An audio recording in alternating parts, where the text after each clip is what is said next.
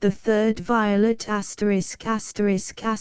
e-text prepared by Janet Blenkinship and the Project Gutenberg online distributed proofreading team. http://www.pgdp.net/right from page images generously made available by Internet Archive /American Libraries. http://www.archive.org/details/Americana note. Images of the original pages are available through Internet Archive /American Libraries. See http://www.archive.org/details/Third Violet 00 Cranach The Third Violet by Stephen Crane, author of The Red Badge of Courage, The Little Regiment, and Maggie, New York. D. Appleton and Company 1897. Copyright 1897 by D. Appleton and Company. Copyright 1896 by Stephen Crane.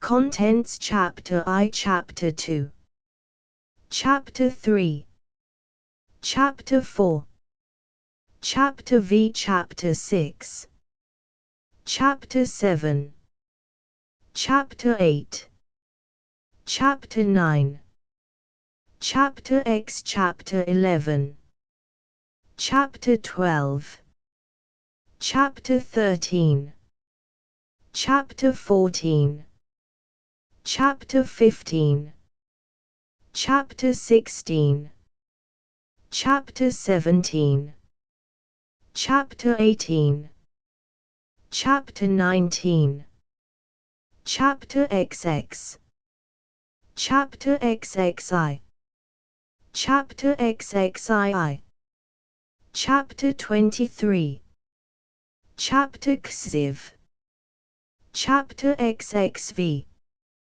Chapter XXVI, Chapter XXVIII, Chapter XXVIII, Chapter XXVI, Chapter XXX, Chapter XXXI, Chapter XXI, Chapter XXXII. The Third Violet, Chapter I. The engine bellowed its way up the slanting, winding valley.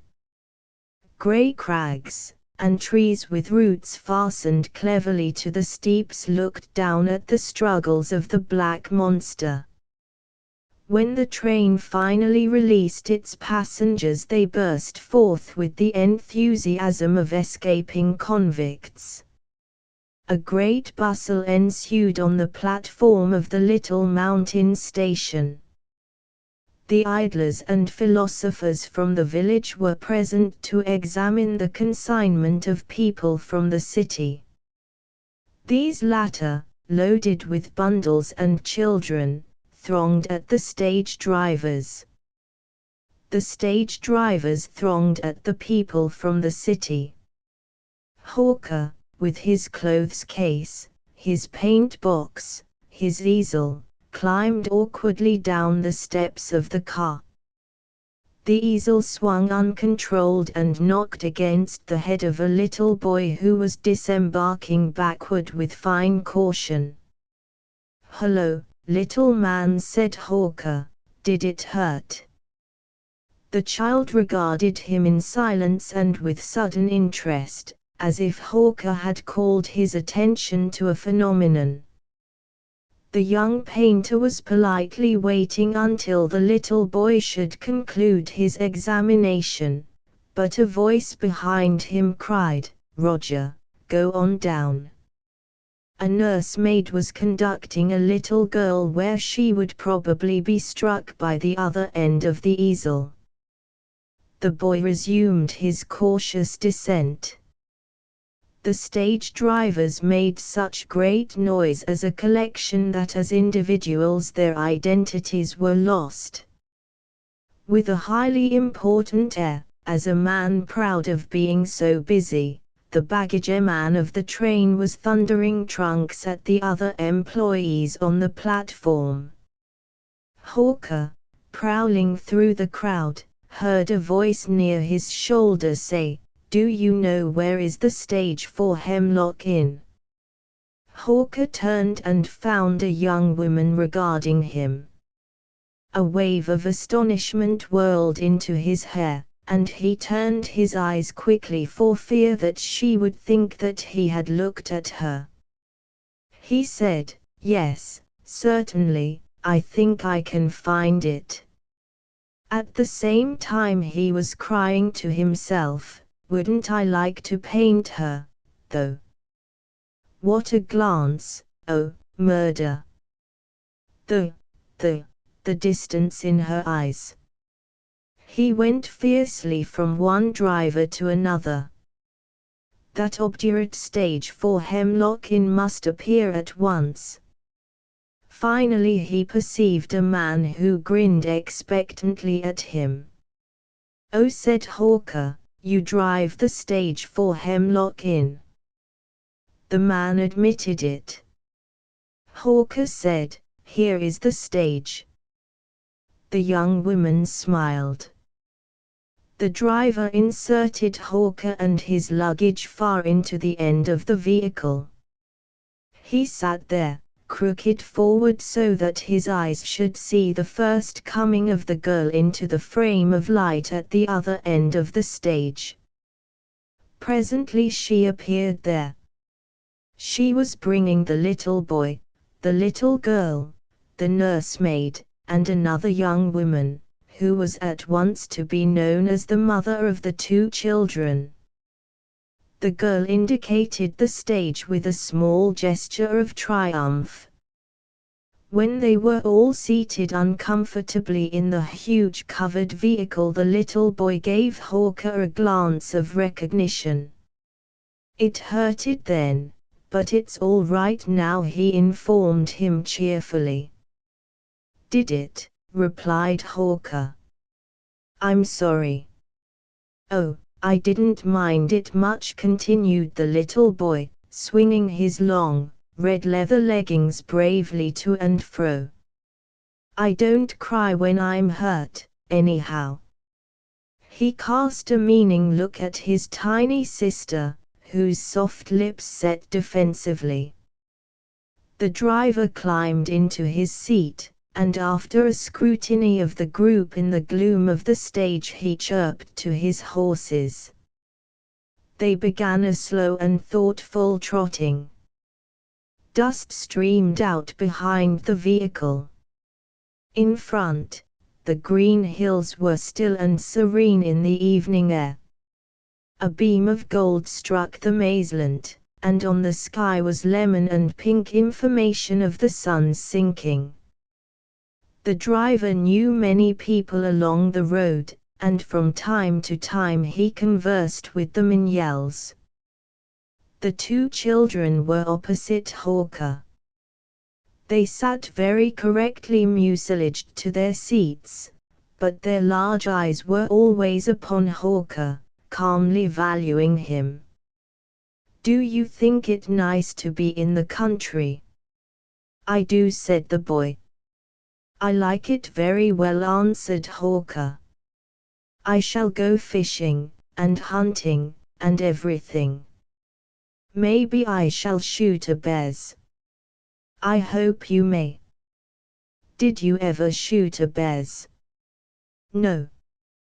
"Well, I didn't, too, but maybe I will."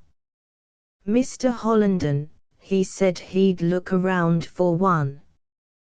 "Where I live," Roger interrupted the mother from her seat at Hawker's side, "perhaps everyone is not interested in your conversation."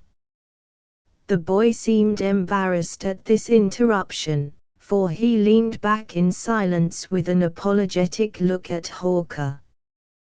Presently the stage began to climb the hills, and the two children were obliged to take grip upon the cushions for fear of being precipitated upon the nursemaid.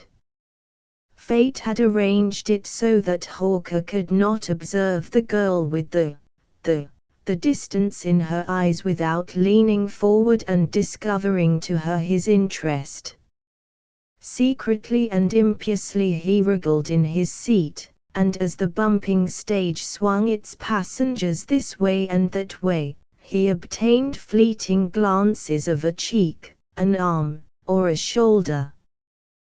The driver's conversation tone to his passengers was also a yell. "Train was an hour late tonight," he said, addressing the interior. "It'll be 9 o'clock before we gitth in, and it'll be purty dark travellin'." Hawker waited decently, but at last he said, "Will it?" "Yes." "No moon?" He turned to face Hawker, and roared, "You're old Jim Hawker's son, hain't he ye?" "Yes." "I thought I'd seen ye before." "Live in the city now, don't ye?" "Yes." "Want TGIT off at TH Crossroad?" "Yes." "Come up for a little stay durin' TH summer?" "Yes." "Onny charge ye a quarter if ye git off at Crossroad?" "Use to charge 50 cents, but I says TTH ol man. Tain't no use. Golden they'll walk Ruther and put up 50 cents. Yep. Only a quarter." In the shadows Hawker's expression seemed assassin-like. He glanced furtively down the stage. She was apparently deep in talk with the mother of the children. Chapter 2. When Hawker pushed at the old gate, it hesitated because of a broken hinge. A dog barked with loud ferocity and came headlong over the grass. "Hello, Stanley, old man," cried Hawker. The ardor for battle was instantly smitten from the dog, and his barking swallowed in a gurgle of delight. He was a large orange and white setter, and he partly expressed his emotion by twisting his body into a fantastic curve and then dancing over the ground with his head and his tail very near to each other. He gave vent to little sobs in a wild attempt to vocally describe his gladness. "Well, 'e was a drate dod," said Hawker, and the setter, overwhelmed, contorted himself wonderfully. There were lights in the kitchen, and at the first barking of the dog the door had been thrown open. Hawker saw his two sisters shading their eyes and peering down the yellow stream. Presently they shouted, "Here he is!" They flung themselves out and upon him. "Why, Will! Why, Will!" they panted. "We're awful glad to see you."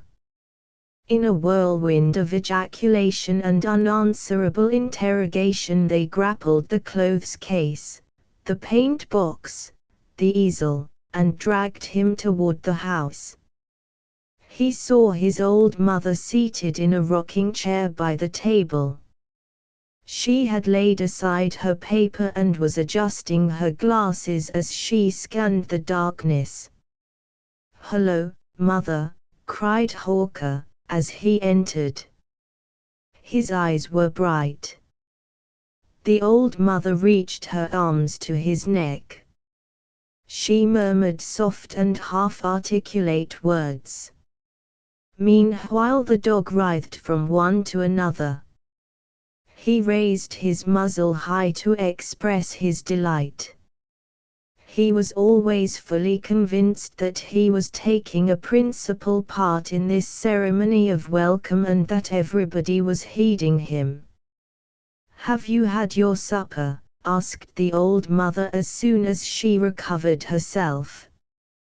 The girls clamored sentences at him. "PA's out in the barn, Will." "What made you so late?"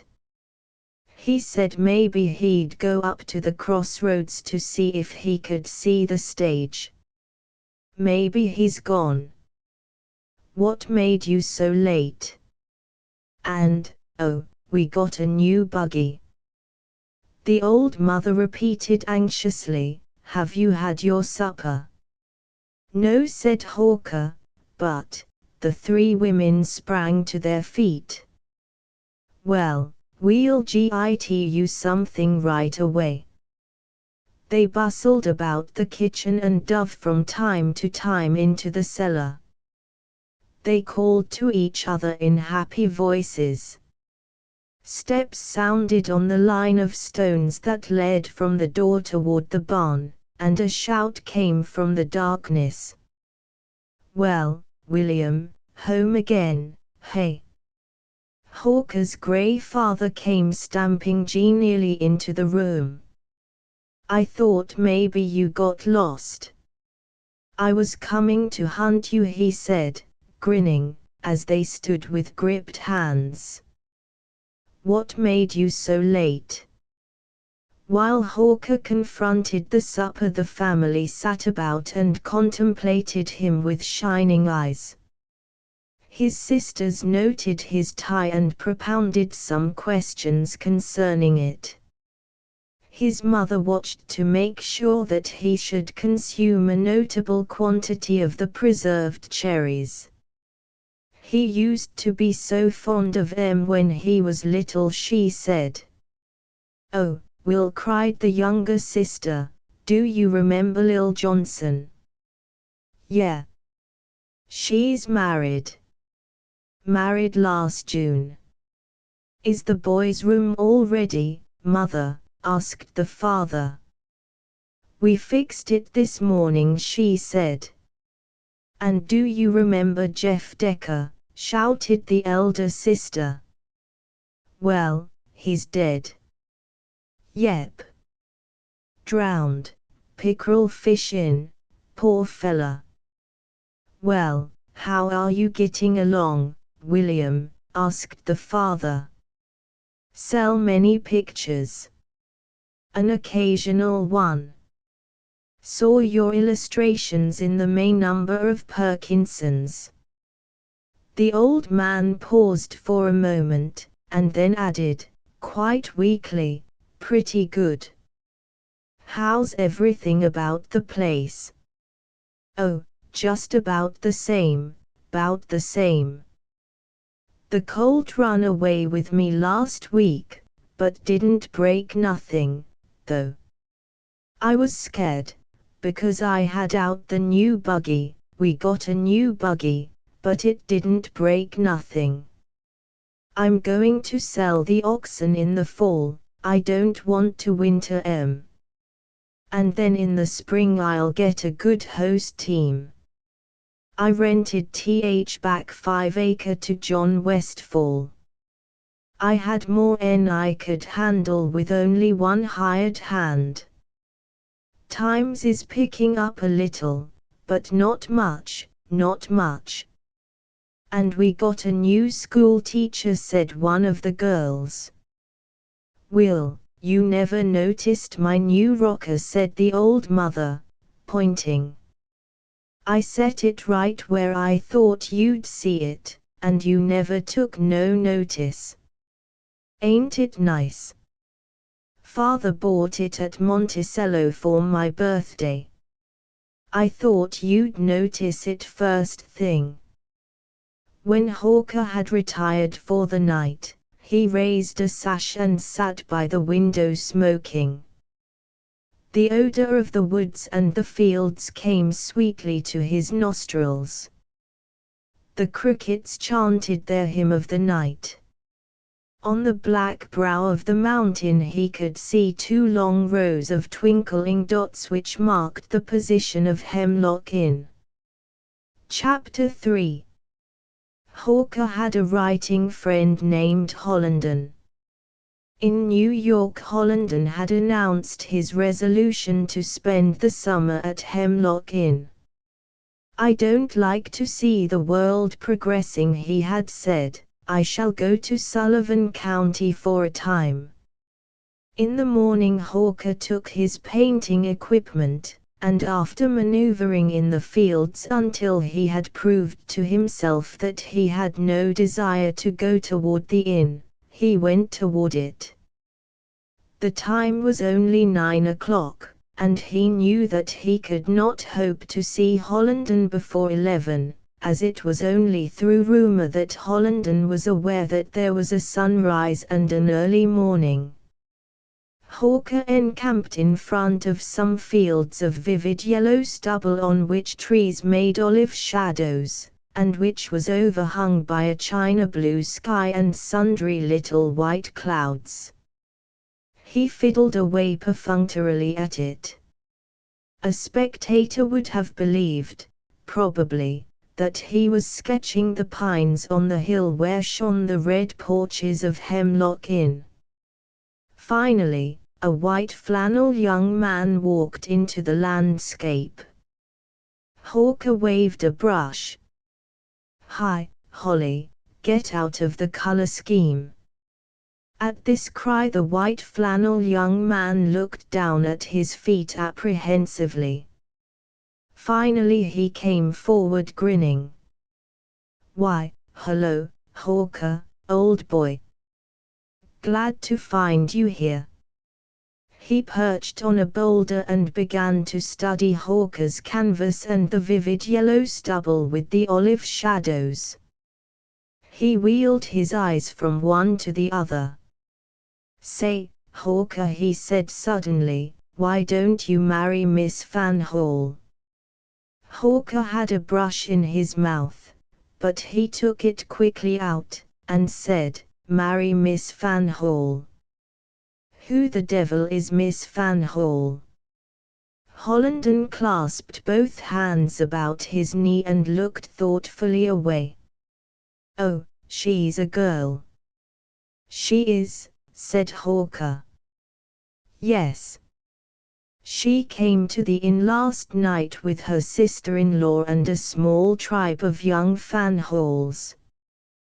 There's 6 of them, I think." "2," said Hawker, "a boy and a girl."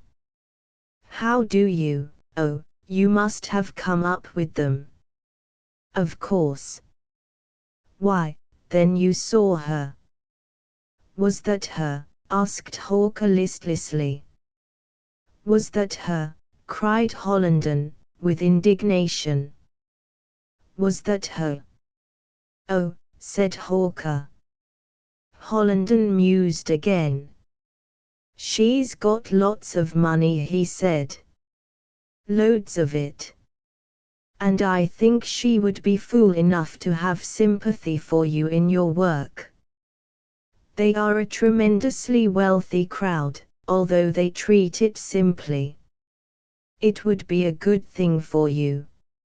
I believe, yes, I am sure she could be fool enough to have sympathy for you in your work. And now, if you weren't such a hopeless chump—" "Oh, shut up, Holly," said the painter. For a time Hollenden did as he was bid, but at last he talked again. "Can't think why they came up here. Must be her sister-in-law's health. Something like that."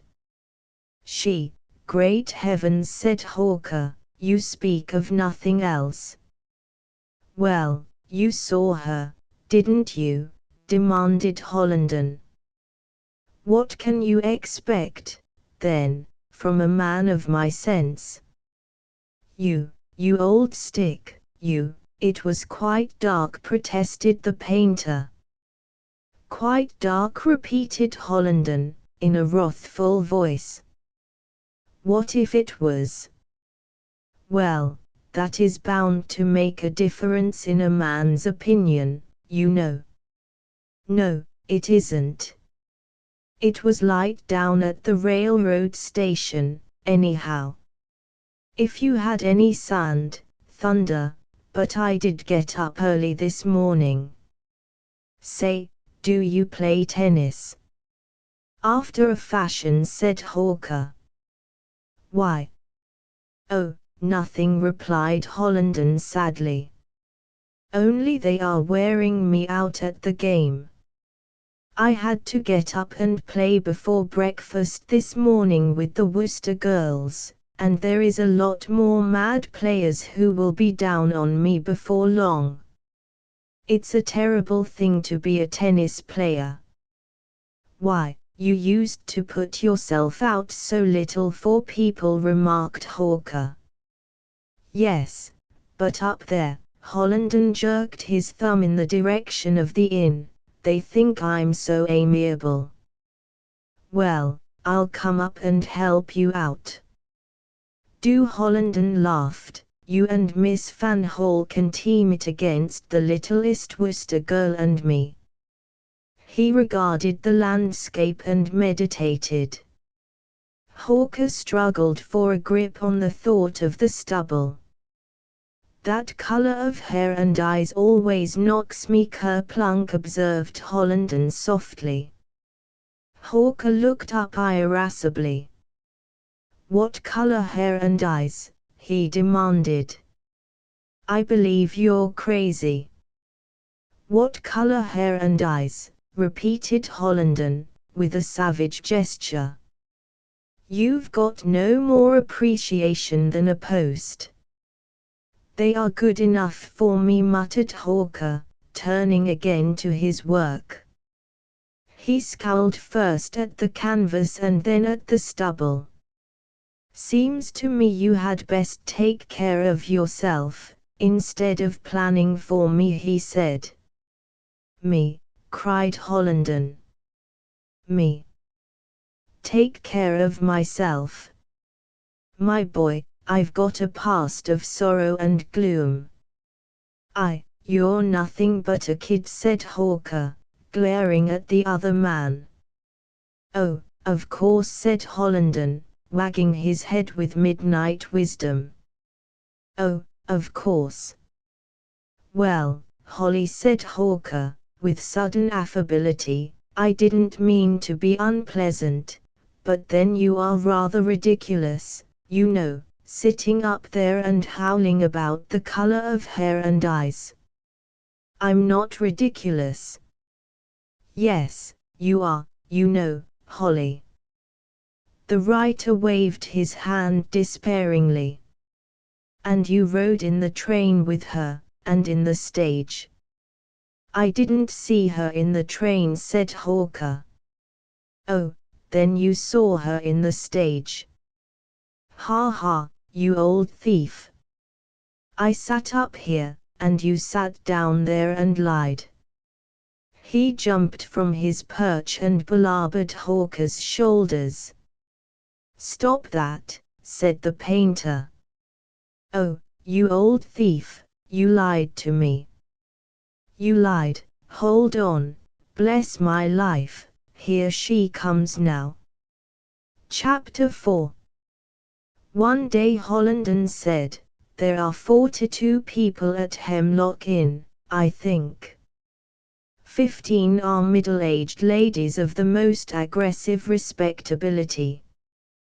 They have come here for no discernible purpose save to get where they can see people and be displeased at them. They sit in a large group on that porch and take measurements of character as importantly as if they constituted the jury of heaven.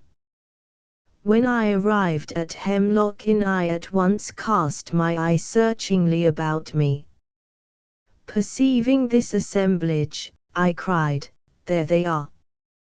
Barely waiting to change my clothes, I made for this formidable body and endeavored to conciliate it. Almost every day I sit down among them and lie like a machine. Privately I believe they should be hanged, but publicly I glisten with admiration. Do you know, there is one of them who I know has not moved from the inn in 8 days, and this morning I said to her, these long walks in the clear mountain air are doing you a world of good. And I keep continually saying, your frankness is so charming.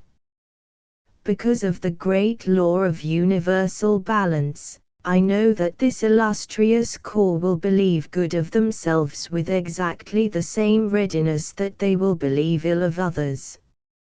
So I ply them with it. In consequence, the worst they ever say of me isn't that Mr. Hollenden a peculiar man? And you know, my boy, that's not so bad for a literary person. After some thought he added, good people, too.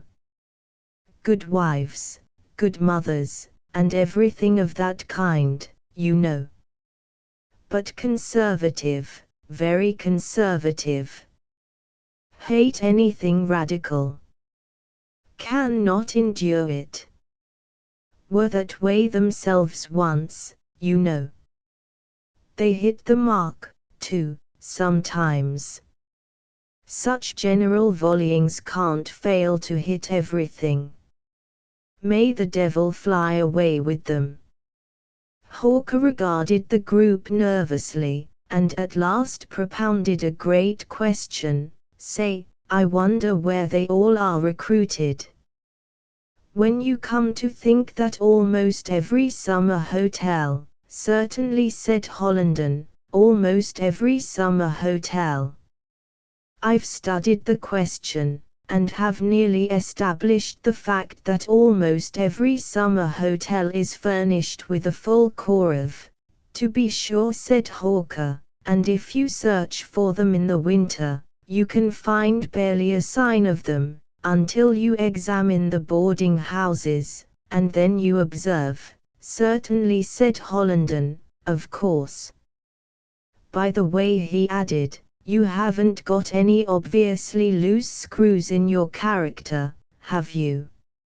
No, said Hawker, after consideration, only general poverty, that's all. Of course, said Hollenden. But that's bad. They'll get on to you, sure. Particularly since you come up here to see Miss Van Hall so much. Hawker glinted his eyes at his friend. You've got a deuced open way of speaking, he observed. Deuced open, is it? Cried Hollenden. It isn't near so open as your devotion to Miss Van Hall, which is as plain as a red petticoat hung on a hedge. Hawker's face gloomed, and he said, well, it might be plain to you, you infernal cat, but that doesn't prove that all those old hens can see it. I tell you that if they look twice at you they can't fail to see it. And it's bad, too. Very bad. What's the matter with you? Haven't you ever been in love before? None of your business, replied Hawker. Hollenden thought upon this point for a time. Well, he admitted finally, that's true in a general way, but I hate to see you managing your affairs so stupidly. Rage flamed into Hawker's face, and he cried passionately, I tell you it is none of your business. He suddenly confronted the other man.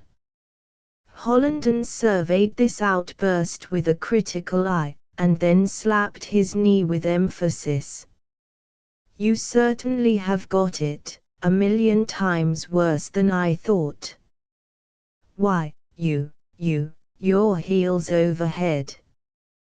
What if I am, said Hawker, with a gesture of defiance and despair. Hollenden saw a dramatic situation in the distance, and with a bright smile he studied it.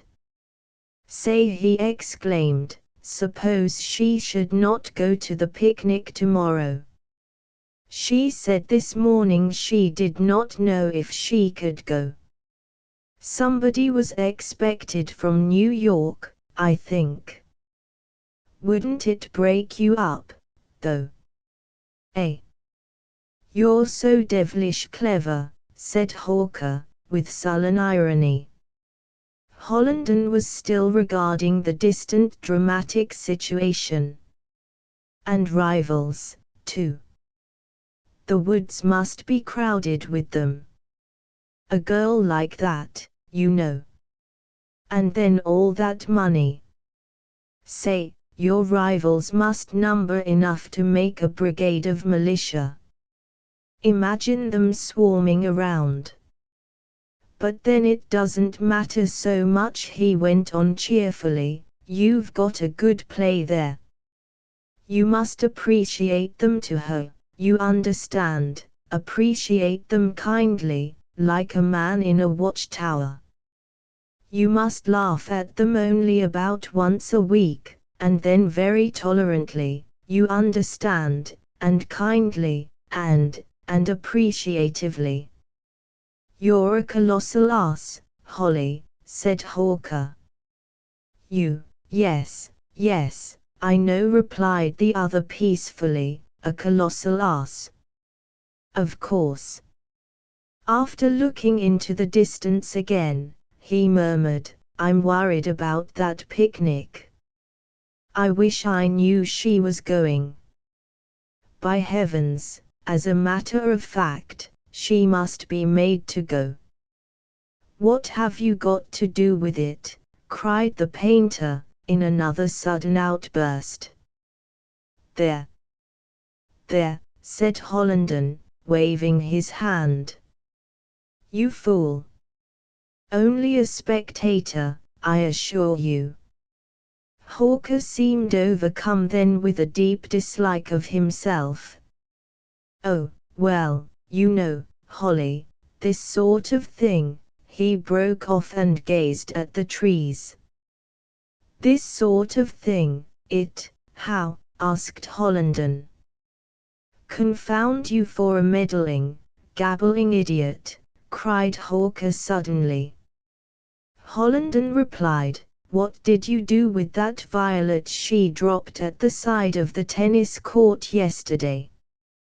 Chapter v. Mrs. Van Hall, with the two children, the Worcester girls, and Hollenden, clambered down the rocky path. Miss Van Hall and Hawker had remained on top of the ledge.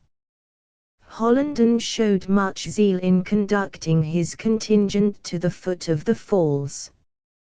Through the trees they could see the cataract, a great shimmering white thing, booming and thundering until all the leaves gently shuddered.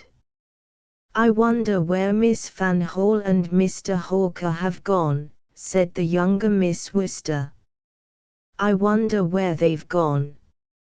Millicent, said Hollander, looking at her fondly, you always had such great thought for others. Well, I wonder where they've gone. At the foot of the falls, where the mist arose in silver clouds and the green water swept into the pool, Miss Worcester, the elder, seated on the moss, exclaimed, oh, Mr. Hollenden, what makes all literary men so peculiar? And all that just because I said that I could have made better digestive organs than Providence, if it is true that he made mine, replied Hollenden, with reproach. Here, Roger, he cried, as he dragged the child away from the brink, don't fall in there, or you won't be the fullback at Yale in 1907, as you have planned. I'm sure I don't know how to answer you, Miss Worcester.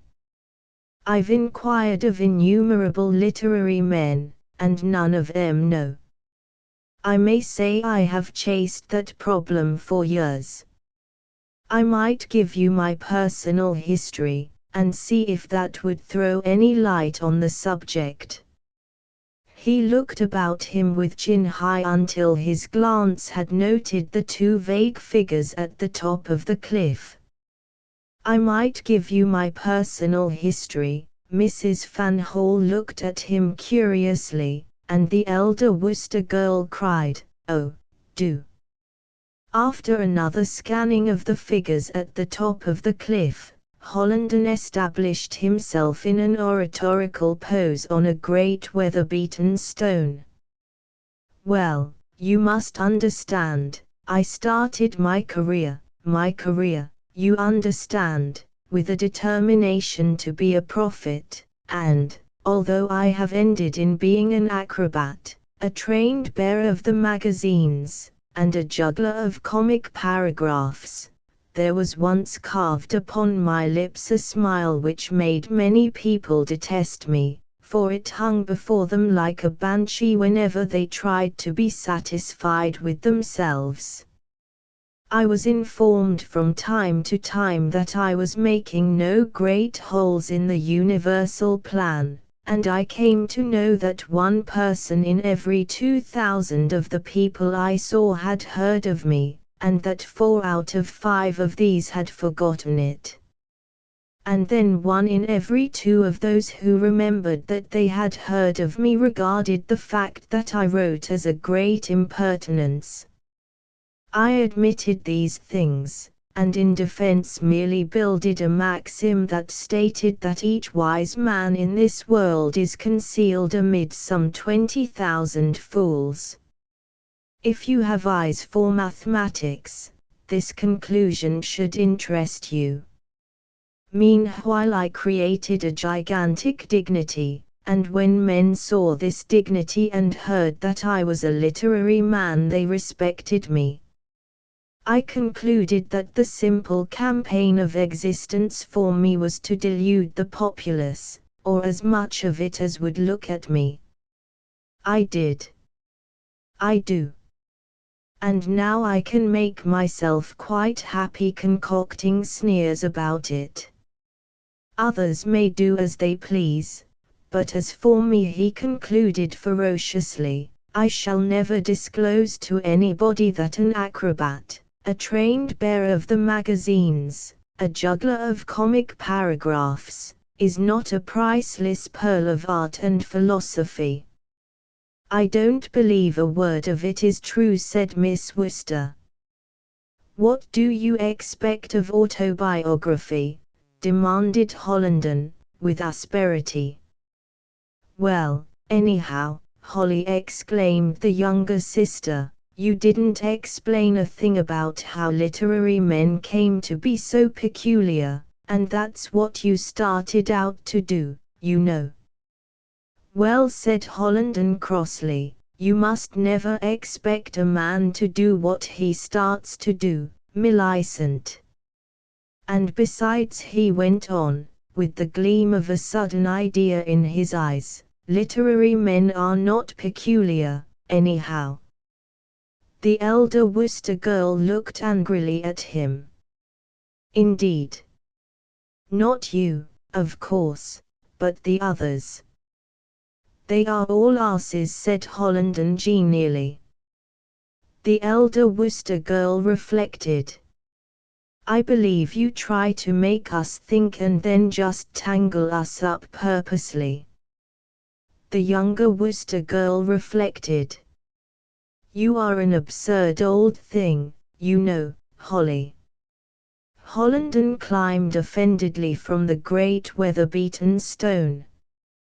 "Well, I shall go and see that the men have not spilled the luncheon while breaking their necks over these rocks.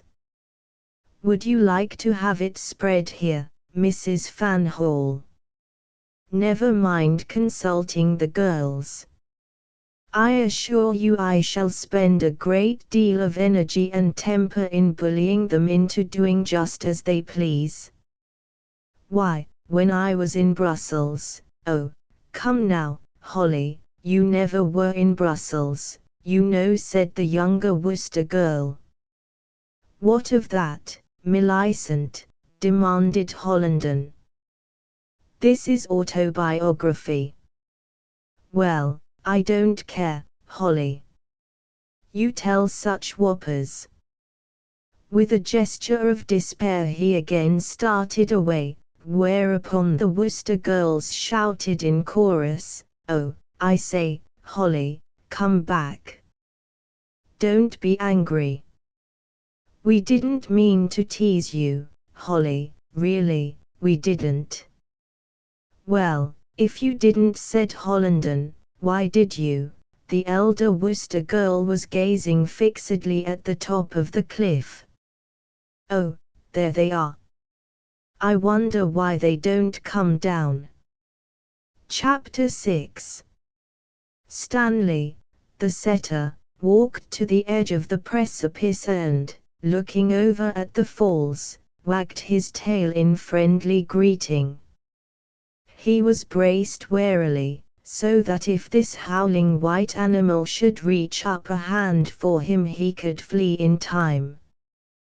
The girl stared dreamily at the red-stained crags that projected from the pines of the hill across the stream. Hawker lazily aimed bits of moss at the oblivious dog and missed him. "It must be fine to have something to think of beyond just living," said the girl to the crags. "I suppose you mean art," said Hawker. "Yes, of course. It must be finer, at any rate, than the ordinary thing." He mused for a time. "Yes. It is, it must be," he said. "But then, I'd rather just lie here." The girl seemed aggrieved. "Oh, no, you wouldn't. You couldn't stop. It's dreadful to talk like that, isn't it? I always thought that painters were, of course. They should be. Maybe they are. I don't know. Sometimes I am. But not today." "Well, I should think you ought to be so much more contented than just ordinary people." "Now, you," he cried, "you are not just ordinary people." "Well, but when I try to recall what I have thought about in my life, I can't remember, you know." "That's what I mean.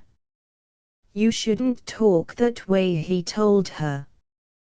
"But why do you insist that life should be so highly absorbing for me?" "You have everything you wish for," he answered, in a voice of deep gloom. "Certainly not. I am a woman." "But, a woman, to have everything she wishes for, would have to be Providence. There are some things that are not in the world." "Well, what are they?" he asked of her. "That's just it," she said, nodding her head, "no one knows. That's what makes the trouble." "Well, you are very unreasonable." "What?" "You are very unreasonable. If I were you, an heiress." The girl flushed and turned upon him angrily. "Well," he glowered back at her. "You are, you know. You can't deny it." She looked at the red-stained crags. At last she said, "You seemed really contemptuous." "Well, I assure you that I do not feel contemptuous. On the contrary, I am filled with admiration. Thank heaven, I am a man of the world. Whenever I meet heiresses I always have the deepest admiration." As he said this he wore a brave hangdog expression. The girl surveyed him coldly from his chin to his eyebrows. "You have a handsome audacity, too." He lay back in the long grass and contemplated the clouds. "You should have been a Chinese soldier of fortune," she said. He threw another little clod at Stanley and struck him on the head. "You are the most scientifically unbearable person in the world," she said. Stanley came back to see his master and to assure himself that the clump on the head was not intended as a sign of serious displeasure. Hawker took the dog's long ears and tried to tie them into a knot. "And I don't see why you so delight in making people detest you," she continued. Having failed to make a knot of the dog's ears, Hawker leaned back and surveyed his failure admiringly. "Well, I don't," he said. "You do." "No, I don't." "Yes, you do. You just say the most terrible things as if you positively enjoyed saying them." "Well, what did I say, now?" "What did I say?" "Why, you said that you always had the most extraordinary admiration for heiresses whenever you met them." "Well, what's wrong with that sentiment?" he said. "You can't find fault with that. It is utterly detestable." "Not at all," he answered sullenly. "I consider it a tribute, a graceful tribute." Miss Van Hall arose and went forward to the edge of the cliff. She became absorbed in the falls. Far below her a bough of a hemlock drooped to the water, and each swirling, mad wave caught it and made it nod, nod, nod. Her back was half turned toward Hawker. After a time Stanley, the dog, discovered some ants scurrying in the moss, and he at once began to watch them and wag his tail. "Isn't it curious," observed Hawker, "how an animal as large as a dog will sometimes be so entertained by the very smallest things?" Stanley pawed gently at the moss, and then thrust his head forward to see what the ants did under the circumstances. "In the hunting season," continued Hawker, having waited a moment, "this dog knows nothing on earth but his master and the partridges. He is lost to all other sound and movement. He moves through the woods like a steel machine. And when he scents the bird, it is beautiful. Shouldn't you like to see him then?" Some of the ants had perhaps made warlike motions, and Stanley was pretending that this was a reason for excitement. He reared aback, and made grumbling noises in his throat. After another pause Hawker went on, "And now see the precious old fool. He is deeply interested in the movements of the little ants, and as childish and ridiculous over them as if they were highly important. There, you old blockhead, let them alone." Stanley could not be induced to end his investigations, and he told his master that the ants were the most thrilling and dramatic animals of his experience. "Oh, by the way," said Hawker at last, as his glance caught upon the crags across the river, "did you ever hear the legend of those rocks yonder? Over there where I am pointing." "Where I'm pointing? Did you ever hear it?" "What?" "Yes." "No." "Well, I shall tell it to you." He settled comfortably in the long grass. Chapter 7. Once upon a time there was a beautiful Indian maiden, of course. And she was, of course, beloved by a youth from another tribe who was very handsome and stalwart and a mighty hunter, of course. But the maiden's father was, of course, a stern old chief, and when the question of his daughter's marriage came up, he, of course, declared that the maiden should be wedded only to a warrior of her tribe. And, of course, when the young man heard this, he said that in such case he would, of course, fling himself headlong from that crag. The old chief was, of course, obdurate, and, of course, the youth did, of course, as he had said. And, of course, the maiden wept. After Hawker had waited for some time, he said with severity, "You seem to have no great appreciation of folklore." The girl suddenly bent her head.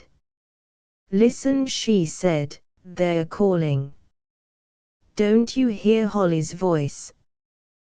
They went to another place, and, looking down over the shimmering treetops, they saw Hollenden waving his arms. "It's luncheon," said Hawker. "Look how frantic he is." The path required that Hawker should assist the girl very often. His eyes shone at her whenever he held forth his hand to help her down a blessed steep place. She seemed rather pensive. The route to luncheon was very long.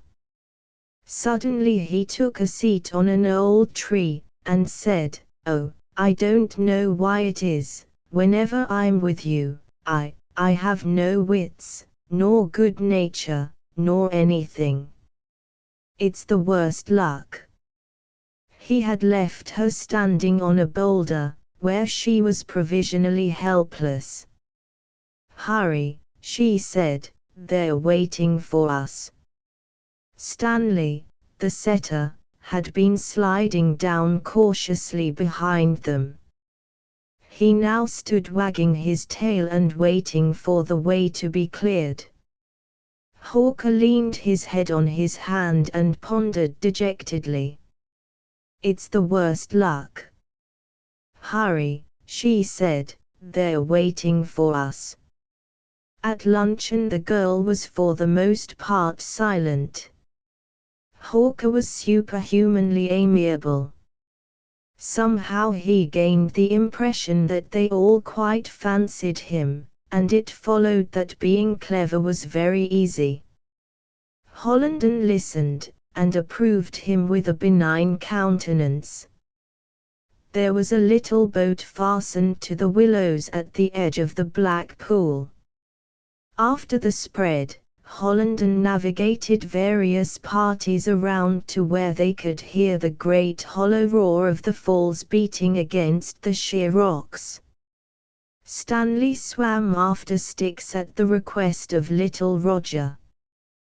Once Hollenden succeeded in making the others so engrossed in being amused that Hawker and Miss Van Hall were left alone staring at the white bubbles that floated solemnly on the black water. After Hawker had stared at them a sufficient time, he said, "Well, you are an heiress, you know." In return she chose to smile radiantly. Turning toward him, she said, "If you will be good now, always, perhaps I'll forgive you." They drove home in the somber shadows of the hills, with Stanley padding along under the wagon. The Worcester girls tried to induce Hollenden to sing, and in consequence there was quarreling until the blinking lights of the inn appeared above them as if a great lantern hung there. Hollenden conveyed his friend some distance on the way home from the inn to the farm. "Good time at the picnic," said the writer. "Yes.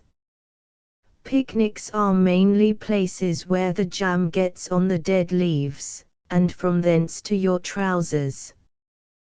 But this was a good little picnic." He glanced at Hawker. "But you don't look as if you had such a swell time." Hawker waved his hand tragically. "Yes, no, I don't know." "What's wrong with you?" asked Hollenden. I tell you what it is, Holly, said the painter darkly, whenever I'm with that girl I'm such a blockhead. I'm not so stupid, Holly. You know I'm not. But when I'm with her I can't be clever to save my life. Hollenden pulled contentedly at his pipe. Maybe she don't notice it. Notice it, muttered Hawker, scornfully. Of course she notices it. In conversation with her, I tell you, I am as interesting as an iron dog. His voice changed as he cried, I don't know why it is. I don't know why it is. Blowing a huge cloud of smoke into the air, Hollenden studied it thoughtfully. It's some fellows that way, he said. And, of course, it must be deuced annoying. Strange thing, but now, under those circumstances, I'm very glib. Very glib, I assure you. I don't care what you are, answered Hawker. All those confounded affairs of yours, they were not, no, said Hollenden, stolidly puffing, of course not. I understand that. But, look here, Billy, he added, with sudden brightness, maybe you are not a blockhead, after all. You are on the inside, you know, and you can't see from there. Besides, you can't tell what a woman will think. You can't tell what a woman will think.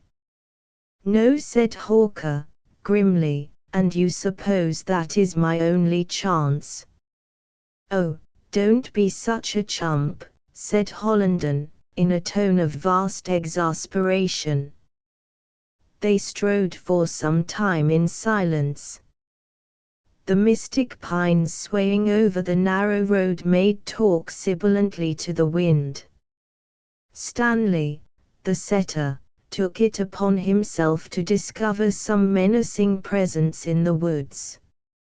He walked on his toes and with his eyes glinting sideways. He swore half under his breath. And work, too, burst out Hawker, at last. I came up here this season to work, and I haven't done a thing that ought not be shot at. Don't you find that your love sets fire to your genius? Asked Hollenden gravely. No, I'm hanged if I do. Hollenden sighed then with an air of relief. I was afraid that a popular impression was true, he said, but it's all right. You would rather sit still and moon, wouldn't you? Moon, blast you. I couldn't moon to save my life. Oh, well, I didn't mean moon exactly. Chapter 8. The blue night of the lake was embroidered with black tree forms. Silver drops sprinkled from the lifted oars. Somewhere in the gloom of the shore there was a dog, who from time to time raised his sad voice to the stars. But still, the life of the studios, began the girl. Hawker scoffed. There were 6 of us. Mainly we smoked. Sometimes we played hearts and at other times poker, on credit, you know, credit. And when we had the materials and got something to do, we worked. Did you ever see these beautiful red and green designs that surround the common tomato can? Yes. Well, he said proudly, I have made them.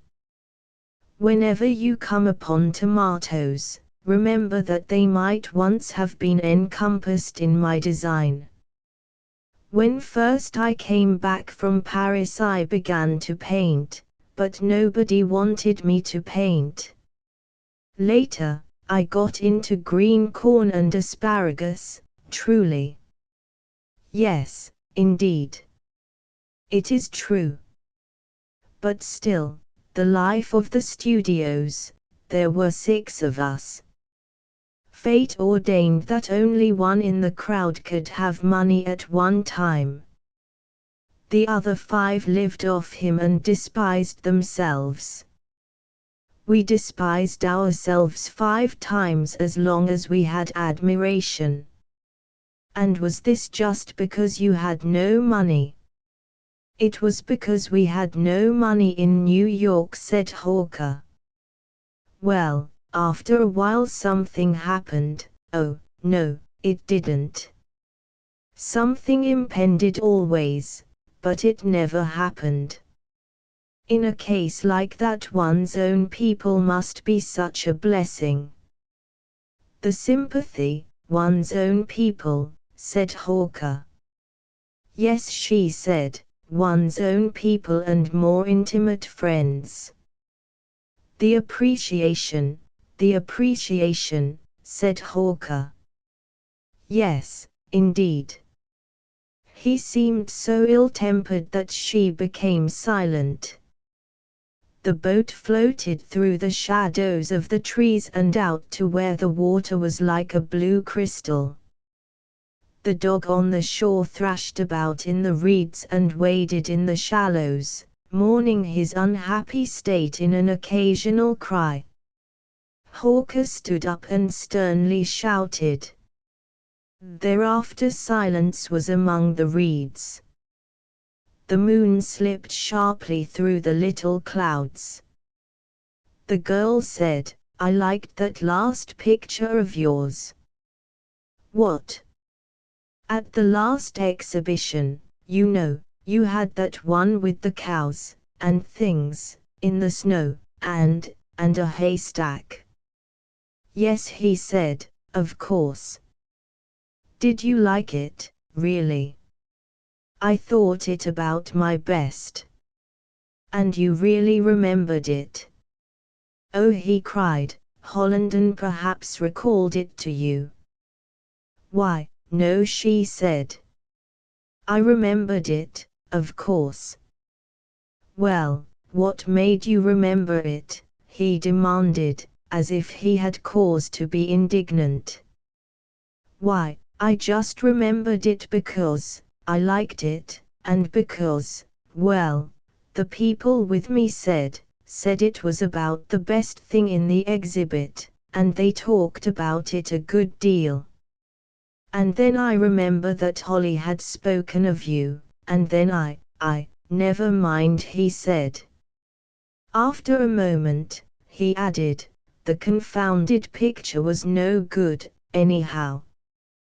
The girl started. What makes you speak so of it? It was good. Of course, I don't know, I can't talk about pictures, but she said in distress, everybody said it was fine. It wasn't any good, he persisted, with dogged shakes of the head. From off in the darkness they heard the sound of Hollenden's oars splashing in the water. Sometimes there was squealing by the Worcester girls, and at other times loud arguments on points of navigation. Oh, said the girl suddenly, Mr. Oglethorpe is coming tomorrow. Mr. Oglethorpe, said Hawker. Is he? Yes. She gazed off at the water. He's an old friend of ours. He is always so good, and Roger and little Helen simply adore him. He was my brother's chum in college, and they were quite inseparable until Herbert's death. He always brings me violets. But I know you will like him. I shall expect to, said Hawker. I'm so glad he is coming. What time does that morning stage get here? About 11, said Hawker. He wrote that he would come then. I hope he won't disappoint us. Undoubtedly he will be here, said Hawker. The wind swept from the ridge top, where some great bare pines stood in the moonlight. A loon called in its strange, unearthly note from the lake shore. As Hawker turned the boat toward the dock, the flashing rays from the boat fell upon the head of the girl in the rear seat, and he rowed very slowly. The girl was looking away somewhere with a mystic, shining glance. She leaned her chin in her hand. Hawker, facing her, merely paddled subconsciously. He seemed greatly impressed and expectant. At last she spoke very slowly. I wish I knew Mr. Oglethorpe was not going to disappoint us. Hawker said, Why, no, I imagine not. Well, he is a trifle uncertain in matters of time. The children, and all of us, shall be anxious. I know you will like him. Chapter 9. Said Hollenden. Oglethorpe. Oglethorpe. Why, he's that friend of the Fanhalls. Yes, of course, I know him. Deuced good fellow, too. What about him? Oh, nothing, only he's coming here tomorrow, answered Hawker. What kind of a fellow did you say he was? Deuced good fellow. What are you so, say, by the 9 mad blacksmiths of Donorhiru, he's your rival. Why, of course. Glory, but I must be thick-headed tonight. Hawker said, Where's your tobacco? Yonder, in that jar. Got a pipe? Yes. How do you know he's my rival? Know it. Why, hasn't he been, say, this is getting thrilling. Hollenden sprang to his feet and, filling a pipe, flung himself into the chair and began to rock himself madly to and fro. He puffed clouds of smoke. Hawker stood with his face in shadow. At last he said, in tones of deep weariness, Well, I think I'd better be going home and turning in. Hold on. Hollenden exclaimed, turning his eyes from a prolonged stare at the ceiling, Don't go yet. Why, man, this is just the time when, say, who would ever think of Jem Oglethorpe's turning up to harry you? Just at this time, too. Oh, cried Hawker suddenly, filled with rage, you remind me of an accursed duffer. Why can't you tell me something about the man, instead of sitting there and gibbering those crazy things at the ceiling? By the piper, oh, shut up. Tell me something about Oglethorpe, can't you? I want to hear about him. Quit all that other business. Why, Jem Oglethorpe, he's one of the best fellows going. If he were only an ass. If he were only an ass, now, you could feel easy in your mind. But he isn't. No, indeed. Why, blast him, there isn't a man that knows him who doesn't like Jem Oglethorpe. Excepting the chumps. The window of the little room was open, and the voices of the pines could be heard as they sang of their long sorrow. Hawker pulled a chair close and stared out into the darkness. The people on the porch of the inn were frequently calling, Good night. Good night. Hawker said, and of course he's got train loads of money. You bet he has. He can pave streets with it. Lordy, but this is a situation. A heavy scowl settled upon Hawker's brow, and he kicked at the dressing case. Say, Holly, look here. Sometimes I think you regard me as a bug and like to see me wriggle. But, oh, don't be a fool, said Hollenden, glaring through the smoke. Under the circumstances, you are privileged to rave and ramp around like a wounded lunatic, but for heaven's sake don't swoop down on me like that. Especially when I'm doing all I can for you. Doing all you can for me. Nobody asked you to. You talk as if I were an infant. There. That's right. Blaze up like a fire balloon just because I said that, will you? A man in your condition, why, confound you, you are an infant. Hawker seemed again overwhelmed in a great dislike of himself. Oh, well, of course, Holly, he waved his hand. A man feels like, certainly he does, said Hollenden.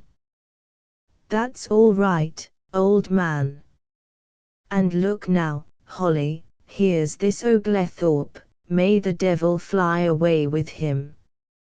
Well, here he is, coming along when I thought maybe, after a while, you know, I might stand some show. And you are acquainted with him, so give me a line on him. Well, I should advise you to blow your advice. I want to hear about Oglethorpe. Well, in the first place, he is a rattling good fellow, as I told you before, and this is what makes it so. Oh, hang what it makes it. Go on. He is a rattling good fellow and he has stacks of money. Of course, in this case his having money doesn't affect the situation much. Miss Van Hall, say, can you keep to the thread of the story, you infernal literary man? Well, he's popular. He don't talk money, ever. And if he's wicked, he's not sufficiently proud of it to be perpetually describing his sins. And then he is not so hideously brilliant, either. That's great credit to a man in these days. And then well, take it all together, I should say Jem Oglethorpe was a smashing good fellow.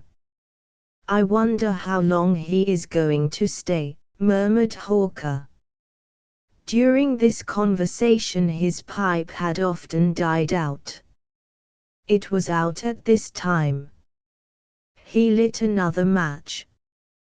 Hollenden had watched the fingers of his friend as the match was scratched. You're nervous, Billy, he said. Hawker straightened in his chair. No, I'm not. I saw your fingers tremble when you lit that match. Oh, you lie. Hollenden mused again. He's popular with women, too, he said ultimately, and often a woman will like a man and hunt his scalp just because she knows other women like him and want his scalp. Yes, but not, hold on. You were going to say that she was not like other women, weren't you? Not exactly that, but, well, we will have all that understood. After a period of silence Hawker said, I must be going. As the painter walked toward the door Hollenden cried to him, Heavens! Of all pictures of a weary pilgrim. His voice was very compassionate.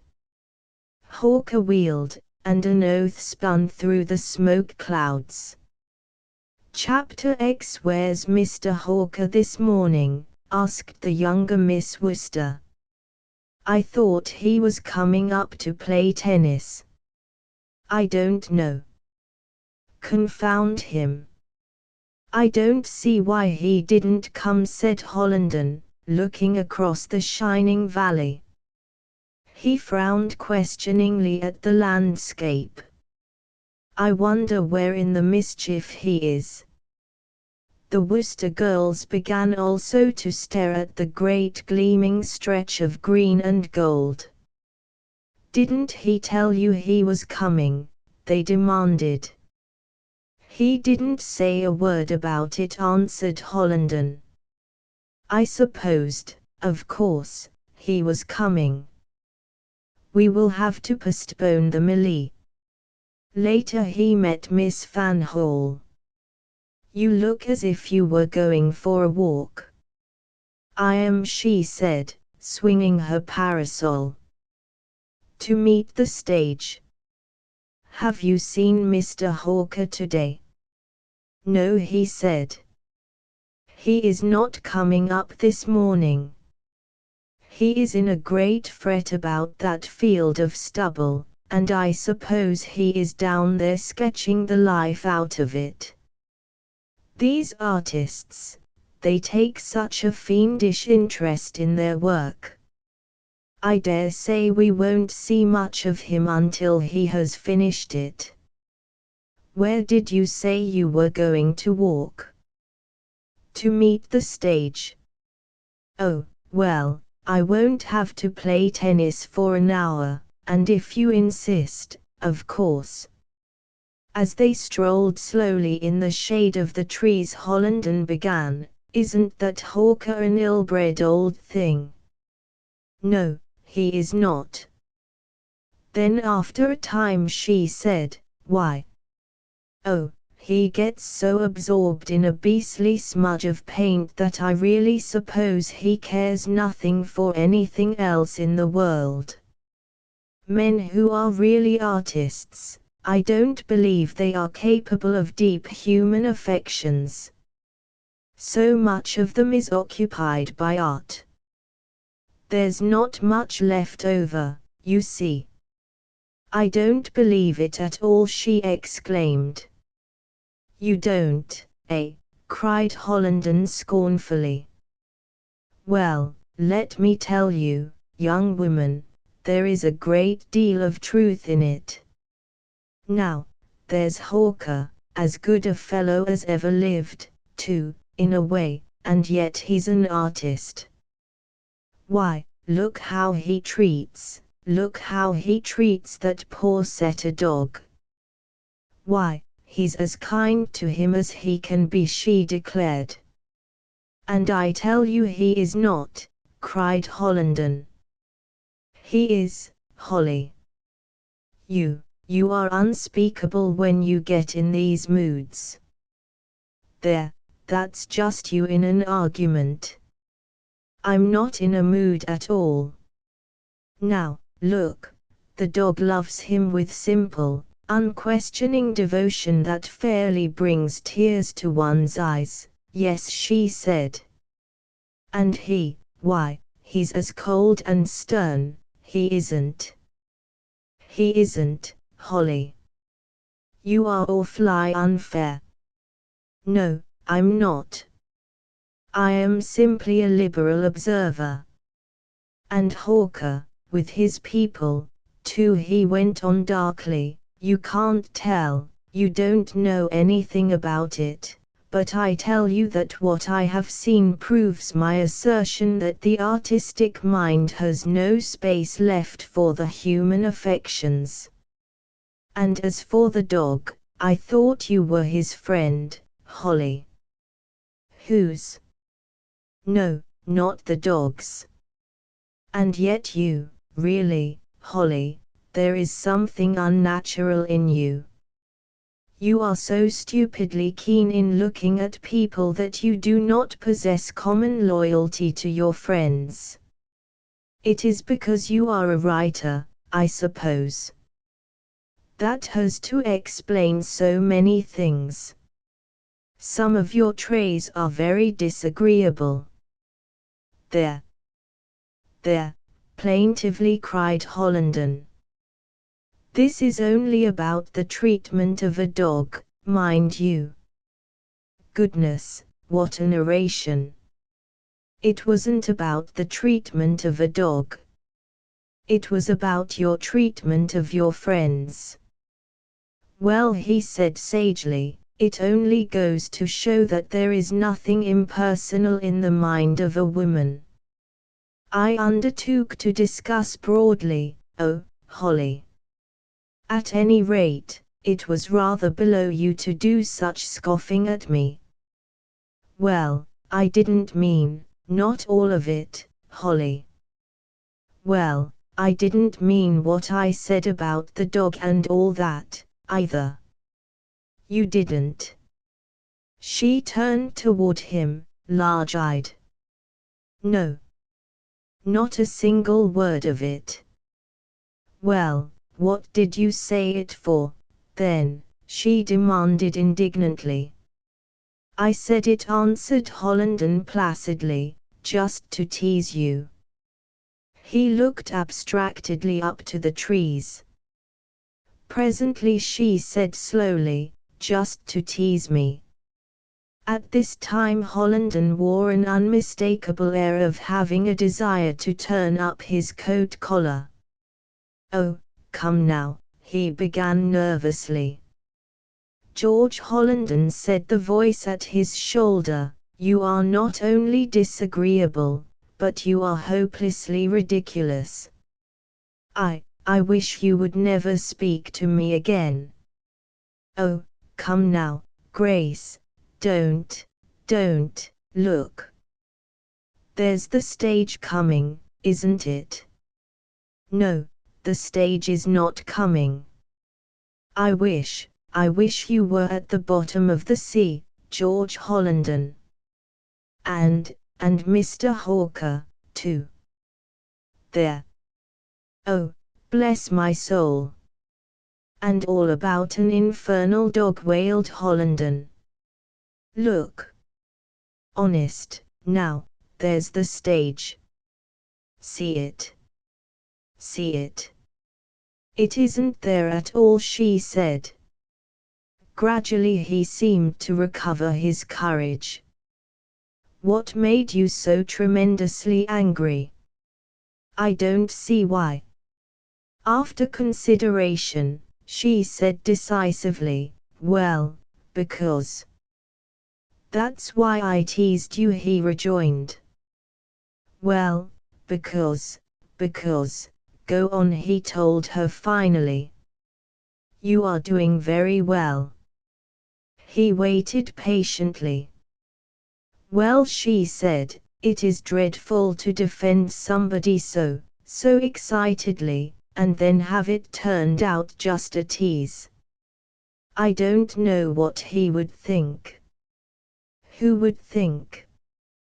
Why, he. What could he think? Now, what could he think? Why, said Hollenden, waxing eloquent, he couldn't under any circumstances think anything at all. Now, could he? She made no reply. Could he? She was apparently reflecting. Under any circumstances, persisted Hollenden, he couldn't think anything at all. Now, could he? No, she said. Well, why are you angry at me, then? Chapter 11. John, said the old mother, from the profound mufflings of the pillow and quilts. What? Said the old man.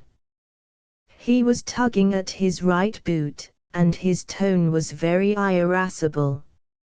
I think William's changed a good deal.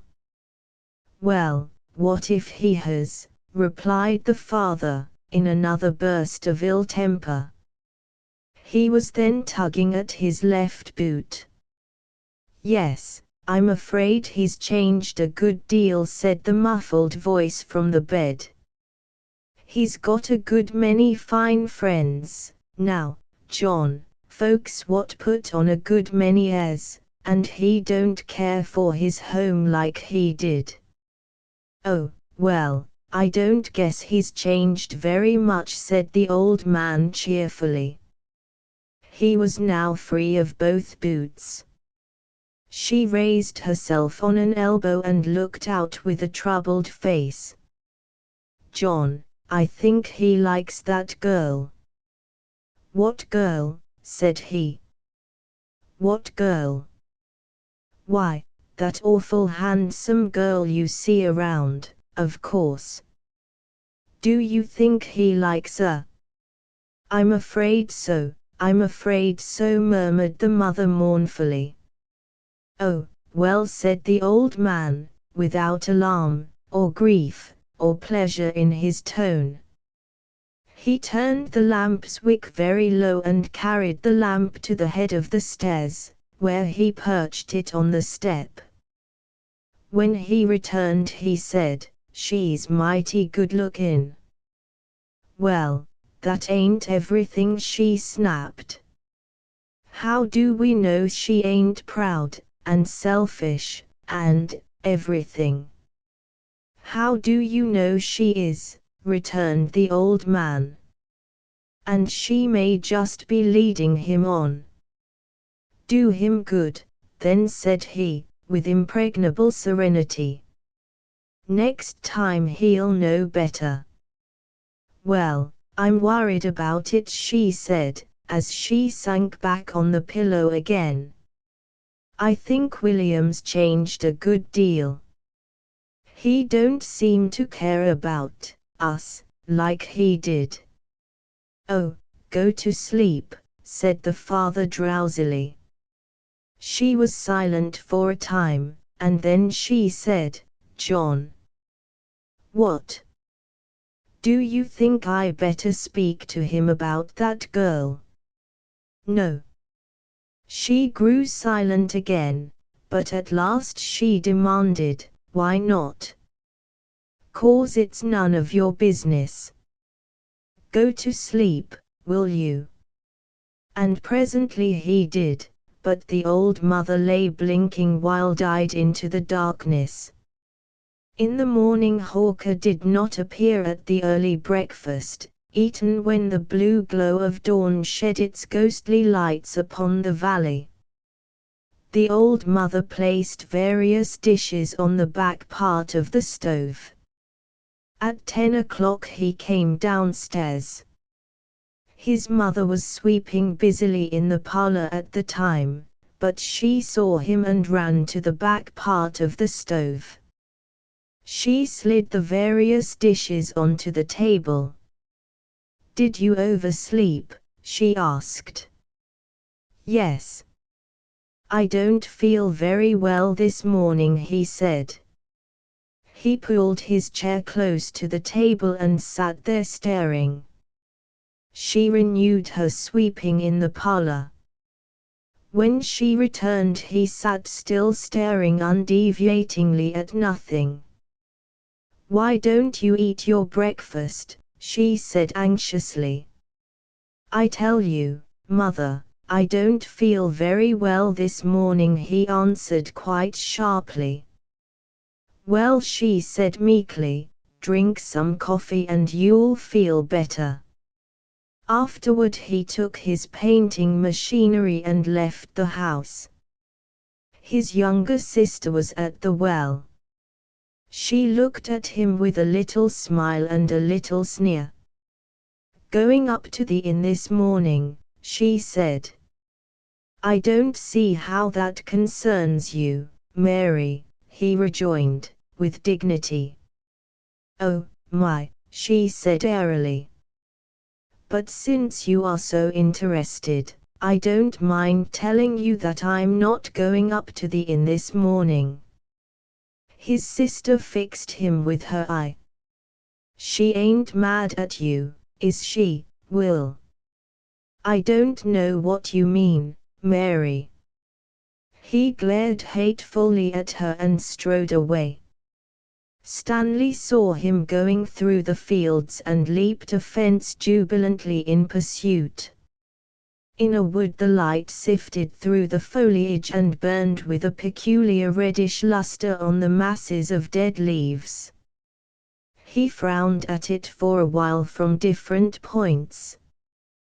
Presently he erected his easel and began to paint. After a time he threw down his brush and swore. Stanley, who had been solemnly staring at the scene as if he too was sketching it, looked up in surprise. In wandering aimlessly through the fields and the forest, Hawker once found himself near the road to Hemlock Inn. He shied away from it quickly as if it were a great snake. While most of the family were at supper, Mary, the younger sister, came charging breathlessly into the kitchen. "Ma, sister," she cried, "I know why Will didn't go to the inn today. There's another fellow come." "Another fellow? Who? Where? What do you mean?" exclaimed her mother and her sister. "Why, another fellow up at the inn," she shouted, triumphant in her information.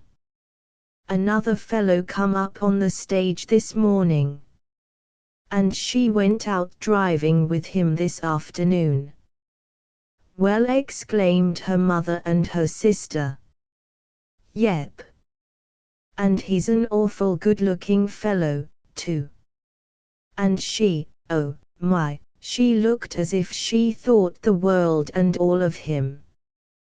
"Well," exclaimed her mother and her sister again. "Sho," said the old man. "You women leave William alone and quit your gabbling." The three women made a combined assault upon him. "Well, we ain't hurting him, are we, Pa? You needn't be so snifty. I guess we ain't hurting him much." "Well," said the old man. And to this argument he added, "Sho." They kept him out of the subsequent consultations. Chapter 12. The next day, as little Roger was going toward the tennis court, a large orange and white setter ran effusively from around the corner of the inn and greeted him. Miss Fanhall, the Worcester girls, Hollenden, and Oglethorpe faced to the front like soldiers. Hollenden cried, "Why, Billy Hawker must be coming." Hawker at that moment appeared, coming toward them with a smile which was not overconfident. Little Roger went off to perform some festivities of his own on the brown carpet under a clump of pines. The dog, to join him, felt obliged to circle widely about the tennis court. He was much afraid of this tennis court, with its tiny round things that sometimes hit him. When near it he usually slunk along at a little sheep trot and with an eye of wariness upon it. At her first opportunity the younger Worcester girl said, "You didn't come up yesterday, Mr. Hawker." Hollenden seemed to think that Miss Fanhall turned her head as if she wished to hear the explanation of the painter's absence, so he engaged her in swift and fierce conversation. "No," said Hawker. "I was resolved to finish a sketch of a stubble field which I began a good many days ago. You see, I was going to do such a great lot of work this summer, and I've done hardly a thing. I really ought to compel myself to do some, you know." "There," said Hollenden, with a victorious nod, "just what I told you." "You didn't tell us anything of the kind," retorted the Worcester girls with one voice. A middle-aged woman came upon the porch of the inn, and after scanning for a moment the group at the tennis court she hurriedly withdrew. Presently she appeared again, accompanied by 5 more middle-aged women. "You see," she said to the others, "it is as I said. He has come back." The 5 surveyed the group at the tennis court, and then said, "So he has. I knew he would. Well, I declare. Did you ever?" Their voices were pitched at low keys and they moved with care, but their smiles were broad and full of a strange glee. "I wonder how he feels," said one in subtle ecstasy. Another laughed. "You know how you would feel, my dear, if you were him and saw yourself suddenly cut out by a man who was so hopelessly superior to you. Why, Oglethorpe's 1,000 times better looking. And then think of his wealth and social position." One whispered dramatically, "They say he never came up here at all yesterday." Another replied, "No more he did.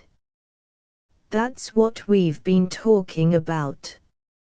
Stayed down at the farm all day, poor fellow." "Do you really think she cares for Oglethorpe?" "Care for him? Why, of course she does. Why, when they came up the path yesterday morning I never saw a girl's face so bright. I asked my husband how much of the Chambers Street Bank stock Oglethorpe owned, and he said that if Oglethorpe took his money out there wouldn't be enough left to buy a pie." The youngest woman in the corps said, "Well, I don't care. I think it is too bad. I don't see anything so much in that Mr. Oglethorpe." The others at once patronized her. "Oh, you don't, my dear? Well, let me tell you that bank stock waves in the air like a banner. You would see it if you were her. Well, she don't have to care for his money." "Oh, no, of course she don't have to. But they are just the ones that do, my dear. They are just the ones that do. Well, it's a shame." "Oh, of course it's a shame." The woman who had assembled the corps said to one at her side, "Oh, the commonest kind of people, my dear, the commonest kind. The father is a regular farmer, you know. He drives oxen. Such language. You can really hear him miles away bellowing at those oxen. And the girls are shy, half-wild things. Oh, you have no idea. I saw one of them yesterday when we were out driving. She dodged as we came along, for I suppose she was ashamed of her frock, poor child. And the mother, well, I wish you could see her. A little, old, dried-up thing. We saw her carrying a pail of water from the well, and, oh, she bent and staggered dreadfully, poor thing. And the gate to their front yard, it has a broken hinge, you know. Of course, that's an awful bad sign. When people let their front gate hang on one hinge, you know what that means." After gazing again at the group at the court, the youngest member of the corps said, "Well, he's a good tennis player anyhow." The others smiled indulgently. "Oh, yes, my dear, he's a good tennis player." Chapter 13. One day Hollenden said, in greeting, to Hawker, "Well, he's gone." "Who?" asked Hawker. "Why, Oglethorpe, of course." Who did you think I meant? How did I know? Said Hawker angrily. Well, retorted Hollenden, your chief interest was in his movements, I thought. Why, of course not, hang you. Why should I be interested in his movements? Well, you weren't, then. Does that suit you? After a period of silence, Hawker asked, what made him go? Who? Why, Oglethorpe. How was I to know you meant him? Well, he went because some important business affairs in New York demanded it, he said, but he is coming back again in a week.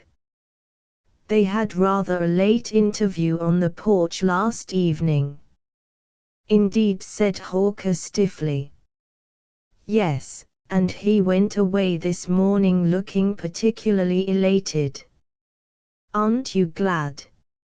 I don't see how it concerns me, said Hawker, with still greater stiffness. In a walk to the lake that afternoon, Hawker and Miss Van Hall found themselves side by side and silent.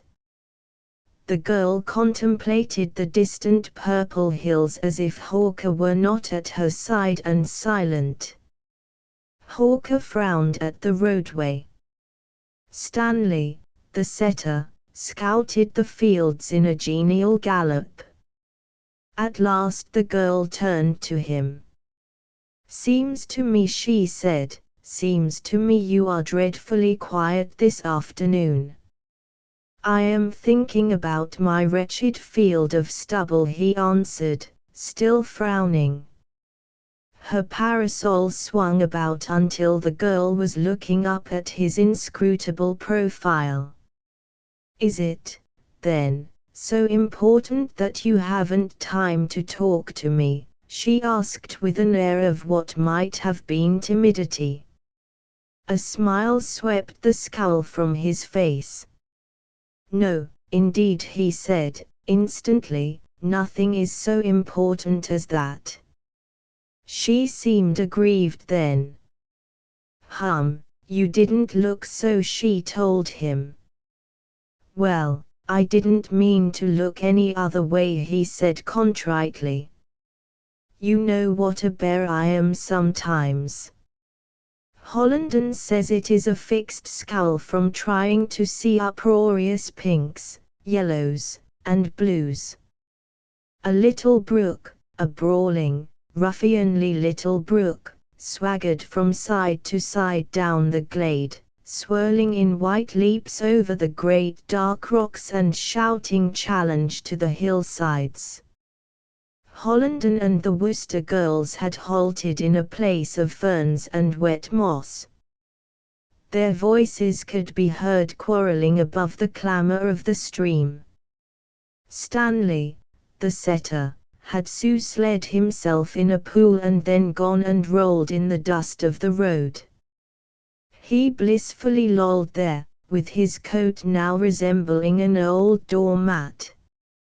Don't you think Jem is a wonderfully good fellow? Said the girl to the painter.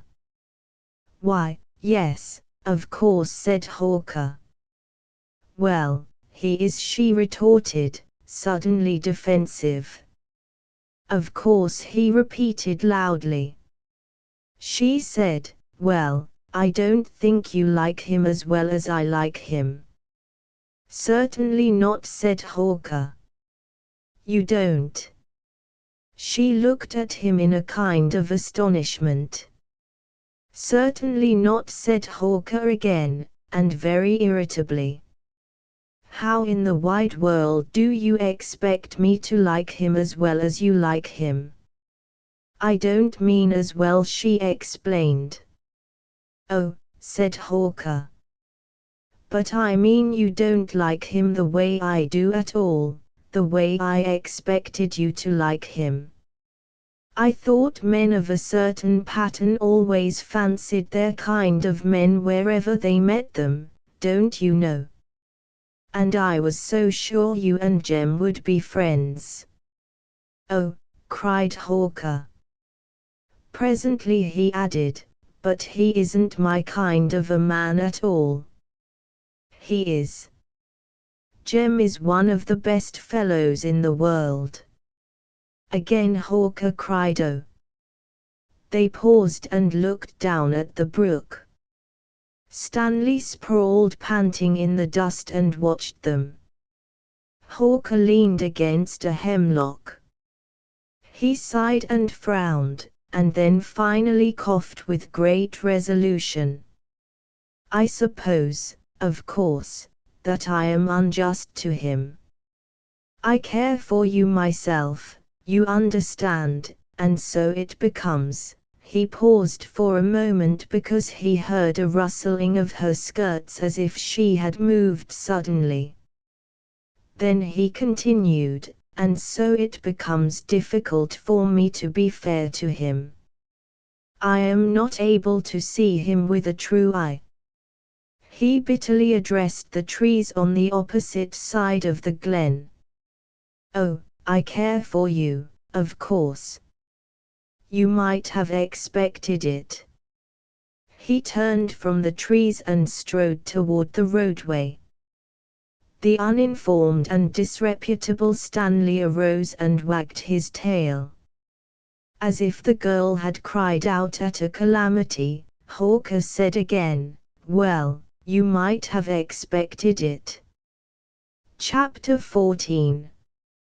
At the lake, Hollenden went pickerel fishing, lost his hook in a gaunt, grey stump, and earned much distinction by his skill in discovering words to express his emotion without resorting to the list ordinarily used in such cases.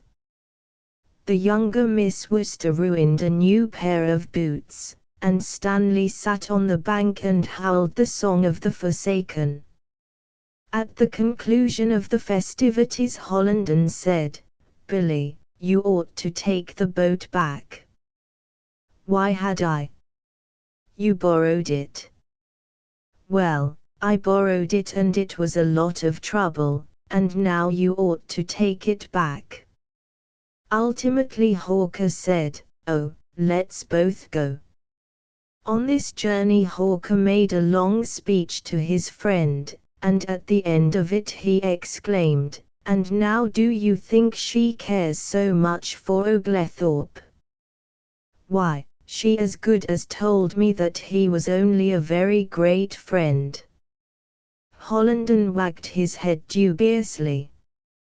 What a woman says doesn't amount to shucks. It's the way she says it, that's what counts. Besides, he cried in a brilliant afterthought, she wouldn't tell you, anyhow, you fool. You're an encouraging brute, said Hawker, with a rueful grin. Later the Worcester girls seized upon Hollenden and piled him high with ferns and mosses. They dragged the long grey lichens from the chins of venerable pines, and ran with them to Hollenden, and dashed them into his arms. Oh, hurry up, Holly, they cried, because with his great load he frequently fell behind them in the march. He once positively refused to carry these things another step. Some distance farther on the road he positively refused to carry this old truck another step. When almost to the inn he positively refused to carry this senseless rubbish another step. The Worcester girls had such vivid contempt for his expressed unwillingness that they neglected to tell him of any appreciation they might have had for his noble struggle. As Hawker and Miss Van Hall proceeded slowly they heard a voice ringing through the foliage, Whoa! Haw! Git app, blast you! Haw! Haw! Drat your hides! Will you haw?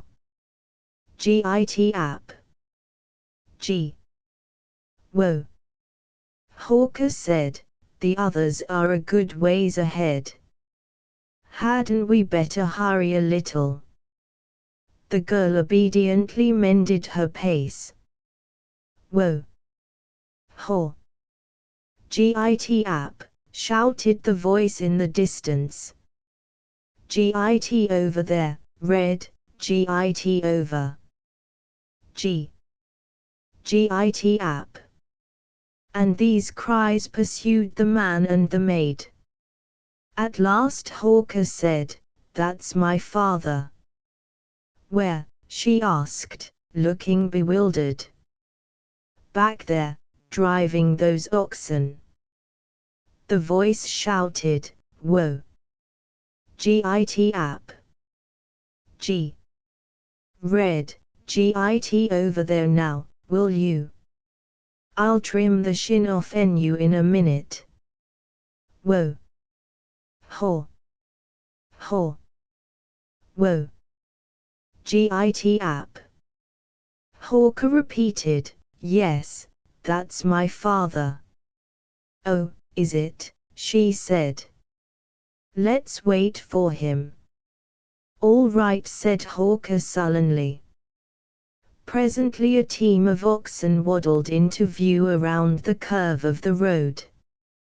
They swung their heads slowly from side to side, bent under the yoke, and looked out at the world with their great eyes, in which was a mystic note of their humble, submissive, toilsome lives. An old wagon creaked after them, and erect upon it was the tall and tattered figure of the farmer swinging his whip and yelling, "Whoa! Haw there! Git app." The lash flicked and flew over the broad backs of the animals. "Hello, father," said Hawker. "Whoa! Back! Whoa! Why, hello, William, what you doing here?" "Oh, just taking a walk. Miss Van Hall, this is my father." "Father, how do you do?" The old man balanced himself with care and then raised his straw hat from his head with a quick gesture and with what was perhaps a slightly apologetic air, as if he feared that he was rather overdoing the ceremonial part. The girl later became very intent upon the oxen. "Aren't they nice old things?" she said, as she stood looking into the faces of the team. "But what makes their eyes so very sad?" "I dunno," said the old man. She was apparently unable to resist a desire to pat the nose of the nearest ox, and for that purpose she stretched forth a cautious hand. But the ox moved restlessly at the moment and the girl put her hand apprehensively behind herself and backed away. The old man on the wagon grinned. "They won't hurt you," he told her.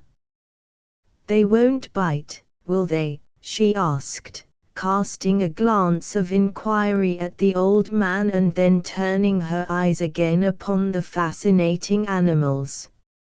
"No," said the old man, still grinning, "just as gentle as kittens." She approached them circuitously. "Sure," she said. "Sure," replied the old man. He climbed from the wagon and came to the heads of the oxen.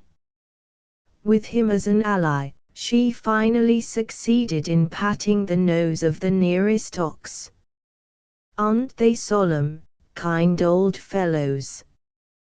Don't you get to think a great deal of them?"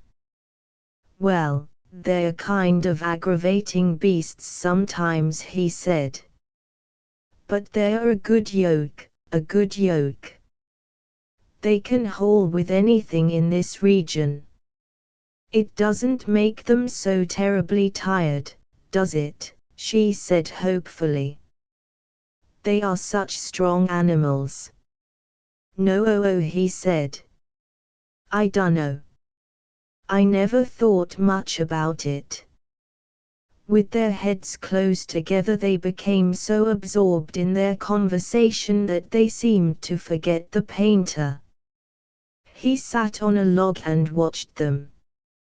Ultimately the girl said, "Won't you give us a ride?" "Sure," said the old man. "Come on, and I'll help you up." He assisted her very painstakingly to the old board that usually served him as a seat, and he clambered to a place beside her. "Come on, William," he called. The painter climbed into the wagon and stood behind his father, putting his hand on the old man's shoulder to preserve his balance. "Which is the near ox?" asked the girl with a serious frown. "Git app." "Ho! That one there," said the old man. "And this one is the off ox?" "Yep." "Well, suppose you sat here where I do, would this one be the near ox and that one the off ox, then?" "Nope. Be just same." "Then the near ox isn't always the nearest one to a person, at all." "That ox there is always the near ox." "Yep, always. 'Cause when you drive Mayfoot you always walk on the left side."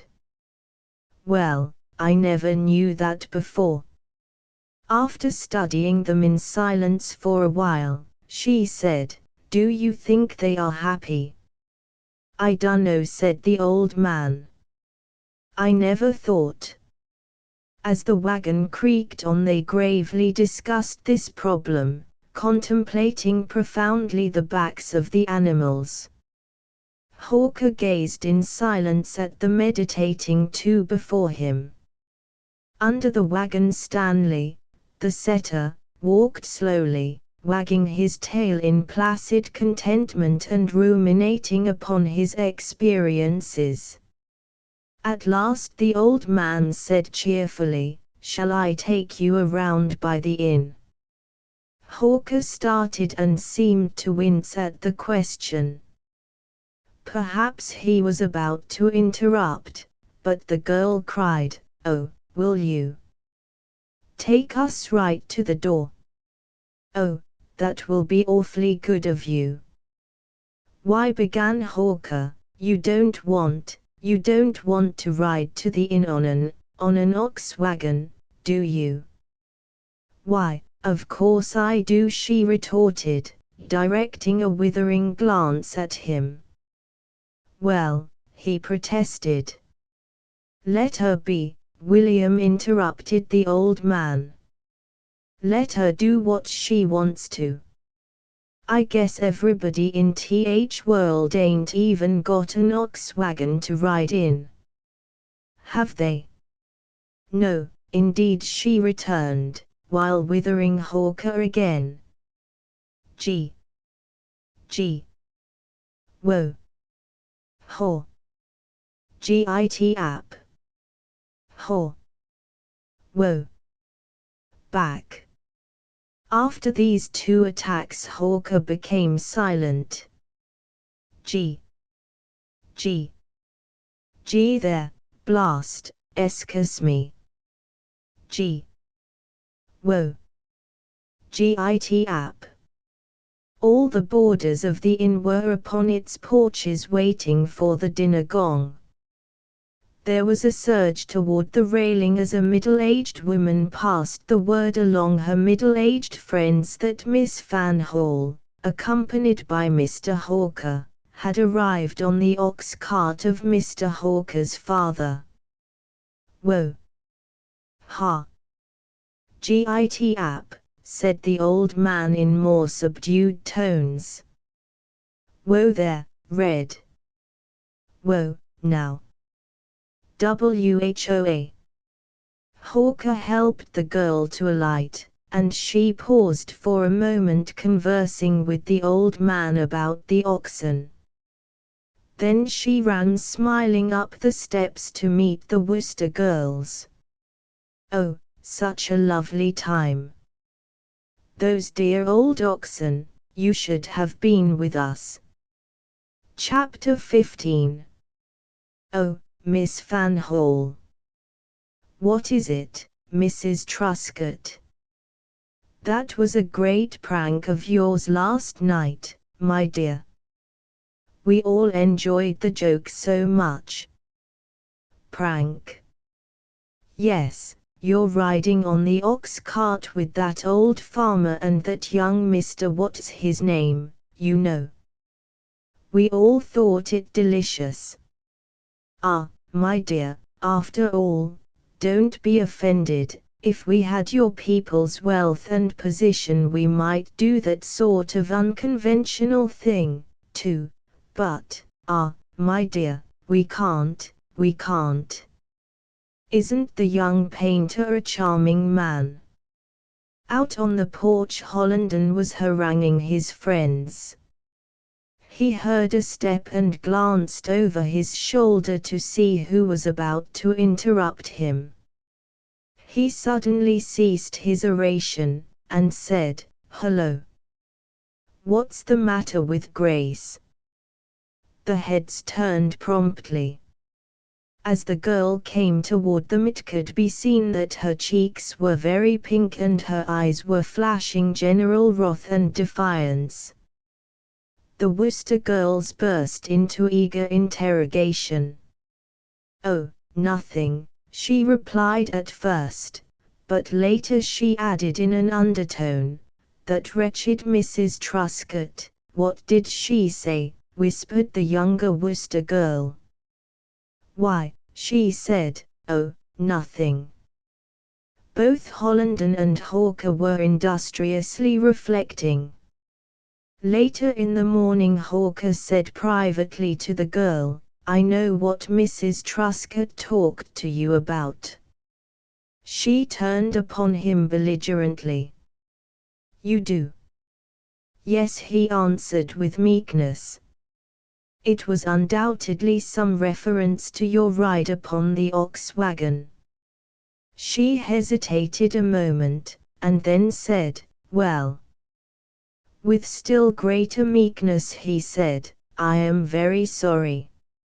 "Are you, indeed?" she inquired loftily. "Sorry for what?" "Sorry that I rode upon your father's ox wagon, or sorry that Mrs. Truscott was rude to me about it?" "Well, in some ways it was my fault." "Was it? I suppose you intend to apologize for your father's owning an ox wagon, don't you?" "No, but, well, I am going to ride in the ox wagon whenever I choose. Your father, I know, will always be glad to have me. And if it so shocks you, there is not the slightest necessity of your coming with us." They glowered at each other, and he said, "You have twisted the question with the usual ability of your sex." She pondered as if seeking some particularly destructive retort. She ended by saying bluntly, "Did you know that we were going home next week?" A flush came suddenly to his face. "No." "Going home." "Who?" "You." "Why, of course." And then with an indolent air she continued, "I meant to have told you before this, but somehow it quite escaped me." He stammered, Are you, honestly?" She nodded. "Why, of course. Can't stay here forever, you know." They were then silent for a long time. At last Hawker said, "Do you remember what I told you yesterday?" "No." "What was it?" He cried indignantly, "You know very well what I told you." "I do not." "No," he sneered, "of course not. You never take the trouble to remember such things." Of course not. Of course not. You are a very ridiculous person, she vouchsafed, after eyeing him coldly. He arose abruptly. I believe I am. By heavens, I believe I am, he cried in a fury. She laughed. You are more ridiculous now than I have yet seen you. After a pause he said magnificently, well, Miss Fanhall, you will doubtless find Mr. Hollanden's conversation to have a much greater interest than that of such a ridiculous person. Hollanden approached them with the blithesome step of an untroubled man. Hello, you two people, why don't you, Hold on, Billy, where are you going? Began Hawker. Oh, Holly, cried the girl impetuously, do tell me how to do that slam thing, you know. I've tried it so often, but I don't believe I hold my racket right. And you do it so beautifully. Oh, that, said Hollanden. It's not so very difficult. I'll show it to you. You don't want to know this minute, do you? Yes, she answered. Well, come over to the court, then. Come ahead, Billy. No, said Hawker, without looking at his friend, I can't this morning, Holly. I've got to go to work. Goodbye. He comprehended them both in a swift bow and stalked away. Hollanden turned quickly to the girl. What was the matter with Billy? What was he grinding his teeth for? What was the matter with him? Why, nothing, was there? She asked in surprise. Why, he was grinding his teeth until he sounded like a stone crusher, said Hollanden in a severe tone. What was the matter with him? How should I know? She retorted. You've been saying something to him. I didn't say a thing. Yes, you did. Holly, don't be absurd. Hollanden debated with himself for a time, and then observed, oh, well, I always said he was an ugly-tempered fellow. The girl flashed him a little glance. And now I am sure of it, as ugly-tempered a fellow as ever lived. I believe you, said the girl. Then she added, all men are. I declare, I think you to be the most incomprehensible creatures. One never knows what to expect of you. And you explode and go into rages and make yourselves utterly detestable over the most trivial matters and at the most unexpected times. You are all mad, I think. Cried Hollanden wildly. What in the mischief have I done? Chapter 16. Look here, said Hollanden, at length, I thought you were so wonderfully anxious to learn that stroke. Well, I am, she said. Come on, then. As they walked toward the tennis court he seemed to be plunged into mournful thought. In his eyes was a singular expression, which perhaps denoted the woe of the optimist pushed suddenly from its height. He sighed. Oh, well, I suppose all women, even the best of them, are that way. What way? She said. My dear child, he answered, in a benevolent manner, you have disappointed me, because I have discovered that you resemble the rest of your sex. Ah, she remarked, maintaining a non-committal attitude. Yes, continued Hollanden, with a sad but kindly smile, even you, Grace, were not above fooling with the affections of a poor country swain, until he don't know his ear from the tooth he had pulled 2 years ago. She laughed. He would be furious if he heard you call him a country swain. Who would? Said Hollenden. Why, the country swain, of course, she rejoined. Hollenden seemed plunged in mournful reflection again. Well, it's a shame, Grace, anyhow, he observed, wagging his head dolefully. It's a howling, wicked shame. Holly, you have no brains at all, she said, despite your opinion. No, he replied ironically, not a bit.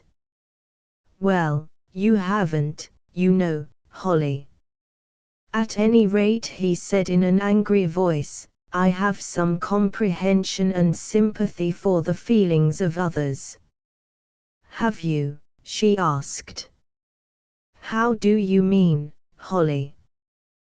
Do you mean you have feeling for them in their various sorrows? Or do you mean that you understand their minds? Hollenden ponderously began, there have been people who have not questioned my ability to, oh, then, you mean that you both feel for them in their sorrows and comprehend the machinery of their minds. Well, let me tell you that in regard to the last thing you are wrong. You know nothing of anyone's mind. You know less about human nature than anybody I have met. Hollenden looked at her in artless astonishment. He said, now, I wonder what made you say that. This interrogation did not seem to be addressed to her, but was evidently a statement to himself of a problem. He meditated for some moments. Eventually he said, I suppose you mean that I do not understand you. Why do you suppose I mean that? That's what a person usually means when he, or she, charges another with not understanding the entire world. Well, at any rate, it is not what I mean at all, she said. I mean that you habitually blunder about other people's affairs, in the belief, I imagine, that you are a great philanthropist, when you are only making an extraordinary exhibition of yourself. The Dev, began Hollenden. Afterward he said, now, I wonder what in blue thunder you mean this time. Mean this time? My meaning is very plain, Holly. I supposed the words were clear enough. Yes, he said thoughtfully, your words were clear enough, but then you were of course referring back to some event, or series of events, in which I had the singular ill fortune to displease you. Maybe you don't know yourself, and spoke only from the emotion generated by the event, or series of events, in which, as I have said, I had the singular ill fortune to displease you. How awfully clever, she said. But I can't recall the event, or series of events, at all, he continued, musing with a scholarly air and disregarding her mockery. I can't remember a thing about it. To be sure, it might have been that time when, I think it very stupid of you to hunt for a meaning when I believe I made everything so perfectly clear, she said wrathfully. Well, you yourself might not be aware of what you really meant, he answered sagely. Women often do that sort of thing, you know. Women often speak from motives which, if brought face to face with them, they wouldn't be able to distinguish from any other thing which they had never before seen. Holly, if there is a disgusting person in the world, it is he who pretends to know so much concerning a woman's mind. Well, that's because they who know, or pretend to know, so much about a woman's mind are invariably satirical, you understand, said Hollenden cheerfully. A dog ran frantically across the lawn, his nose high in the air and his countenance expressing vast perturbation and alarm. Why, Billy forgot to whistle for his dog when he started for home, said Hollenden. Come here, old man. Well, he was a nice dog. The girl also gave invitation, but the setter would not heed them.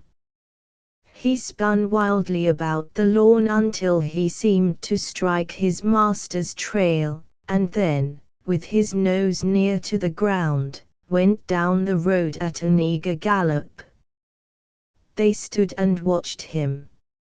Stanley's a nice dog, said Hollenden. Indeed he is, replied the girl fervently. Presently Hollenden remarked, well, don't let's fight any more, particularly since we can't decide what we're fighting about. I can't discover the reason, and you don't know it, so I do know it. I told you very plainly. Well, all right. Now, this is the way to work that slam. You give the ball a sort of a lift, see, underhand and with your arm crooked and stiff. Here, you smash this other ball into the net. Hi. Look out. If you hit it that way you'll knock it over the hotel. Let the ball drop nearer to the ground. Oh, heavens, not on the ground. Well, it's hard to do it from the serve, anyhow. I'll go over to the other court and bat you some easy ones. Afterward, when they were going toward the inn, the girl suddenly began to laugh. What are you giggling at? Said Hollenden. I was thinking how furious he would be if he heard you call him a country swain, she rejoined. Who? Asked Hollenden. Chapter 17. Oglethorpe contended that the men who made the most money from books were the best authors. Hollenden contended that they were the worst. Oglethorpe said that such a question should be left to the people. Hollenden said that the people habitually made wrong decisions on questions that were left to them. That is the most odiously aristocratic belief, said Oglethorpe. No, said Hollenden, I like the people. But, considered generally, they are a collection of ingenious blockheads. But they read your books, said Oglethorpe, grinning. That is through a mistake, replied Hollenden. As the discussion grew in size it incited the close attention of the Worcester girls, but Miss Van Hall did not seem to hear it. Hawker, too, was staring into the darkness with a gloomy and preoccupied air. Are you sorry that this is your last evening at Hemlock Inn? Said the painter at last, in a low tone. Why, yes, certainly, said the girl. Under the sloping porch of the inn the vague orange light from the parlors drifted to the black wall of the night. I shall miss you, said the painter. Oh, I dare say, said the girl. Hollenden was lecturing at length and wonderfully. In the mystic spaces of the night the pines could be heard in their weird monotone, as they softly smote branch and branch, as if moving in some solemn and sorrowful dance. "This has been quite the most delightful summer of my experience," said the painter. "I have found it very pleasant," said the girl. From time to time Hawker glanced furtively at Oglethorpe, Hollenden, and the Worcester girl. This glance expressed no desire for their well-being. "I shall miss you," he said to the girl again. His manner was rather desperate. She made no reply, and, after leaning toward her, he subsided with an air of defeat. Eventually he remarked, "It will be very lonely here again. I dare say I shall return to New York myself in a few weeks." "I hope you will call," she said. "I shall be delighted," he answered stiffly, and with a dissatisfied look at her. "Oh, Mr. Hawker," cried the younger Worcester girl, suddenly emerging from the cloud of argument which Hollenden and Oglethorpe kept in the air, "won't it be sad to lose Grace? Indeed, I don't know what we shall do. Shan't we miss her dreadfully?" "Yes," said Hawker, "we shall of course miss her dreadfully." "Yes, won't it be frightful?" said the elder Worcester girl. "I can't imagine what we will do without her. And Holly is only going to spend 10 more days. Oh, dear. Mama, I believe, will insist on staying the entire summer. It was Papa's orders, you know, and I really think she is going to obey them. He said he wanted her to have one period of rest at any rate. She is such a busy woman in town, you know." "Here," said Hollenden, wheeling to them suddenly, "you all look as if you were badgering Hawker, and he looks badgered. What are you saying to him?" "Why," answered the younger Worcester girl, "we were only saying to him how lonely it would be without Grace." "Oh," said Hollenden. As the evening grew old, the mother of the Worcester girls joined the group. This was a sign that the girls were not to long delay the vanishing time. She sat almost upon the edge of her chair, as if she expected to be called upon at any moment to arise and bow good night, and she repaid Hollenden's eloquent attention with the placid and absent-minded smiles of the chaperone who waits. Once the younger Worcester girl shrugged her shoulders and turned to say, "Mama, you make me nervous." Her mother merely smiled in a still more placid and absent-minded manner. Oglethorpe arose to drag his chair nearer to the railing, and when he stood the Worcester mother moved and looked around expectantly, but Oglethorpe took seat again. Hawker kept an anxious eye upon her. Presently Miss Van Hall arose. "Why, you are not going in already, are you?" said Hawker and Hollenden and Oglethorpe. The Worcester mother moved toward the door followed by her daughters, who were protesting in muffled tones. Hollenden pitched violently upon Oglethorpe. "Well, at any rate," he said. He picked the thread of a past argument with great agility. "Hawker said to the girl, I shall miss you dreadfully." She turned to look at him and smiled. "Shall you?" she said in a low voice. "Yes," he said. Thereafter he stood before her awkwardly and in silence. She scrutinized the boards of the floor. Suddenly she drew a violet from a cluster of them upon her gown and thrust it out to him as she turned toward the approaching Oglethorpe. "Good night, Mr. Hawker," said the latter. "I am very glad to have met you, I'm sure. Hope to see you in town. Good night.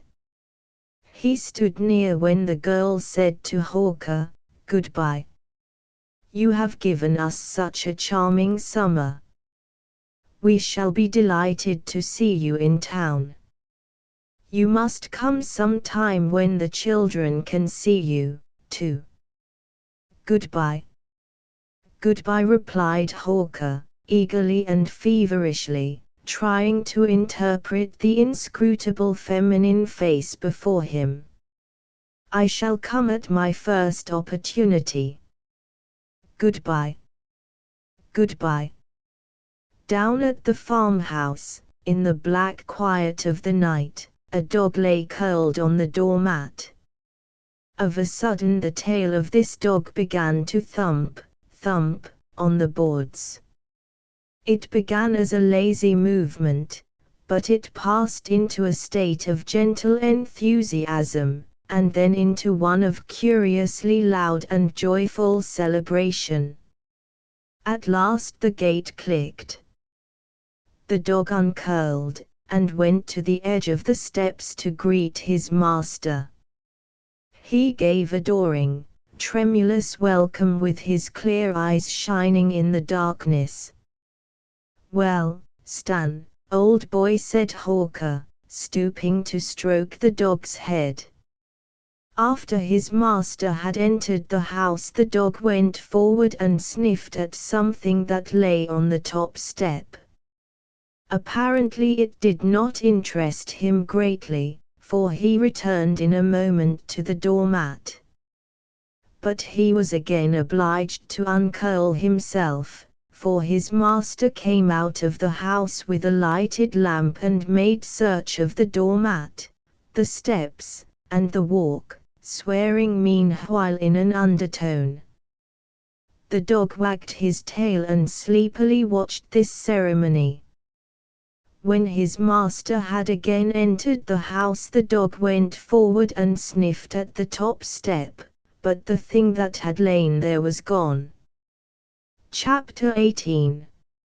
It was evident at breakfast that Hawker's sisters had achieved information. "What's the matter with you this morning?" asked one. "You look as if you hadn't slept well." "There is nothing the matter with me," he rejoined, looking glumly at his plate. "Well, you look kind of broke up." "How I look is of no consequence. I tell you there is nothing the matter with me." "Oh," said his sister. She exchanged meaning glances with the other feminine members of the family. Presently the other sister observed, "I heard she was going home today." "Who?" said Hawker, with a challenge in his tone. "Why, that New York girl, Miss What's her name," replied the sister, with an undaunted smile. "Did you, indeed? Well, perhaps she is." "Oh, you don't know for sure, I suppose." Hawker arose from the table, and, taking his hat, went away. "Mary," said the mother, in the sepulchral tone of belated but conscientious reproof. "Well, I don't care. He needn't be so grand. I didn't go to tease him." "I don't care." "Well, you ought to care," said the old man suddenly. "There's no sense in you women folks pestering the boy all the time. Let him alone with his own business, can't you?"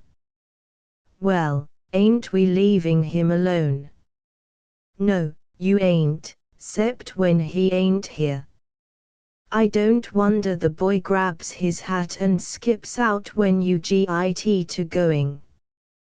"Well, what did we say to him now? Tell us what we said to him that was so dreadful." "Or, thunder and lightning," cried the old man with a sudden great snarl.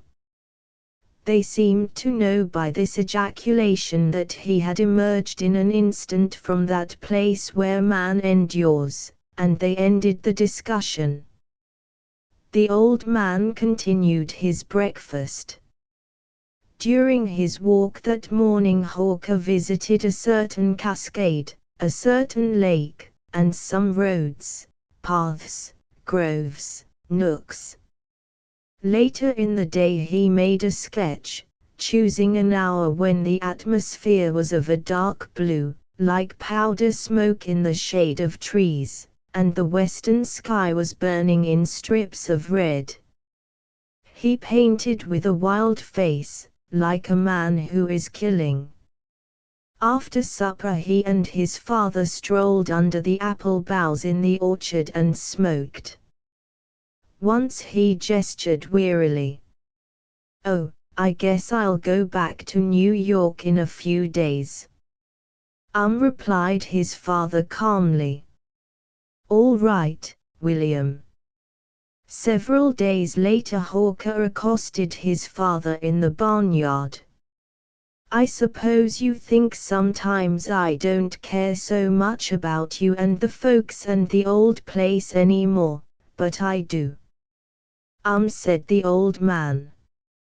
"When you going?" "Where?" asked Hawker, flushing. "Back to New York." "Why, I hadn't thought much about, next week, I guess." "Well, do as you like, William. You know how glad me and Mother and the girls are to have you come home with us whenever you can come. You know that. But you must do as you think best, and if you ought to go back to New York now, William, why, do as you think best." "Well, my work," said Hawker. From time to time the mother made wondering speech to the sisters. "How much nicer William is now. He's just as good as he can be. There for a while he was so cross and out of sorts. I don't see what could have come over him. But now he's just as good as he can be." Hollenden told him, "Come up to the inn more, you fool." "I was up there yesterday." "Yesterday? What of that? I've seen the time when the farm couldn't hold you for 2 hours during the day. Go to blazes. Millicent got a letter from Grace Van Hall the other day." "That so?" "Yes, she did. Grace wrote, say, does that shadow look pure purple to you?" "Certainly it does, or I wouldn't paint it so, duffer." "What did she write?" "Well, if that shadow is pure purple my eyes are liars. It looks a kind of slate color to me." "Lord! If what you fellows say in your pictures is true, the whole earth must be blazing and burning and glowing and..." Hawker went into a rage. "Oh, you don't know anything about color, Holly. For heaven's sake, shut up, or I'll smash you with the easel." "Well, I was going to tell you what Grace wrote in her letter. She said, go on. Gimme time, can't you? She said that town was stupid, and that she wished she was back at Hemlock Inn." "Oh. Is that all? Is that all? I wonder what you expected." "Well, and she asked to be recalled to you." "Yes. Thanks. And that's all. Gad, for such a devoted man as you were, your enthusiasm and interest is stupendous." The father said to the mother, "Well, William's going back to New York next week." "Is he?" "Why, He ain't said nothing to me about it. Well, he is, anyhow. I declare. What do you suppose he's going back before September for, John? How do I know? Well, it's funny, John. I bet he's going back so's he can see that girl. He says it's his work. Chapter 19. Wrinkles had been peering into the little dry goods box that acted as a cupboard. There are only 2 eggs and half a loaf of bread left, he announced brutally. Heavens, said Warwickson from where he lay smoking on the bed. He spoke in a dismal voice. This tone, it is said, had earned him his popular name of Great Grief. From different points of the compass Wrinkles looked at the little cupboard with a tremendous scowl, as if he intended thus to frighten the eggs into becoming more than 2, and the bread into becoming a loaf. Plague take it, he exclaimed. Oh, shut up, Wrinkles, said Grief from the bed. Wrinkles sat down with an air austere and virtuous. Well, what are we going to do? He demanded of the others. Grief, after swearing, said, There, that's right. Now you're happy. The Holy Office of the Inquisition. Blast your buttons, Wrinkles, you always try to keep us from starving peacefully. It is 2 hours before dinner, anyhow, and, well, but what are you going to do? Persisted Wrinkles. Penoya, with his head afar down, had been busily scratching at a pen and ink drawing. He looked up from his board to utter a plaintive optimism. The monthly amazement will pay me tomorrow. They ought to. I've waited over 3 months now. I'm going down there tomorrow, and perhaps I'll get it. His friends listened with airs of tolerance. Oh, no doubt, Penny, old man. But at last Wrinkles giggled pityingly. Over on the bed Grief croaked deep down in his throat. Nothing was said for a long time thereafter. The crash of the New York streets came faintly to this room. Occasionally one could hear the tramp of feet in the intricate corridors of the begrimed building which squatted, slumbering, and old, between 2 exalted commercial structures which would have had to bend afar down to perceive it. The northward march of the city's progress had happened not to overturn this aged structure, and it huddled there, lost and forgotten, while the cloud-veering towers strode on. Meanwhile the first shadows of dusk came in at the blurred windows of the room. Penoya threw down his pen and tossed his drawing over on the wonderful heap of stuff that hid the table. It's too dark to work. He lit a pipe and walked about, stretching his shoulders like a man whose labor was valuable. When the dusk came fully the youths grew apparently sad. The solemnity of the gloom seemed to make them ponder. Light the gas, Wrinkles said Grief fretfully. The flood of orange light showed clearly the dull walls lined with sketches, the tousled bed in one corner, the masses of boxes and trunks in another, a little dead stove, and the wonderful table. Moreover, there were wine-colored draperies flung in some places, and on a shelf, high up, there were plaster casts, with dust in the creases. A long stovepipe wandered off in the wrong direction and then turned impulsively toward a hole in the wall.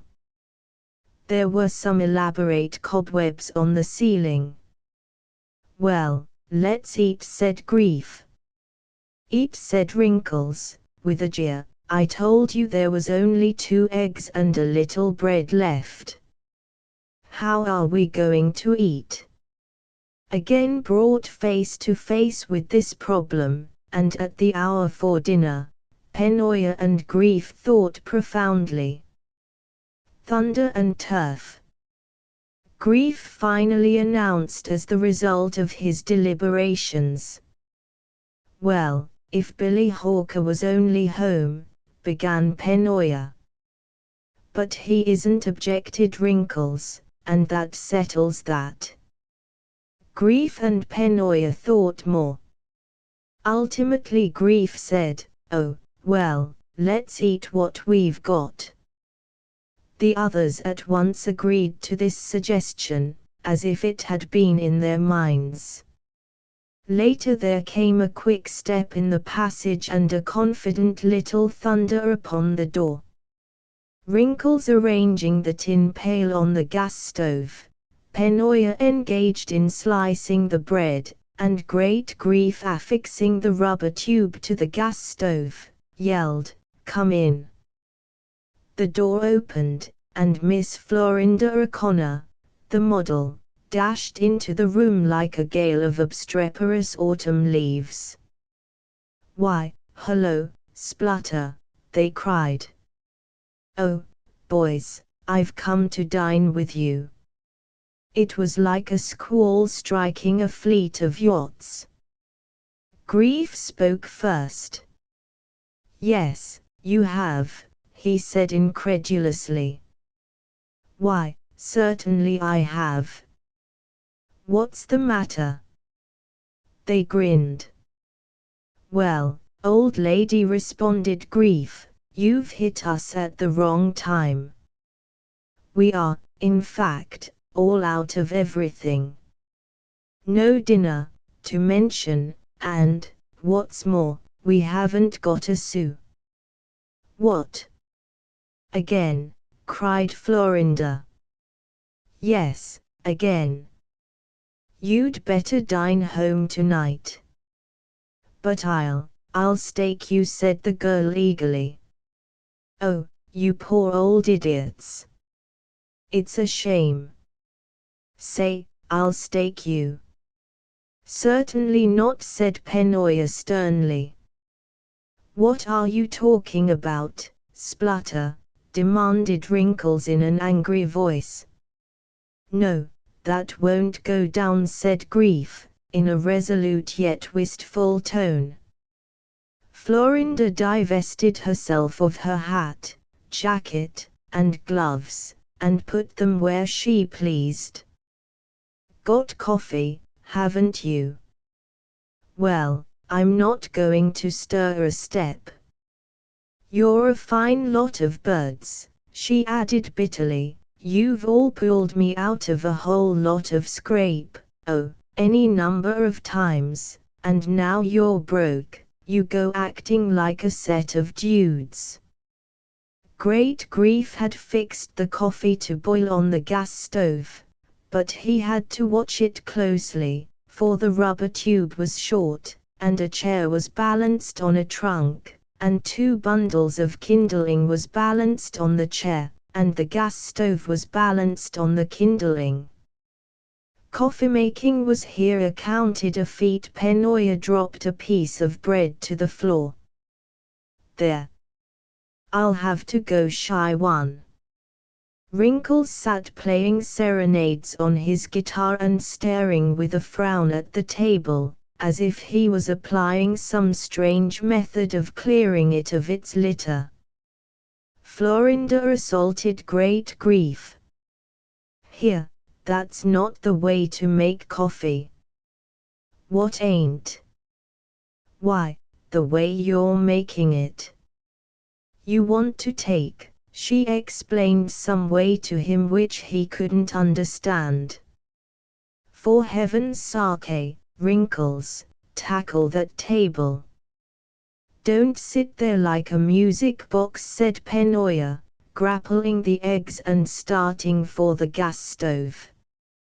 Later, as they sat around the board, Wrinkles said with satisfaction, "Well, the coffee's good, anyhow." "Tea's good," said Florinda, "but it isn't made right." "I'll show you how, Penny." "You first." "Oh, dry up," Splutter said Grief. "Here, take an egg." "I don't like eggs," said Florinda. "Take an egg," said the three hosts menacingly. "I tell you I don't like eggs." "Take an egg," they said again. "Oh, well," said Florinda, "I'll take one, then, but you needn't act like such a set of dudes, and, oh, maybe you didn't have much lunch." "I had such a daisy lunch. Up at Pontiac's studio. He's got a lovely studio." The three looked to be oppressed. Grief said sullenly, "I saw some of his things over in Stencil's gallery, and they're rotten." "Yes, rotten," said Penoya. "Rotten," said Grief. "Oh, well," retorted Florinda, "if a man has a swell studio and dresses, oh, sort of like a Willy, you know, you fellows sit here like owls in a cave and say rotten, rotten, rotten. You're a way off. Pontiac's landscapes be blowed. Put any of his work alongside of Billy Hawker's and see how it looks." "Oh, well, Billy Hawker's," said Florinda. "Oh, well." At the mention of Hawker's name they had all turned to scan her face. Chapter XX.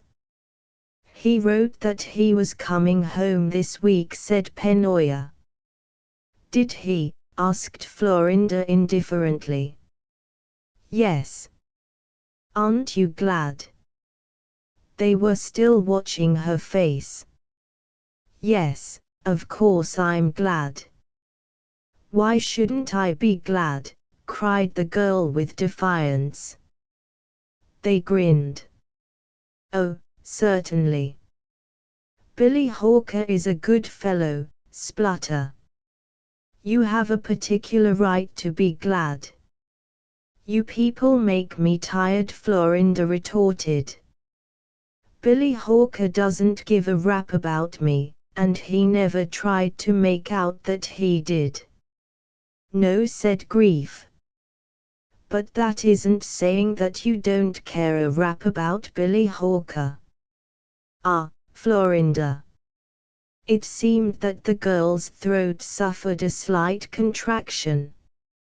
"Well, and what if I do?" she demanded finally. "Have a cigarette," answered Grief. Florinda took a cigarette, lit it, and, perching herself on a divan, which was secretly a coal box, she smoked fiercely. "What if I do?" she again demanded.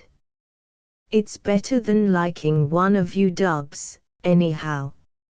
"Oh, Splutter, you poor little outspoken kid," said Wrinkle in a sad voice. Grief searched among the pipes until he found the best one. "Yes, Splutter, don't you know that when you are so frank you defy every law of your sex, and wild eyes will take your trail?" "Oh, you talk through your hat," replied Florinda. "Billy don't care whether I like him or whether I don't. And if he should hear me now, he wouldn't be glad or give a hang, either way. I know that." The girl paused and looked at the row of plaster casts. "Still, you needn't be throwing it at me all the time." "We didn't," said Wrinkles indignantly. You threw it at yourself. Well, continued Florinda, it's better than liking one of you dubs, anyhow. He makes money and, there, said Grief, now you've hit it. Bedad, you've reached a point in eulogy where if you move again you will have to go backward. Of course I don't care anything about a fellow's having money, no, indeed you don't, Splutter said Penoya. But then, you know what I mean. A fellow isn't a man and doesn't stand up straight unless he has some money. And Billy Hawker makes enough so that you feel that nobody could walk over him, don't you know? And there isn't anything jay about him, either. He's a thoroughbred, don't you know? After reflection, Penoya said, it's pretty hard on the rest of us, Splutter. Well, of course I like him, but, what, said Penoya. I don't know, said Florinda. Purple Sanderson lived in this room, but he usually dined out. At a certain time in his life, before he came to be a great artist, he had learned the gasfitter's trade, and when his opinions were not identical with the opinions of the art managers of the greater number of New York publications, he went to see a friend who was a plumber, and the opinions of this man he was thereafter said to respect. He frequented a very neat restaurant on 23rd Street. It was known that on Saturday nights Wrinkles, Grief, and Penoya frequently quarreled with him. As Florinda ceased speaking, Purple entered. Hello, there, Splutter. As he was neatly hanging up his coat, he said to the others, well, the rent will be due in 4 days. Will it? Asked Penoya, astounded. Certainly it will, responded Purple, with the air of a superior financial man. My soul, said Wrinkles. Oh, shut up, Purple, said Grief. You make me weary, coming around here with your chin about rent. I was just getting happy. Well, how are we going to pay it? That's the point, said Sanderson. Wrinkles sank deeper in his chair and played despondently on his guitar. Grief cast a look of rage at Sanderson, and then stared at the wall. Penoya said, well, we might borrow it from Billy Hawker. Florinda laughed then. Oh, continued Penoya hastily, if those amazement people pay me when they said they would, I'll have the money. So you will, said Grief. You will have money to burn. Did the amazement people ever pay you when they said they would? You are wonderfully important all of a sudden, it seems to me. You talk like an artist. Wrinkles, too, smiled at Penoya. The eminent magazine people wanted Penny to hire models and make a try for them, too. It would only cost him a stack of blues. By the time he has invested all his money he hasn't got, and the rent is 3 weeks overdue, he will be able to tell the landlord to wait 7 months until the Monday morning after the day of publication. Go ahead, Penny. After a period of silence, Sanderson, in an obstinate manner, said, well, what's to be done? The rent has got to be paid. Wrinkles played more sad music. Grief frowned deeper. Penoya was evidently searching his mind for a plan. Florinda took the cigarette from between her lips that she might grin with greater freedom. "We might throw Purple out," said Grief, with an inspired air. "That would stop all this discussion." "You," said Sanderson furiously. "You can't keep serious a minute. If you didn't have us to take care of you, you wouldn't even know when they threw you out into the street." "Wouldn't I?" said Grief. "Well, look here," interposed Florinda, "I'm going home unless you can be more interesting. I am dead sorry about the rent, but I can't help it, and, here. Sit down." "Hold on, Splutter," they shouted. Grief turned to Sanderson. "Purple, you shut up." Florinda curled again on the divan and lit another cigarette. The talk waged about the names of other and more successful painters, whose work they usually pronounced rotten. Chapter XXI. Penoya, coming home one morning with 2 gigantic cakes to accompany the coffee at the breakfast in the den, saw a young man bounce from a horse car. He gave a shout. "Hello, there, Billy." "Hello." "Hello, Penny," said Hawker. "What are you doing out so early?" It was somewhat after 9 o'clock. "Out to get breakfast," said Penoya, waving the cakes. "Have a good time, old man." "Great." "Do much work?" "No. Not so much." "How are all the people?" "Oh, pretty good."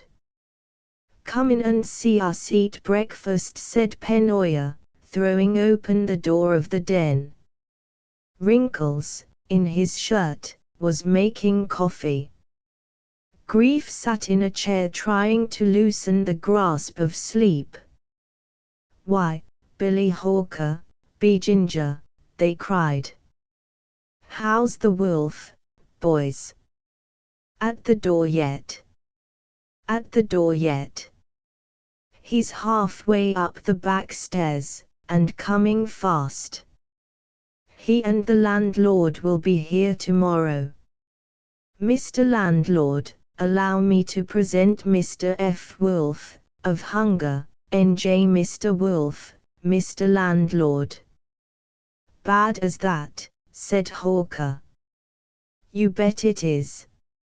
Easy Street is somewhere in heaven, for all we know. Have some breakfast, coffee and cake, I mean." "No, thanks, boys. Had breakfast." Wrinkles added to the shirt, Grief aroused himself, and Penoya brought the coffee. Cheerfully throwing some drawings from the table to the floor, they thus made room for the breakfast, and grouped themselves with beaming smiles at the board. "Well, Billy, come back to the old gang again, eh? How did the country seem? Do much work?" "Not very much. A few things." "How's everybody?" "Splutter was in last night. Looking out of sight. Seemed glad to hear that you were coming back soon." "Did she?" "Penny, did anybody call wanting me to do a $10,000 portrait for them?" "No. That frame maker, though, was here with a bill. I told him." Afterward Hawker crossed the corridor and threw open the door of his own large studio. The great skylight, far above his head, shed its clear rays upon a scene which appeared to indicate that someone had very recently ceased work here and started for the country. A distant closet door was open, and the interior showed the effects of a sudden pillage. There was an unfinished Girl in Apple Orchard upon the tall Dutch easel, and sketches and studies were thick upon the floor. Hawker took a pipe and filled it from his friend the tan and gold jar. He cast himself into a chair and, taking an envelope from his pocket, emptied 2 violets from it to the palm of his hand and stared long at them. Upon the walls of the studio various labors of his life, in heavy gilt frames, contemplated him and the violets. At last Penoya burst impetuously in upon him. "Hi, Billy. Come over and, what's the matter?" Hawker had hastily placed the violets in the envelope and hurried it to his pocket. "Nothing," he answered. "Why, I thought," said Penoya, "I thought you looked rather rattled. Didn't you have, I thought I saw something in your hand." "Nothing, I tell you," cried Hawker. Oh, I beg your pardon," said Penoya. "Why, I was going to tell you that Splutter is over in our place, and she wants to see you." "Wants to see me? What for?" demanded Hawker. "Why don't she come over here, then?"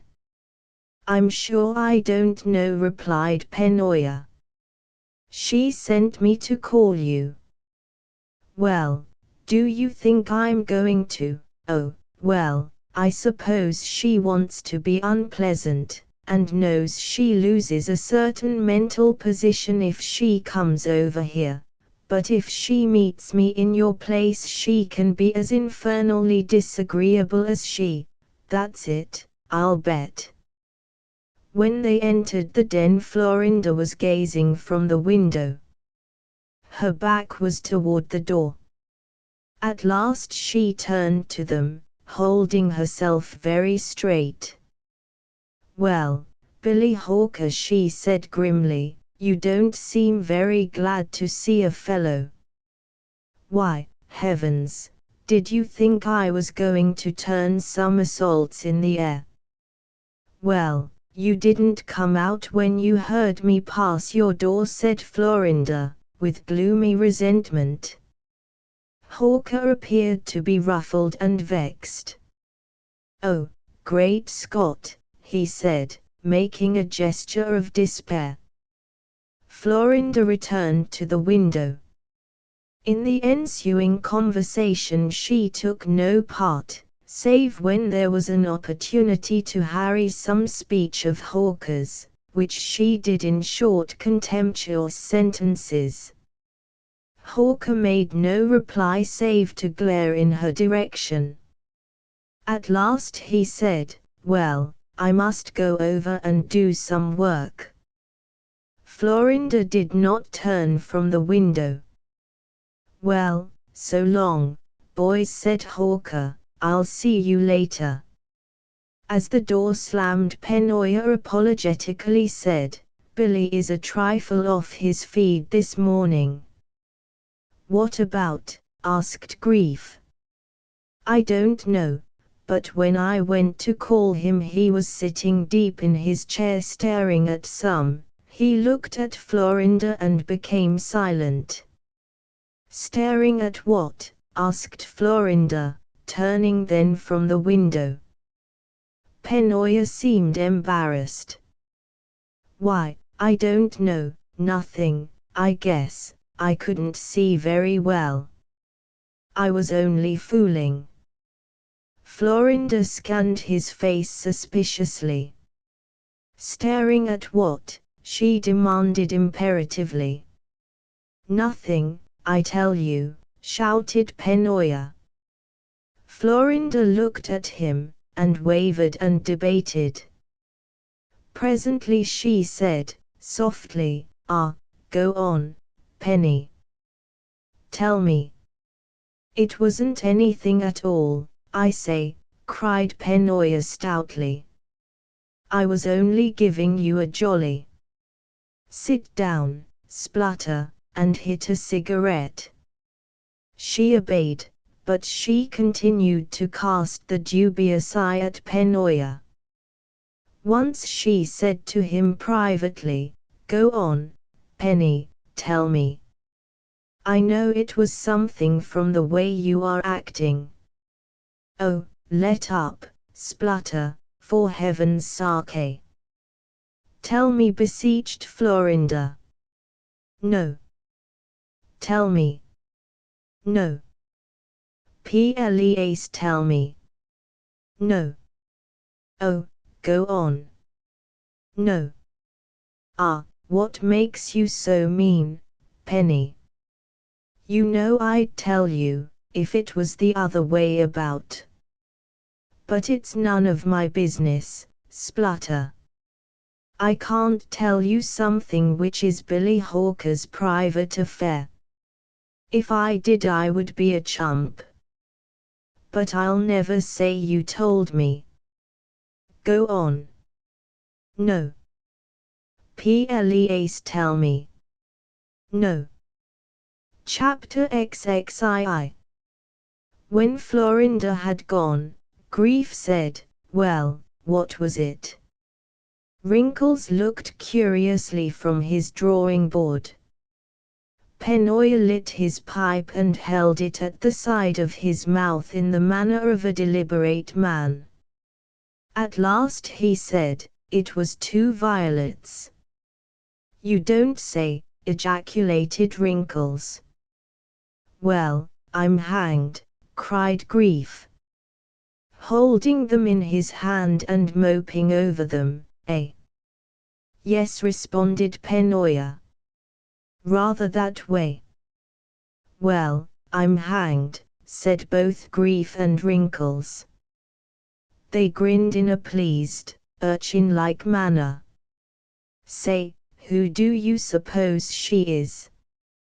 Somebody he met this summer, no doubt. Would you ever think old Billy would get into that sort of a thing? Well, I'll be gold-earned. Ultimately Wrinkles said, Well, it's his own business. This was spoken in a tone of duty. Of course it's his own business, retorted Grief. But who would ever think? Again they grinned. When Hawker entered the den some minutes later he might have noticed something unusual in the general demeanor. Say, Grief, will you loan me your what's up? He asked. For answer they grinned at each other, and then grinned at him. You look like a lot of Chessy cats, he told them. They grinned on. Apparently feeling unable to deal with these phenomena, he went at last to the door. Well, this is a fine exhibition, he said, standing with his hand on the knob and regarding them. 1 election bets. Some good old auntie just died. Found something new to pawn. No. Well, I can't stand this.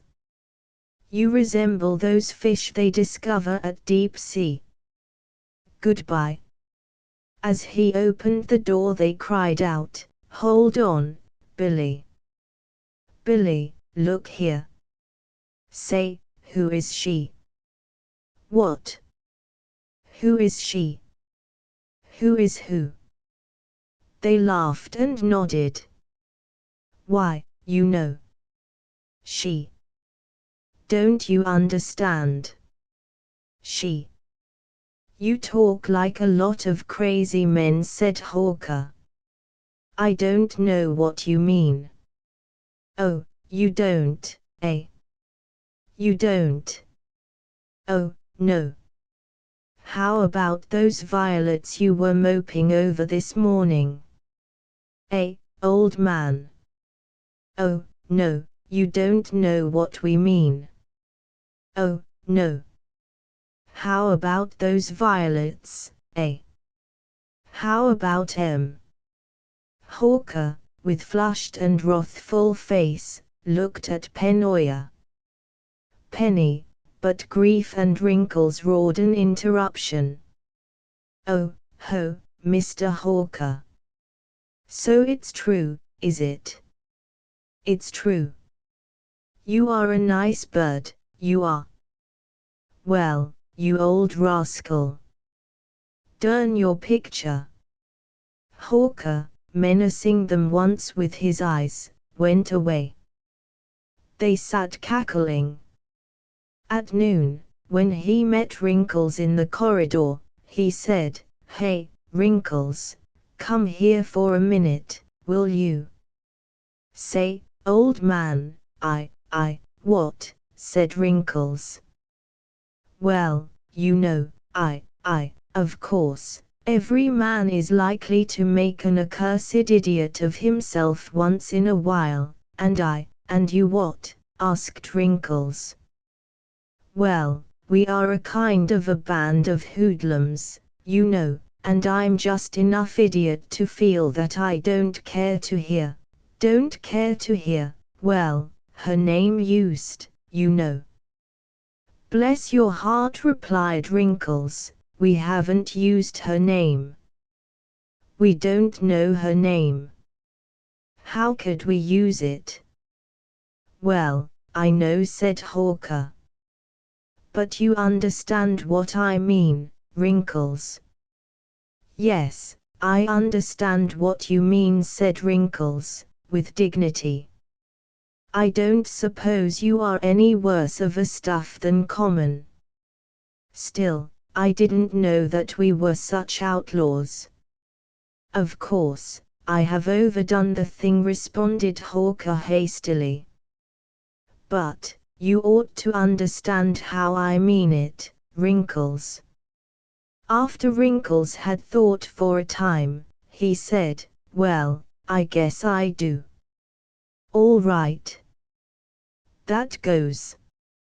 Upon entering the den, Wrinkles said, "You fellows have got to quit guying Billy, do you hear?"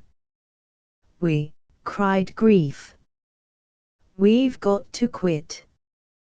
"What do you do?" "Well, I quit too." Penoya said, "Ah, ha. Billy has been jumping on you." "No, he didn't," maintained Wrinkles, "but he let me know it was, well, rather a sacred subject." Wrinkles blushed when the others snickered. In the afternoon, as Hawker was going slowly down the stairs, he was almost impaled upon the feather of a hat which, upon the head of a lithe and rather slight girl, charged up at him through the gloom. "Hello, Splutter," he cried. "You are in a hurry." "That you, Billy?" said the girl, peering, for the hallways of this old building remained always in a dungeon-like darkness. "Yes, it is." "Where are you going at such a headlong gait?" "Up to see the boys. I've got a bottle of wine and some pickles, you know. I'm going to make them let me dine with them tonight." "Coming back, Billy?" "Why, no, I don't expect to."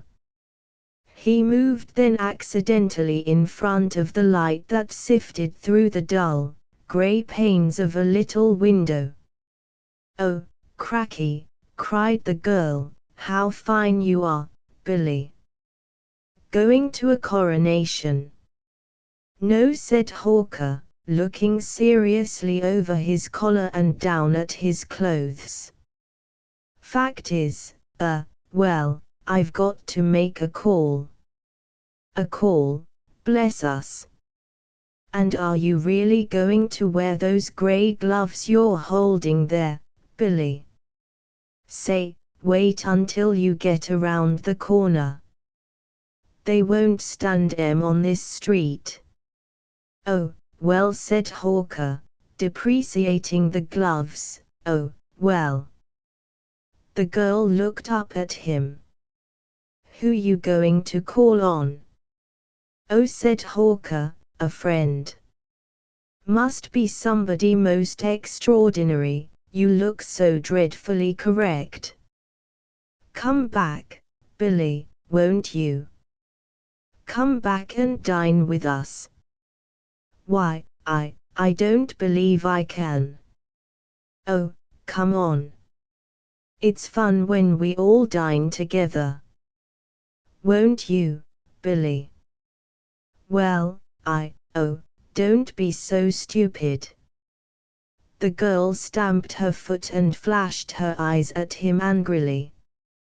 Well, I'll see, I will if I can, I can't tell, he left her rather precipitately. Hawker eventually appeared at a certain austere house where he rang the bell with quite nervous fingers. But she was not at home. As he went down the steps his eyes were as those of a man whose fortunes have tumbled upon him. As he walked down the street he wore in some subtle way the air of a man who has been grievously wronged.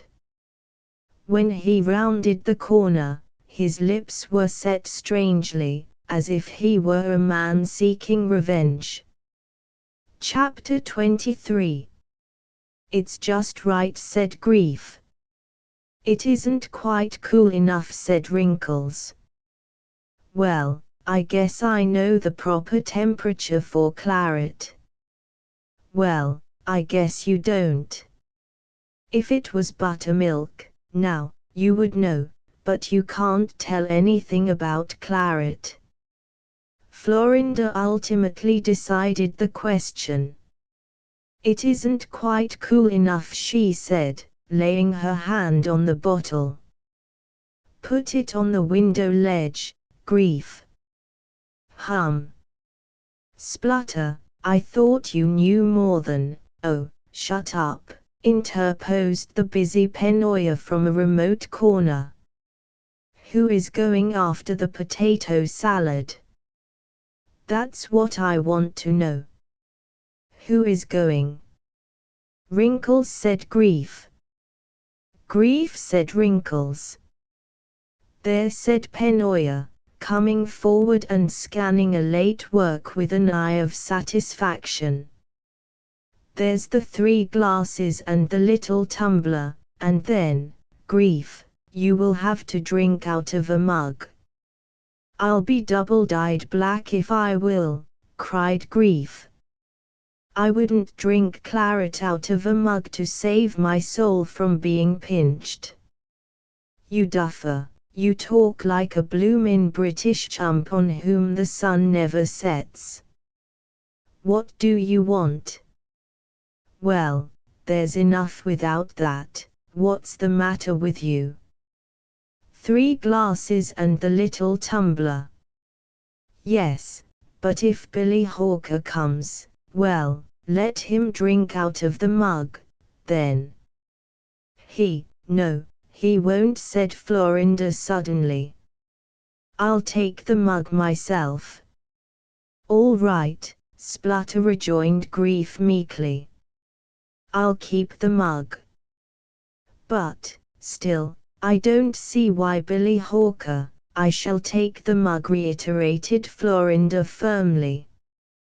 But I don't see why, let her alone, Grief, said Wrinkles. She has decided that it is heroic. You can't move her now. Well, who is going for the potato salad? Cried Penoya again. That's what I want to know. Wrinkles, said Grief.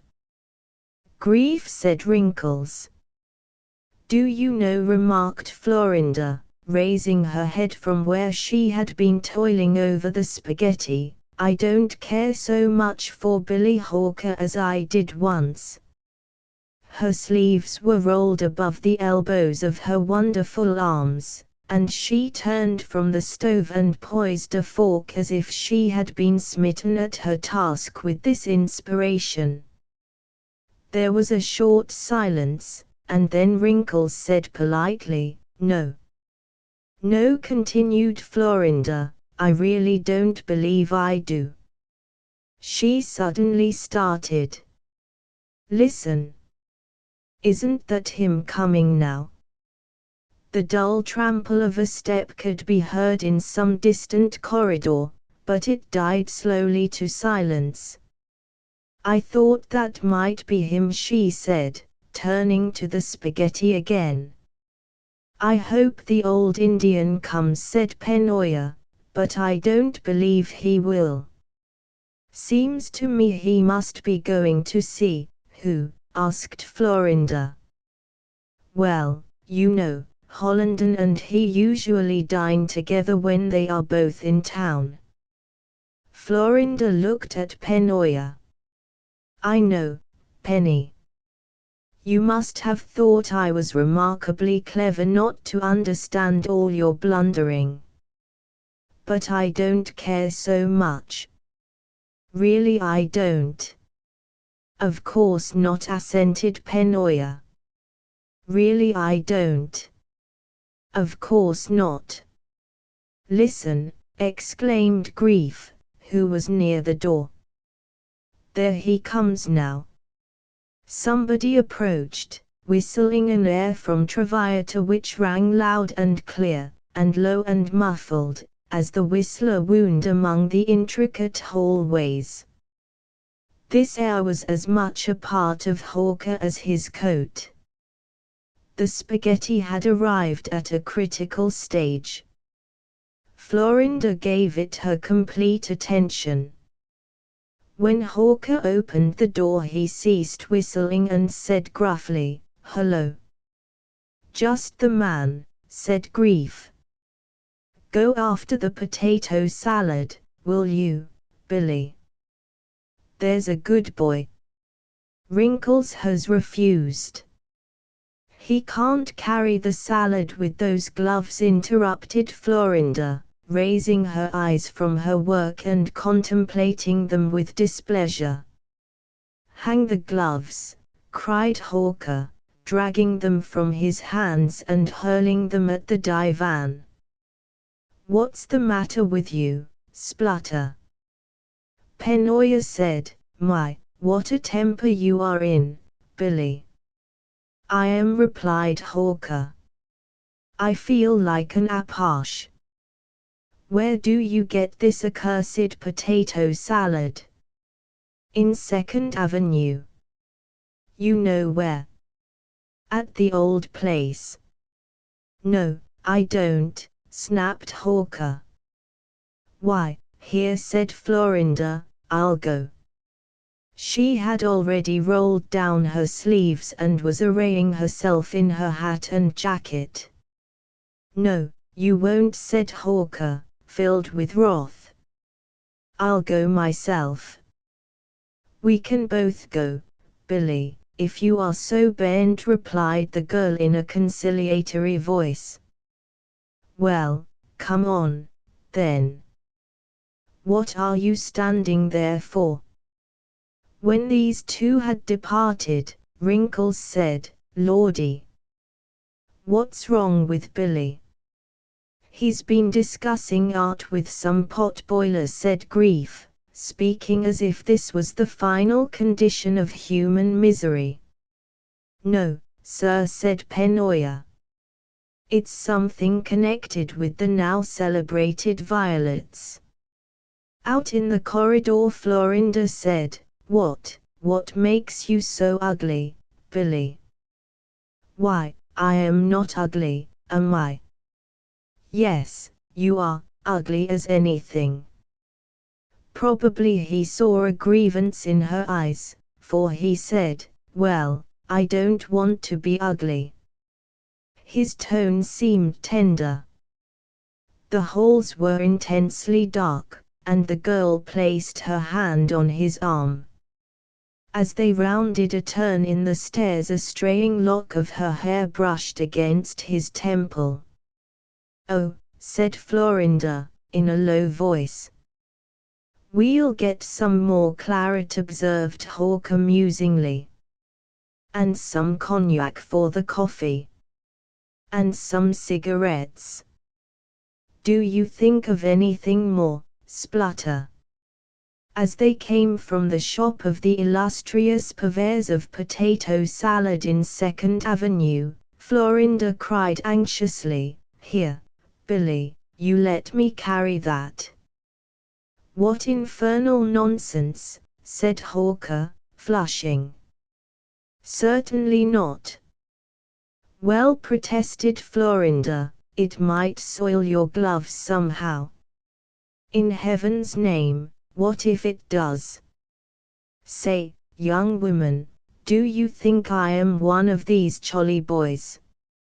No, Billy, but then, you know, well, if you don't take me for some kind of a Willy, give us peace on this blasted glove business. I didn't mean, well, you've been intimating that I've got the only pair of grey gloves in the universe, but you are wrong.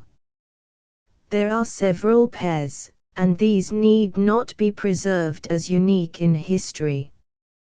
They're not grey. They are grey.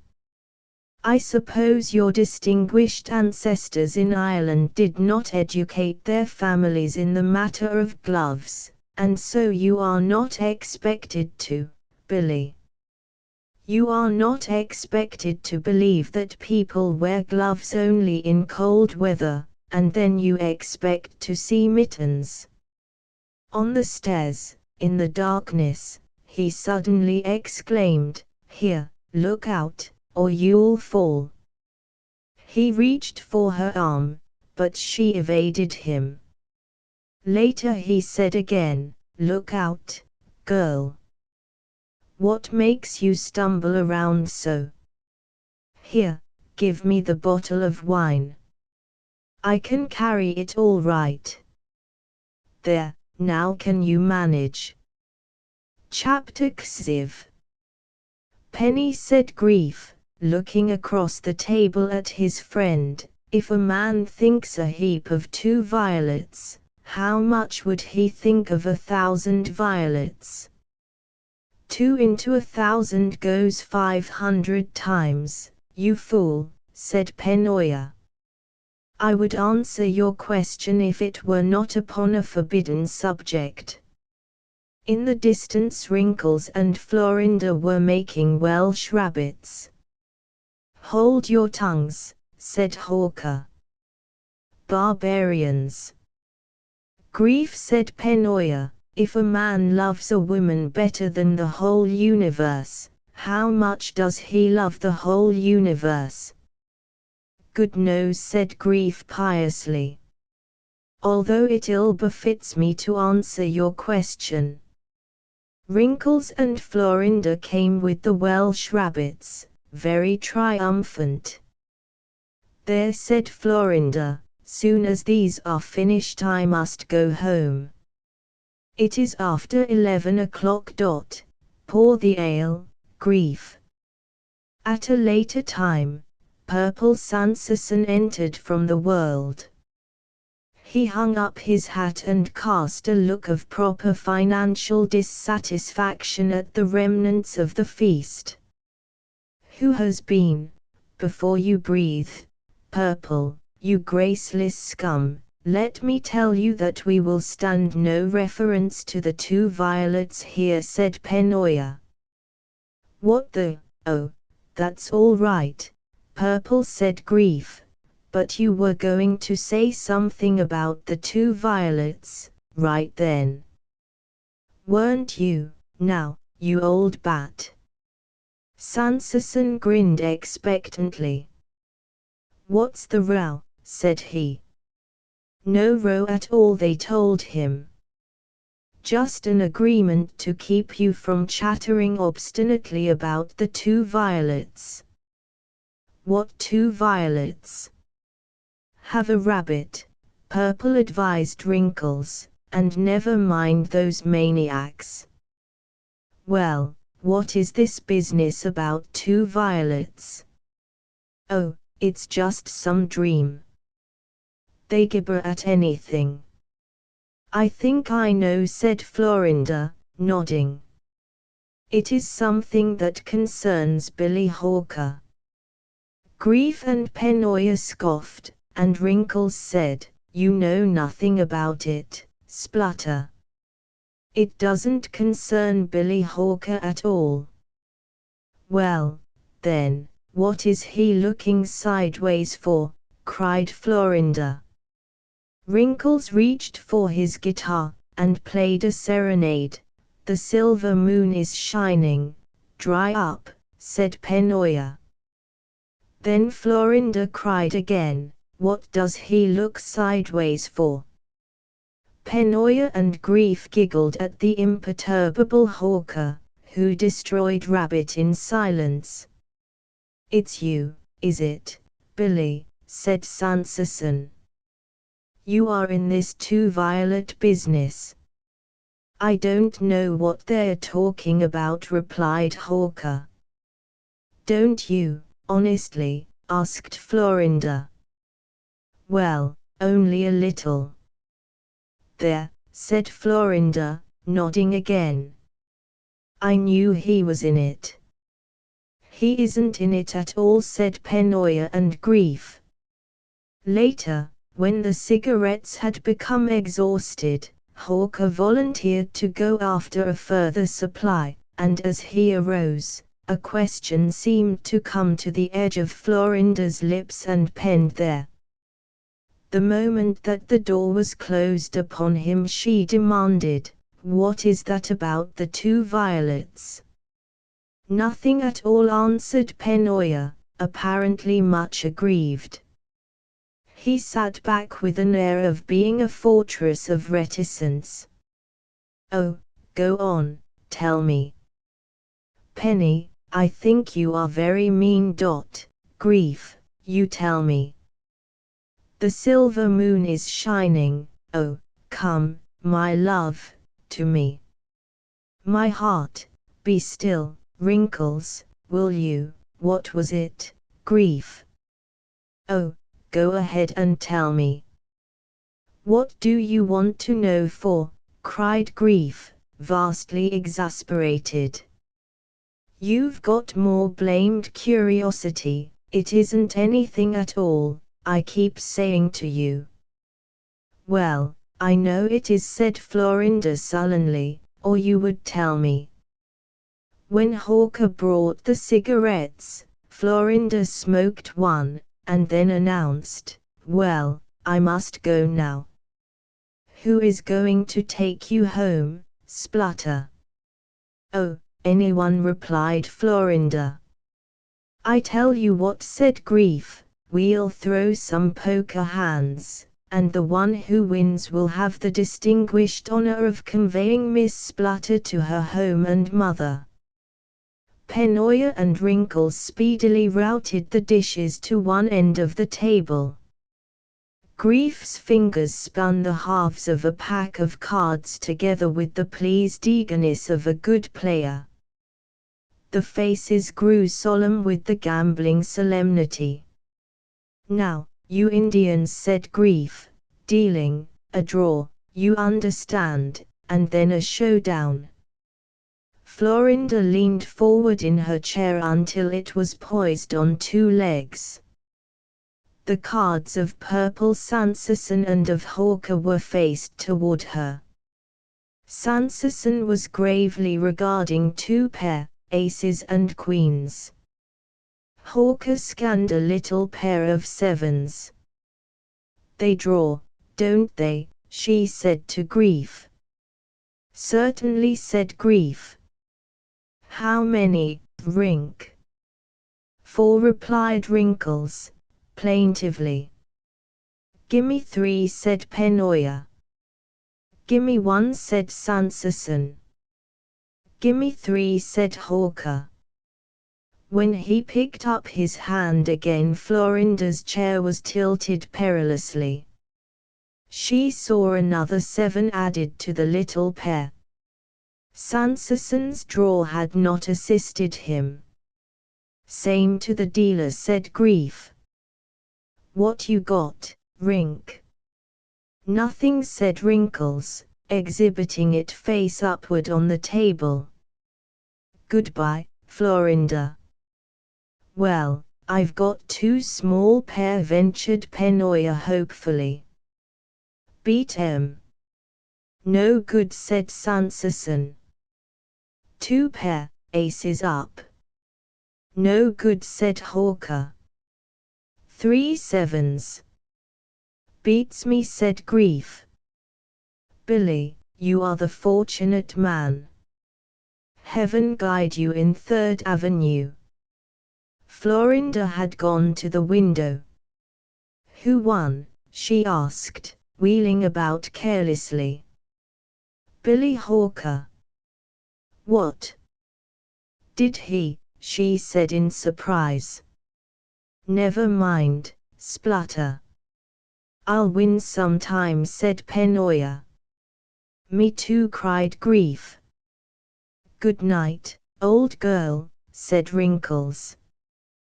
They crowded in the doorway. Hold on to Billy. Remember the 2 steps going up, Penoya called intelligently into the Stygian blackness. Can you see all right? Florinda lived in a flat with fire escapes written all over the front of it. The street in front was being repaired. It had been said by imbecile residents of the vicinity that the paving was never allowed to remain down for a sufficient time to be invalided by the tramping millions, but that it was kept perpetually stacked in little mountains through the unceasing vigilance of a virtuous and heroic city government, which insisted that everything should be repaired. The alderman for the district had sometimes asked indignantly of his fellow members why this street had not been repaired, and they, aroused, had at once ordered it to be repaired. Moreover, shopkeepers, whose stables were adjacent, placed trucks and other vehicles strategically in the darkness. Into this tangled midnight Hawker conducted Florinda. The great avenue behind them was no more than a level stream of yellow light, and the distant merry bells might have been boats floating down it. Grim loneliness hung over the uncouth shapes in the street which was being repaired. Billy, said the girl suddenly, what makes you so mean to me? A peaceful citizen emerged from behind a pile of debris. But he might not have been a peaceful citizen, so the girl clung to Hawker. Why, I'm not mean to you, am I? Yes, she answered.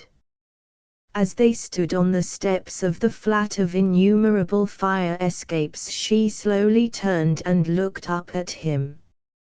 Her face was of a strange pallor in this darkness, and her eyes were as when the moon shines in a lake of the hills. He returned her glance.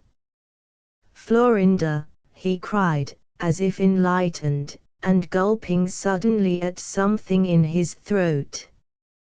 The girl studied the steps and moved from side to side, as do the guilty ones in country schoolhouses. Then she went slowly into the flat. There was a little red lamp hanging on a pile of stones to warn people that the street was being repaired. Chapter XXV. I'll get my check from the gamin on Saturday, said Grief. They bought that string of comics. Well, then, we'll arrange the present funds to last until Saturday noon, said Wrinkles. That gives us quite a lot. We can have a table d'hôte on Friday night. However, the cashier of the gamin office looked under his respectable brass wiring and said, very sorry, Mr. Warwickson, but our payday is Monday. Come around any time after 10. Oh, it doesn't matter, said Grief. When he plunged into the den, his visage flamed with rage. Don't get my check until Monday morning, any time after 10, he yelled, and flung a portfolio of mottled green into the danger zone of the casts. Thunder, said Penoya, sinking at once into a profound despair. Monday morning, any time after 10, murmured Wrinkles, in astonishment and sorrow. While Grief marched to and fro threatening the furniture, Penoya and Wrinkles allowed their underjaws to fall, and remained as men smitten between the eyes by the god of calamity. Singular thing, muttered Penoya at last. You get so frightfully hungry as soon as you learn that there are no more meals coming. Oh, well, said Wrinkles. He took up his guitar. Oh, some folks say that a nigger won steal, way down yonder in de Confield, but are caught too in my Confield, way down yonder in de Confield. Oh, let up, said Grief, as if unwilling to be moved from his despair.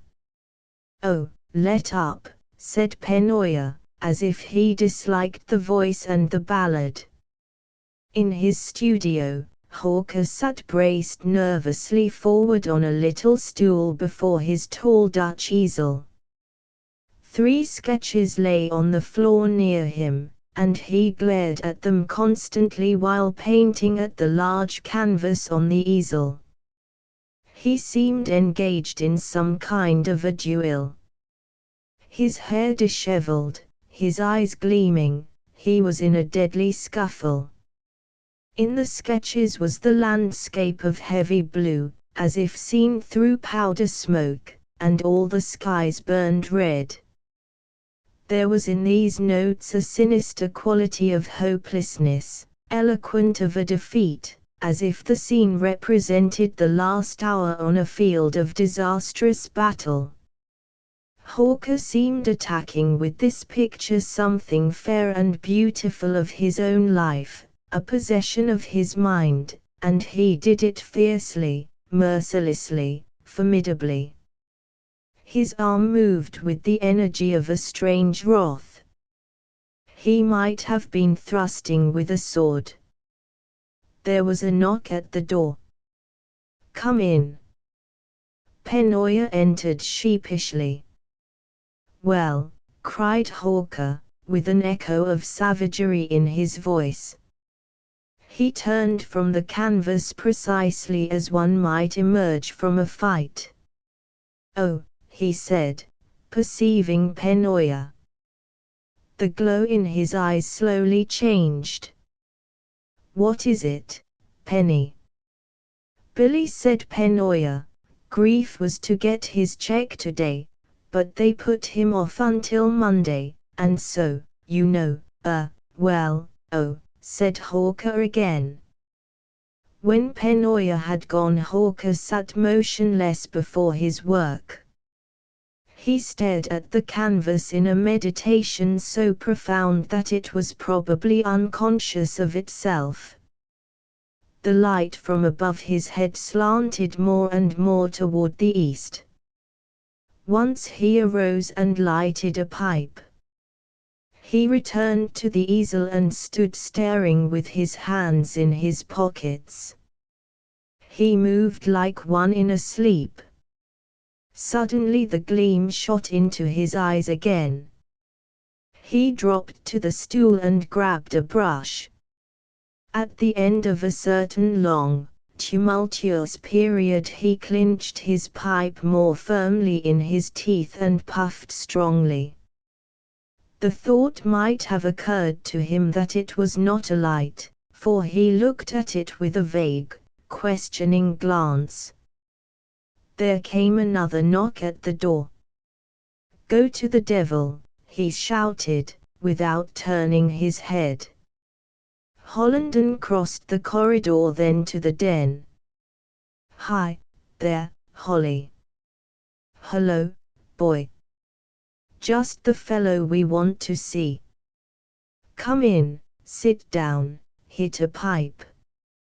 Say, who was the girl Billy Hawker went mad over this summer?" "Blazes," said Hollenden, recovering slowly from this onslaught. "Who, what, how did you Indians find it out?" "Oh, we tumbled," they cried in delight, "we tumbled." "There," said Hollenden, reproaching himself. "And I thought you were such a lot of blockheads." "Oh, we tumbled," they cried again in their ecstasy. "But who is she?" "That's the point." "Well, she was a girl." "Yes, go on." "A New York girl." "Yes. A perfectly stunning New York girl." "Yes. Go ahead." "A perfectly stunning New York girl of a very wealthy and rather old-fashioned family." "Well, I'll be shot." "You don't mean it." "She is practically seated on top of the Matterhorn." "Poor old Billy." "Not at all," said Hollenden composedly. It was a common habit of Purple Sun Citizen to call attention at night to the resemblance of the den to some little ward in a hospital. Upon this night, when Sanderson and Grief were buried in slumber, Penoya moved restlessly. "Rink," he called softly into the darkness in the direction of the divan, which was secretly a coal box. "What?" said Wrinkles in a surly voice. His mind had evidently been caught at the threshold of sleep. "Do you think Florinda cares much for Billy Hawker?" Wrinkles fretted through some oaths. "How in thunder do I know?" The divan creaked as he turned his face to the wall. "Well," muttered Penoya. Chapter XXVI. The harmony of summer sunlight on leaf and blade of green was not known to the two windows, which looked forth at an obviously endless building of brownstone about which there was the poetry of a prison. Inside, great folds of lace swept down in orderly cascades, as water trained to fall mathematically. The colossal chandelier, gleaming like a Siamese headdress, caught the subtle flashes from unknown places. Hawker heard a step and the soft swishing of a woman's dress. He turned toward the door swiftly, with a certain dramatic impulsiveness. But when she entered the room he said, "How delighted I am to see you again." She had said, "Why, Mr. Hawker, it was so charming in you to come."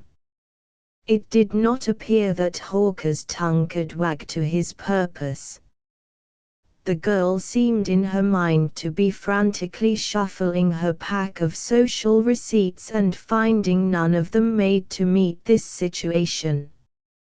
Finally, Hawker said that he thought Hearts at War was a very good play. "Did you?" she said in surprise. "I thought it much like the others." "Well, so did I," he cried hastily, the same figures moving around in the mud of modern confusion.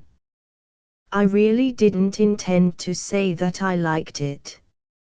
Fact is, meeting you rather moved me out of my mental track." "Mental track," she said. "I didn't know clever people had mental tracks. I thought it was a privilege of the theologians." "Who told you I was clever?" he demanded. "Why," she said, opening her eyes wider, "nobody. Hawker smiled and looked upon her with gratitude. Of course, nobody. There couldn't be such an idiot.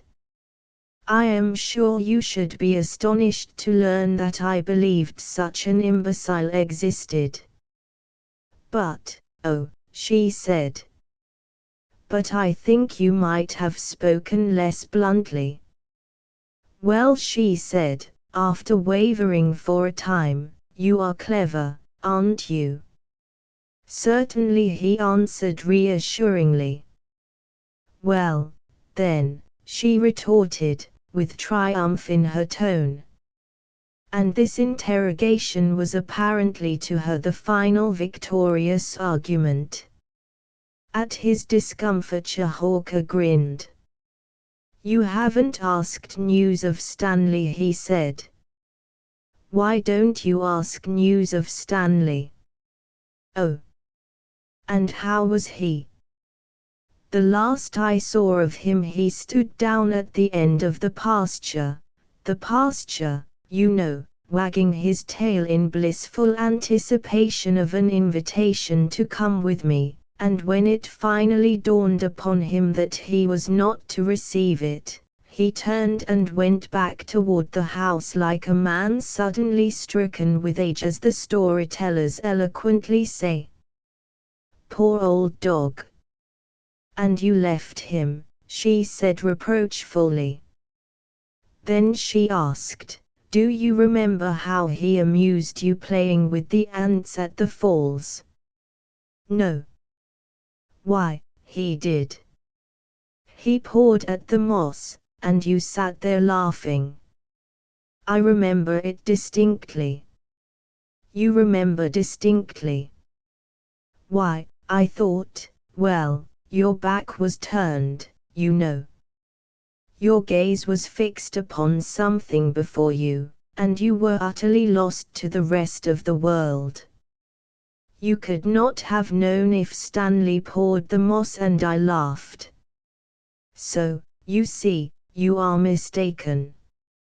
As a matter of fact, I utterly deny that Stanley pawed the moss, or that I laughed, or that any ants appeared at the falls at all. I have always said that you should have been a Chinese soldier of fortune, she observed musingly. Your daring and ingenuity would be prized by the Chinese. There are innumerable tobacco jars in China, he said, measuring the advantages. Moreover, there is no perspective. You don't have to walk 2 miles to see a friend. No. He is always there near you, so that you can't move a chair without hitting your distant friend. Did Holly remain as attentive as ever to the Worcester girls? Yes, of course, as attentive as ever. He dragged me into all manner of tennis games. Why, I thought you loved to play tennis. Oh, well, said Hawker, I did until you left. My sister has gone to the park with the children. I know she will be vexed when she finds that you have called. Ultimately, Hawker said, do you remember our ride behind my father's oxen? No, she answered, I had forgotten it completely. Did we ride behind your father's oxen? After a moment he said, that remark would be prized by the Chinese. We did. And you most graciously professed to enjoy it, which earned my deep gratitude and admiration. For no one knows better than I, he added meekly, that it is no great comfort or pleasure to ride behind my father's oxen. She smiled retrospectively. Do you remember how the people on the porch hurried to the railing? Chapter XXI. Near the door the stout proprietress sat entrenched behind the cash box in a Parisian manner. She looked with practical amiability at her guests, who dined noisily and with great fire, discussing momentous problems furiously, making wide, maniacal gestures through the cigarette smoke. Meanwhile the little handful of waiters ran to and fro wildly. Imperious and importunate cries rang at them from all directions. Gustav! Adolphe! Their faces expressed a settled despair. They answered calls, commands, oaths in a semi-distraction, fleeting among the tables as if pursued by some dodging animal.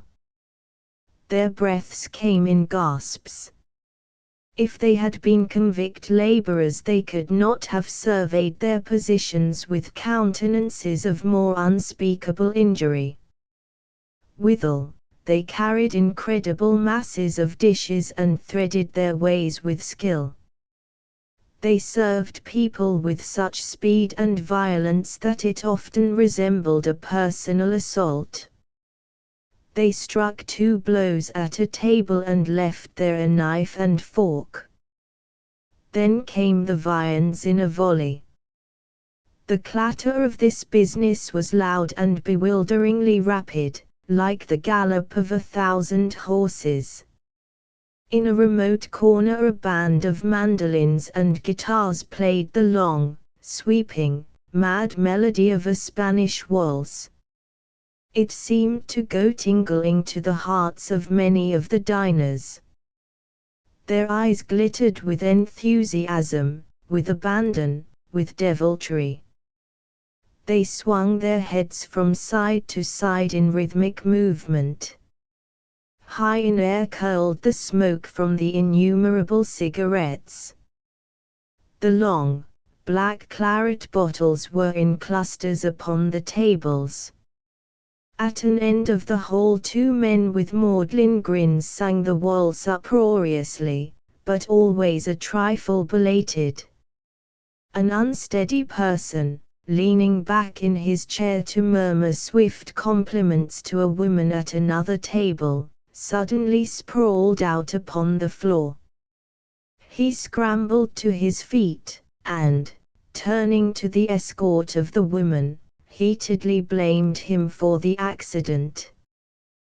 They exchanged a series of tense, bitter insults, which splattered back and forth between them like pellets. People arose from their chairs and stretched their necks. The musicians stood in a body, their faces turned with expressions of keen excitement toward this quarrel, but their fingers still twinkling over their instruments, sending into the middle of this turmoil the passionate, mad, Spanish music. The proprietor of the place came in agitation and plunged headlong into the argument, where he thereafter appeared as a frantic creature harried to the point of insanity, for they buried him at once in long, vociferous threats, explanations, charges, every form of declamation known to their voices. The music, the noise of the galloping horses, the voices of the brawlers, gave the whole thing the quality of war. There were 2 men in the café who seemed to be tranquil. Hollenden carefully stacked 1 lump of sugar upon another in the middle of his saucer and poured cognac over them. He touched a match to the cognac and the blue and yellow flames eddied in the saucer. "I wonder what those 2 fools are bellowing at," he said, turning about irritably. "Hanged if I know," muttered Hawker in reply. "This place makes me weary, anyhow. Hear the blooming din."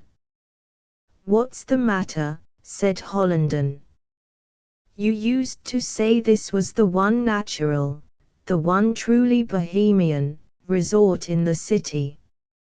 You swore by it." "Well, I don't like it so much anymore." Ho, cried Hollenden, you're getting correct, that's it exactly. You will become one of these intensely. Look, Billy, the little one is going to punch him. No, he isn't. They never do, said Hawker morosely.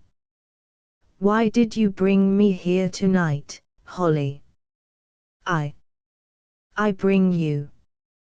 Good heavens, I came as a concession to you. What are you talking about, Hi? The little one is going to punch him, sure. He gave the scene his undivided attention for a moment, then he turned again. You will become correct. I know you will. I have been watching. You are about to achieve a respectability that will make a stone saint blush for himself. What's the matter with you? You act as if you thought falling in love with a girl was a most extraordinary circumstance. I wish they would put those people out. Of course I know that you, there. The little one has swiped at him at last. After a time he resumed his oration. Of course, I know that you are not reformed in the matter of this uproar and this remarkable consumption of bad wine. It is not that. It is a fact that there are indications that some other citizen was fortunate enough to possess your napkin before you, and, moreover, you are sure that you would hate to be caught by your correct friends with any such consomme in front of you as we had tonight. You have got an eye suddenly for all kinds of guilt. You are in the way of becoming a most unbearable person. Oh, look. The little one and the proprietor are having it now. You are in the way of becoming a most unbearable person. Presently many of your friends will not be fine enough. In heaven's name, why don't they throw him out? Are you going to howl and gesticulate there all night? Well, said Hawker, a man would be a fool if he did like this dinner. Certainly. But what an immaterial part in the glory of this joint is the dinner. Who cares about dinner? No one comes here to eat, that's what you always claimed. Well, there, at last they are throwing him out. I hope he lands on his head.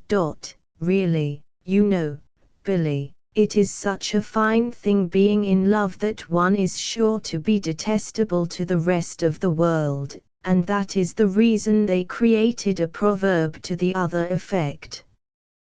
You want to look out. You talk like a blasted old granny, said Hawker. Haven't changed at all. This place is all right, only, you are gone, interrupted Hollenden in a sad voice. It is very plain, you are gone. Chapter 8.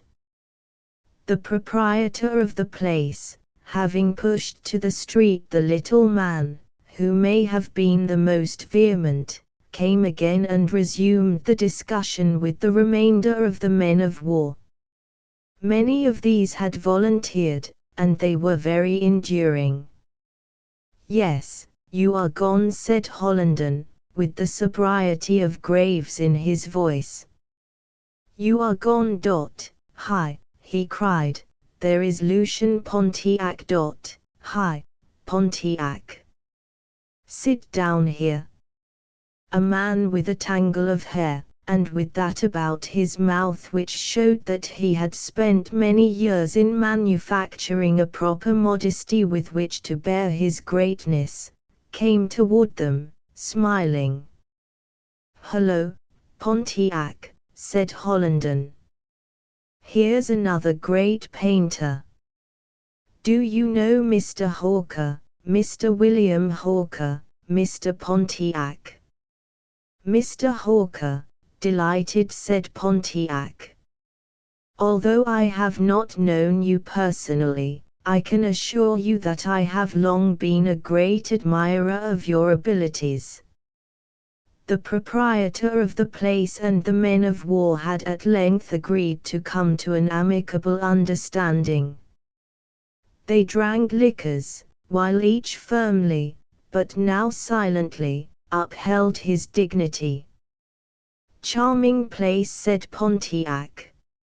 So thoroughly Parisian in spirit.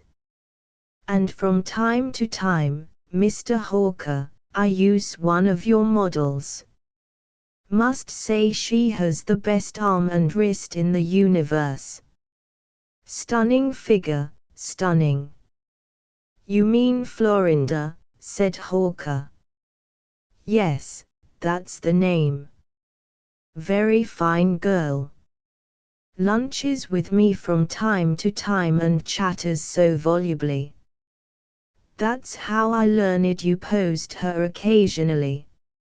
If the models didn't gossip, we would never know what painters were addicted to profanity. Now that old Thorndyke, he told me you swore like a drill sergeant if the model winked a finger at the critical time. Very fine girl, Florinda. And honest, too, honest as the devil. Very curious thing.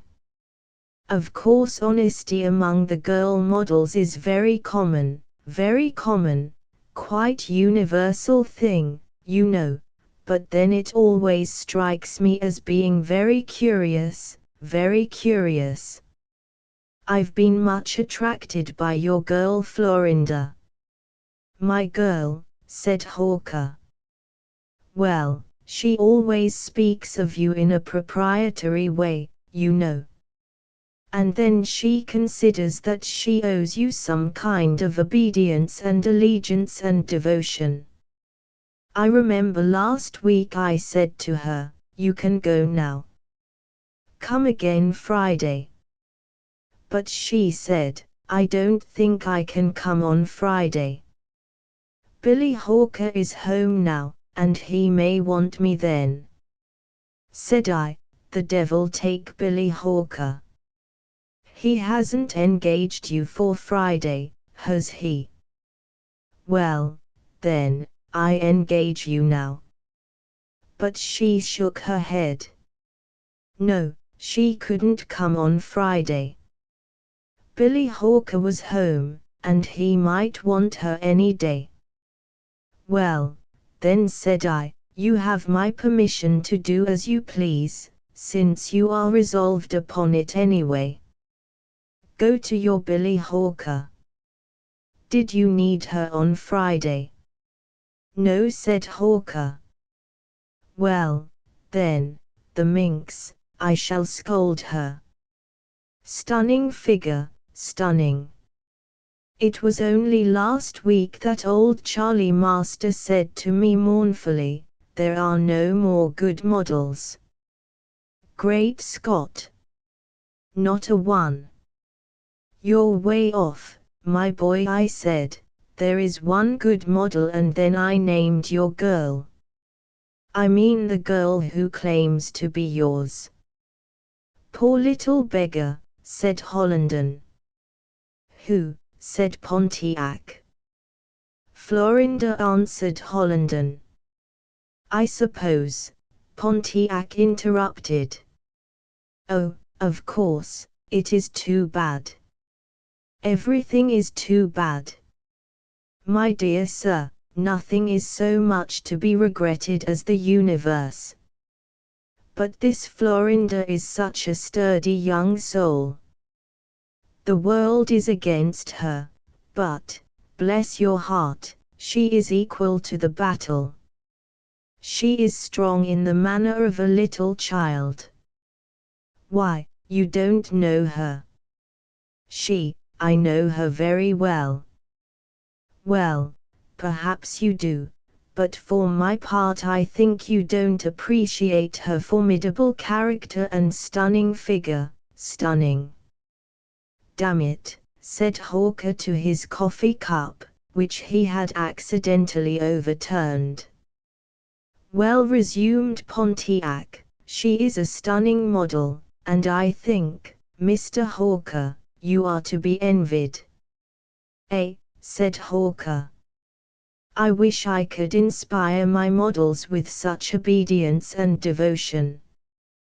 Then I would not be obliged to rail at them for being late, and have to badger them for not showing up at all. She has a beautiful figure, beautiful. Chapter 6. When Hawker went again to the house of the great window, he looked first at the colossal chandelier, and, perceiving that it had not moved, he smiled in a certain friendly and familiar way. It must be a fine thing, said the girl dreamily. I always feel envious of that sort of life. What sort of life?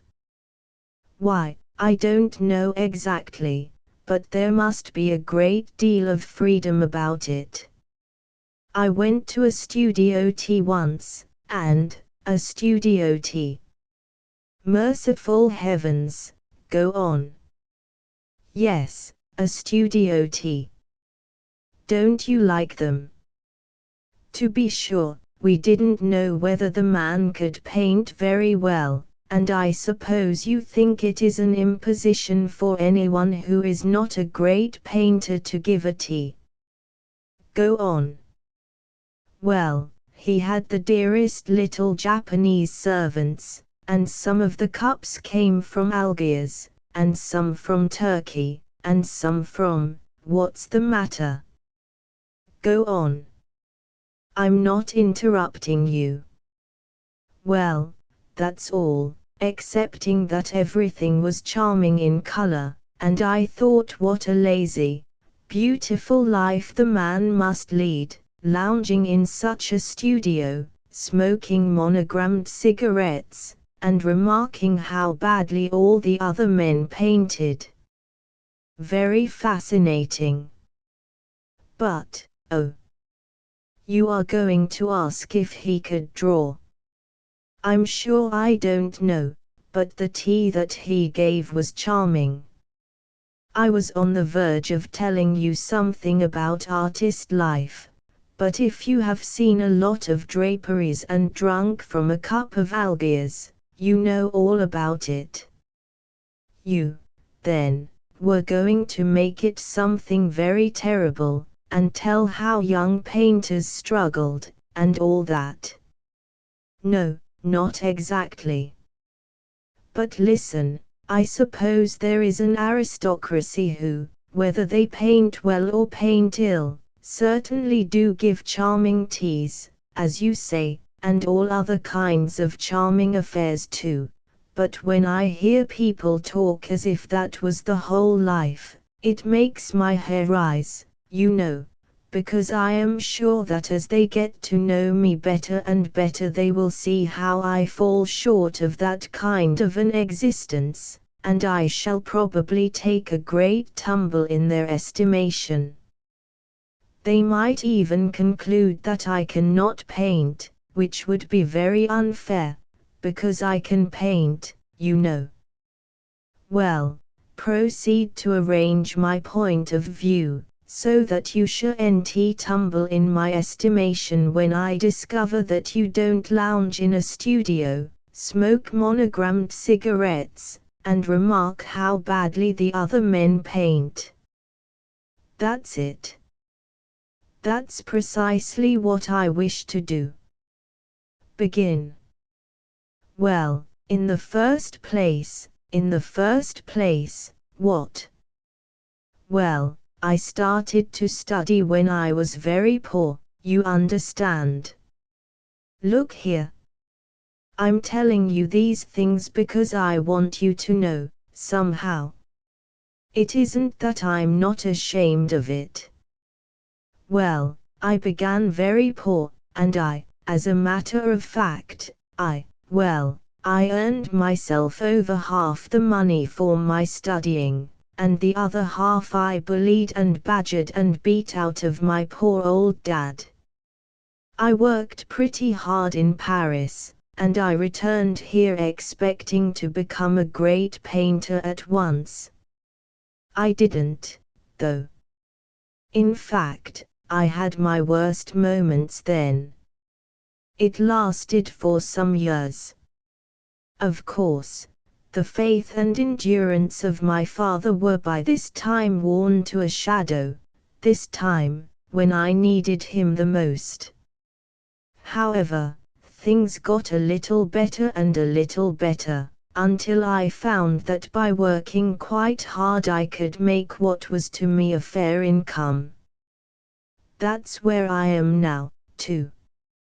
Why are you so ashamed of this story? The poverty. Poverty isn't anything to be ashamed of. Great heavens! Have you the temerity to get off that old nonsensical remark? Poverty is everything to be ashamed of.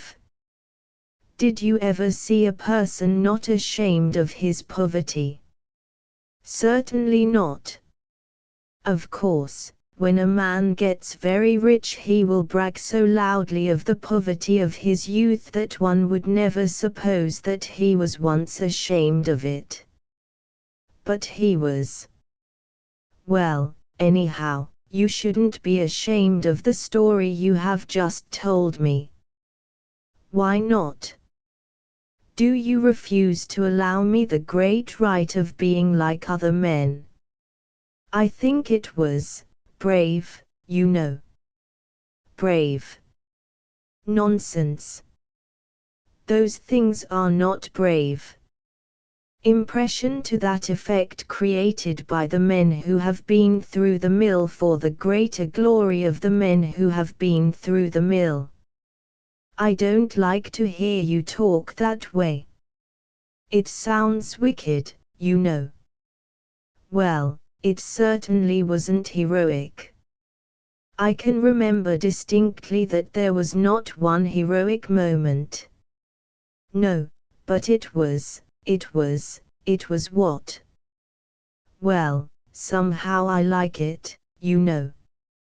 Chapter XXX. There's 3 of them, said Grief in a hoarse whisper. 4, I tell you, said Wrinkles in a low, excited tone. 4, breathed Penoya with decision. They held fierce pantomimic argument. From the corridor came sounds of rustling dresses and rapid feminine conversation. Grief had kept his ear to the panel of the door. His hand was stretched back, warning the others to silence. Presently he turned his head and whispered, 3. 4, whispered Penoya and Wrinkles. Holly is there, 2, whispered Grief. Billy is unlocking the door. Now they're going in. Hear them cry out, oh, isn't it lovely? Jinx. He began a noiseless dance about the room. Jinx. Don't I wish I had a big studio and a little reputation? Wouldn't I have my swell friends come to see me, and wouldn't I entertain 'em? He adopted a descriptive manner, and with his forefinger indicated various spaces of the wall. Here is a little thing I did in Brittany. Peasant woman in sabots. This brown spot here is the peasant woman, and those 2 white things are the sabots. Peasant women in sabots, don't you see? Women in Brittany, of course, all wear sabots, you understand. Convenience of the painters. I see you are looking at that little thing I did in Morocco. Ah, you admire it. Well, not so bad, not so bad. Arab smoking pipe, squatting in doorway. This long streak here is the pipe. Clever, you say? Oh, thanks. You are too kind. Well, all Arabs do that, you know. Sole occupation. Convenience of the painters. Now, this little thing here I did in Venice. Grand Canal, you know. Gondolier leaning on his oar. Convenience of the painters. Oh, yes, American subjects are well enough, but hard to find, you know, hard to find. Morocco, Venice, Brittany, Holland, all oblige with color, you know, quaint form, all that. We are so hideously modern over here, and, besides, nobody has painted us much. How the devil can I paint America when nobody has done it before me? My dear sir, are you aware that that would be originality? Good heavens! We are not aesthetic, you understand. Oh, yes, some good mind comes along and understands a thing and does it, and after that it is aesthetic. Yes, of course, but then, well, now, here is a little Holland thing of mine, the others had evidently not been heeding him. Shut up, said Wrinkles suddenly. Listen.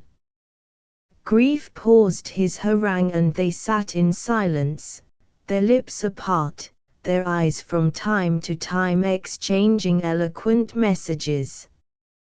A dulled melodious babble came from Hawker's studio. At length Penoya murmured wistfully, I would like to see her. Wrinkles started noiselessly to his feet. Well, I tell you she's a peach. I was going up the steps, you know, with a loaf of bread under my arm, when I chanced to look up the street and saw Billy and Holland coming with 4 of them. 3, said Grief. 4, and I tell you I scattered. One of the 2 with Billy was a peach, a peach. Oh, Lord, groaned the others enviously. Billy's in luck. How do you know, said Wrinkles. Billy is a blamed good fellow, but that doesn't say she will care for him, more likely that she won't. They sat again in silence, grinning, and listening to the murmur of voices. There came the sound of a step in the hallway. It ceased at a point opposite the door of Hawker's studio. Presently it was heard again. Florinda entered the den. Hello, she cried, who is over in Billy's place? I was just going to knock, they motioned at her violently. Pshaw, they whispered. Their countenances were very impressive. What's the matter with you fellows? Asked Florinda in her ordinary tone, whereupon they made gestures of still greater wildness. Sure. Florinda lowered her voice properly. Who is over there? Some swells, they whispered. Florinda bent her head. Presently she gave a little start. Who is over there? Her voice became a tone of deep awe. She. Wrinkles and Grief exchanged a swift glance. Penoya said gruffly, Who do you mean? Why, said Florinda, you know. She. The girl that Billy likes. Penoya hesitated for a moment and then said wrathfully, Of course she is. Who do you suppose? Oh, said Florinda. She took a seat upon the divan, which was privately a coal box, and unbuttoned her jacket at the throat. Is she very handsome, Wrinkles replied stoutly, no. Grief said, let's make a sneak down the hall to the little unoccupied room at the front of the building and look from the window there. When they go out we can pipe 'em off. Come on, they exclaimed, accepting this plan with glee.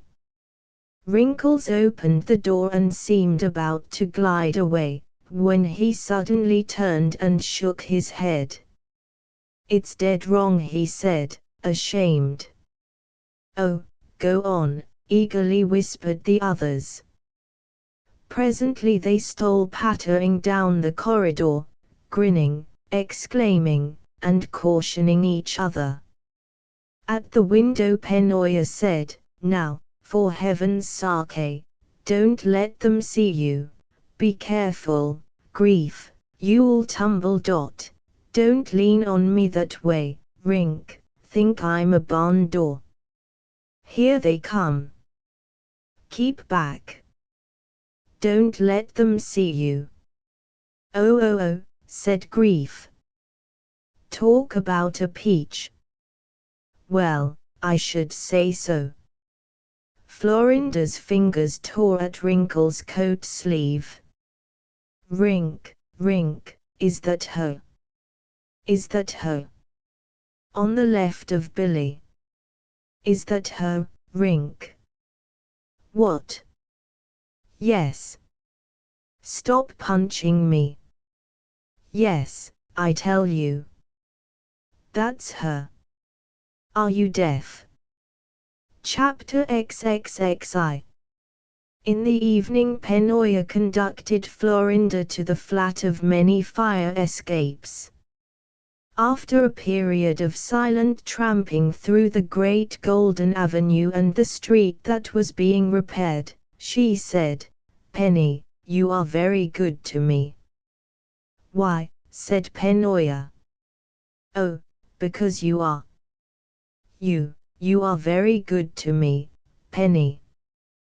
Well, I guess I'm not killing myself. There isn't many fellows like you. No. There isn't many fellows like you, Penny. I tell you most everything, and you just listen, and don't argue with me and tell me I'm a fool, because you know that it can't be helped, anyhow. Oh, nonsense, you kid. Almost anybody would be glad to. Penny, do you think she is very beautiful? Florinda's voice had a singular quality of awe in it. Well, replied Penoya, I don't know. Yes, you do, Penny. Go ahead and tell me. Well, go ahead.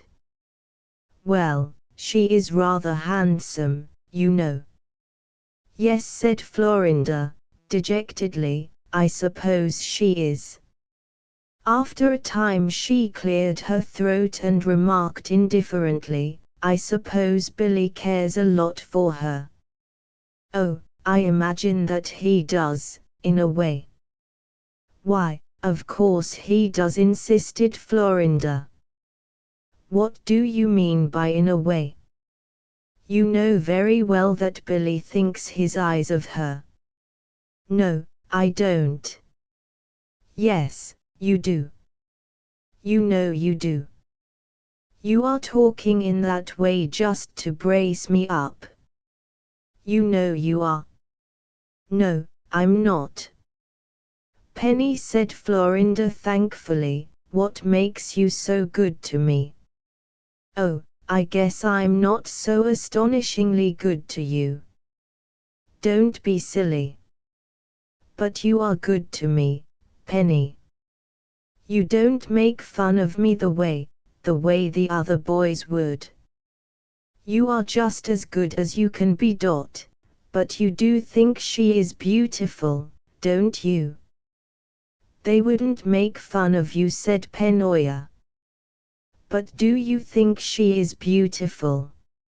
Look here, Splutter, let up on that, will you? You keep harping on one string all the time. Don't bother me. But, honest now, Penny, you do think she is beautiful? Well, then, confound it, no. No. No. Oh, yes, you do, Penny. Go ahead now. Don't deny it just because you are talking to me. Own up, now, Penny. You do think she is beautiful? Well, said Penoya, in a dull roar of irritation, do you? Florinda walked in silence, her eyes upon the yellow flashes which lights sent to the pavement. In the end she said, yes. Yes, what? Asked Penoya sharply. Yes, she is beautiful. Well, then, cried Penoya, abruptly closing the discussion. Florinda announced something as a fact. Billy thinks his eyes of her. How do you know he does? Don't scold at me, Penny. I'm not scolding at you. There. What a goose you are, Splutter. Don't, for heaven's sake, go to whimpering on the street. I didn't say anything to make you feel that way. Come, pull yourself together. I'm not whimpering. No, of course not, but then you look as if you were on the edge of it. What a little idiot. Chapter XXX. When the snow fell upon the clashing life of the city, the exiled stones, beaten by myriad strange feet, were told of the dark, silent forests where the flakes swept through the hemlocks and swished softly against the boulders. In his studio Hawker smoked a pipe, clasping his knee with thoughtful, interlocked fingers. He was gazing sourly at his finished picture. Once he started to his feet with a cry of vexation. Looking back over his shoulder, he swore an insult into the face of the picture.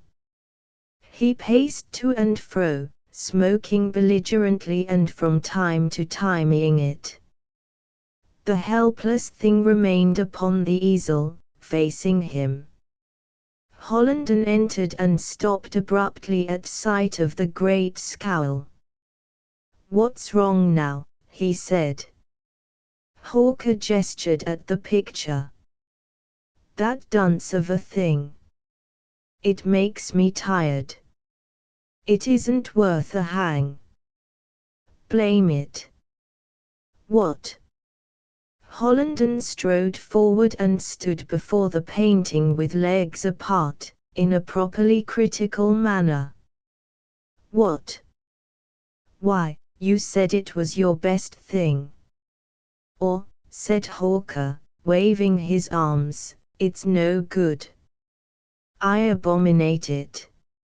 I didn't get what I wanted, I tell you. I didn't get what I wanted. That, he shouted, pointing thrustway at it, that. It's vile. Or. It makes me weary. You're in a nice state, said Hollenden, turning to take a critical view of the painter. What has got into you now? I swear, you are more kinds of a chump. Hawker crooned dismally, I can't paint. I can't paint for a damn. I'm no good. What in thunder was I invented for, anyhow, Holly? You're a fool, said Hollenden. I hope to die if I ever saw such a complete idiot. You give me a pain. Just because she don't, it isn't that. She has nothing to do with it, although I know well enough, what? I know well enough she doesn't care a hang for me. It isn't that. It is because I can't paint. Look at that thing over there. Remember the thought and energy damn the thing. Why, did you have a row with her? Asked Hollenden, perplexed. I didn't know. No, of course you didn't know, cried Hawker, sneering, because I had no row. It isn't that, I tell you. But I know well enough, he shook his fist vaguely, that she don't care an old tomato can for me. Why should she? He demanded with a curious defiance. In the name of heaven, why should she? I don't know, said Hollenden, I don't know, I'm sure. But, then, women have no social logic. This is the great blessing of the world. There is only one thing which is superior to the multiplicity of social forms, and that is a woman's mind, a young woman's mind.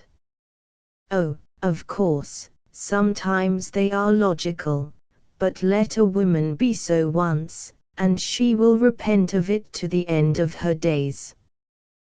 The safety of the world's balance lies in woman's illogical mind. I think, go to blazes, said Hawker. I don't care what you think. I am sure of one thing, and that is that she doesn't care a hang for me. I think, Hollenden continued, that society is doing very well in its work of bravely lawing away at nature, but there is one immovable thing, a woman's illogical mind. That is our safety. Thank heaven, go to blazes, said Hawker again. Chapter XXXIII. As Hawker again entered the room of the great windows, he glanced in sidelong bitterness at the chandelier. When he was seated, he looked at it in open defiance and hatred. Men in the street were shoveling at the snow. The noise of their instruments scraping on the stones came plainly to Hawker's ears in a harsh chorus, and this sound at this time was perhaps to him a miserere. I came to tell you, he began, I came to tell you that perhaps I am going away.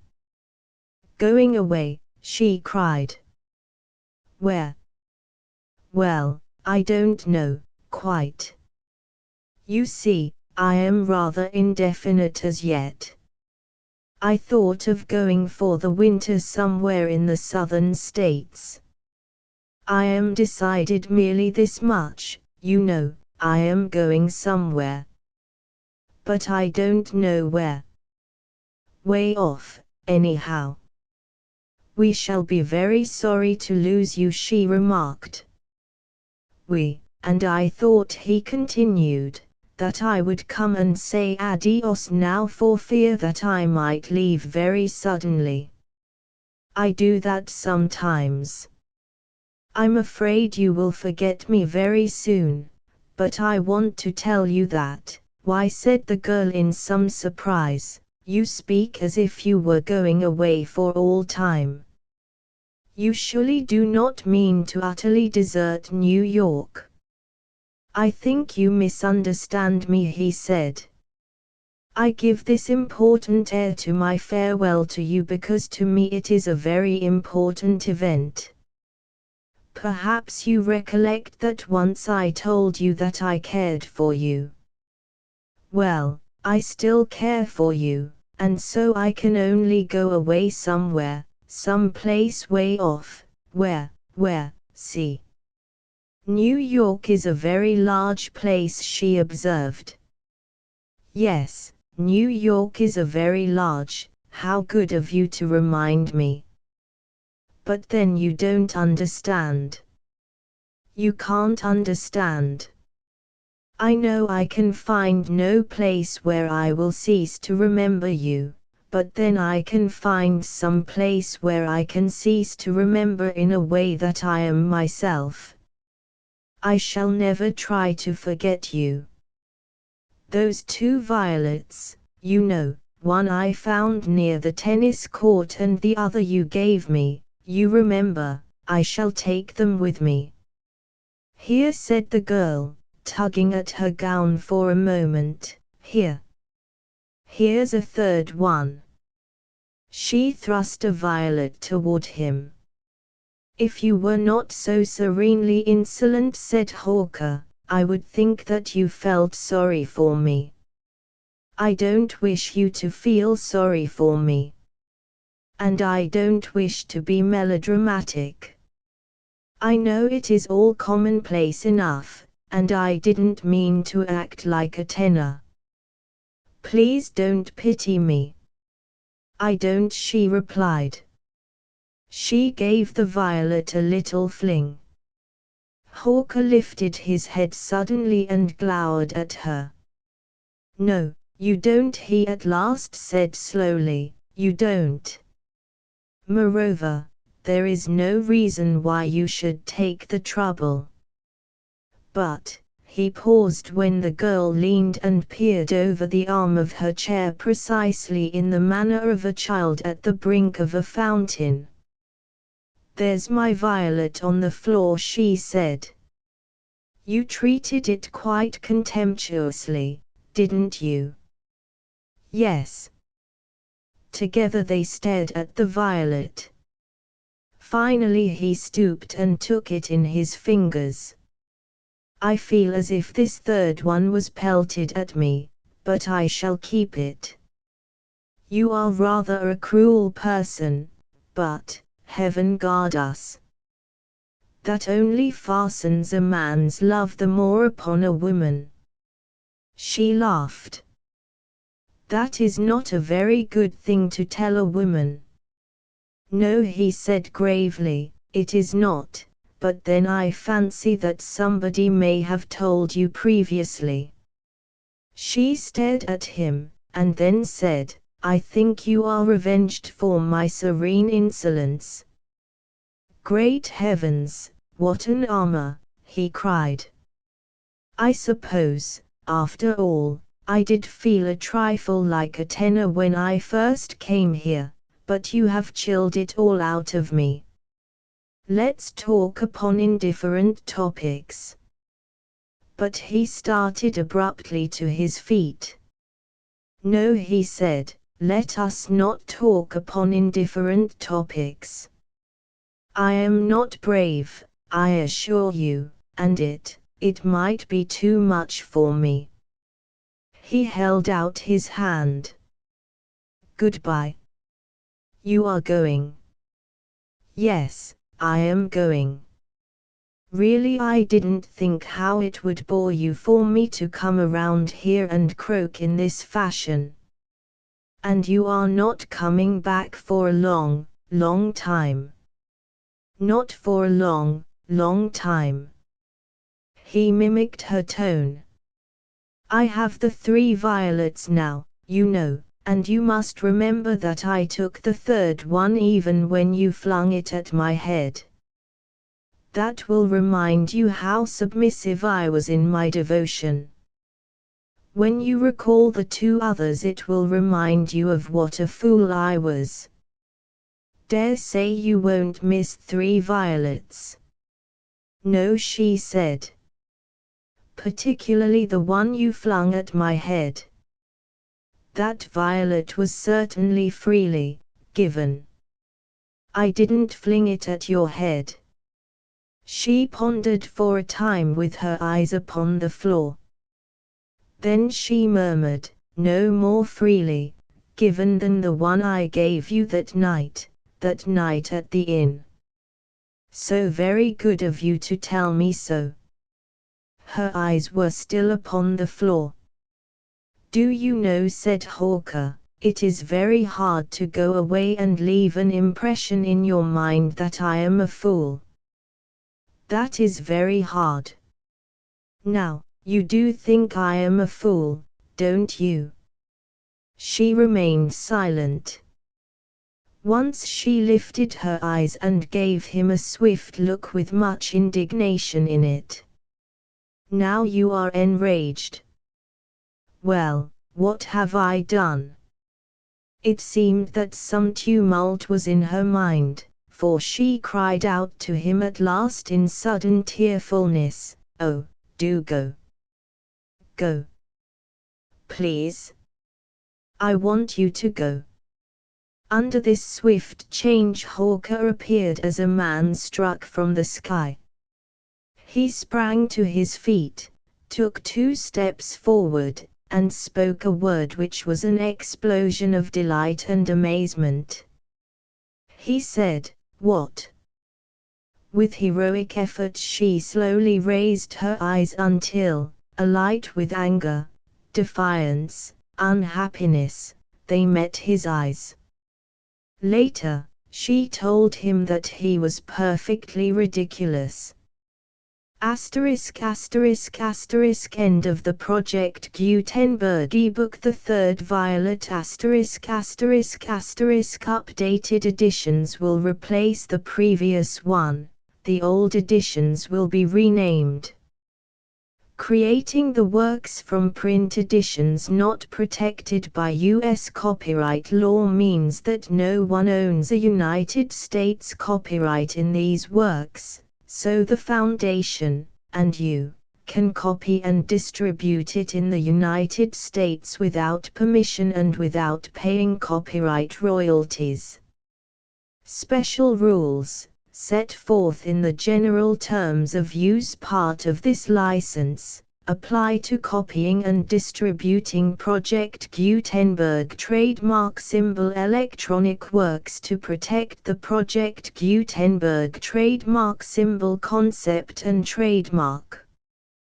Project Gutenberg is a registered trademark, and may not be used if you charge for an ebook, except by following the terms of the trademark license, including paying royalties for use of the Project Gutenberg trademark. If you do not charge anything for copies of this ebook, complying with the trademark license is very easy. You may use this ebook for nearly any purpose such as creation of derivative works, reports, performances and research.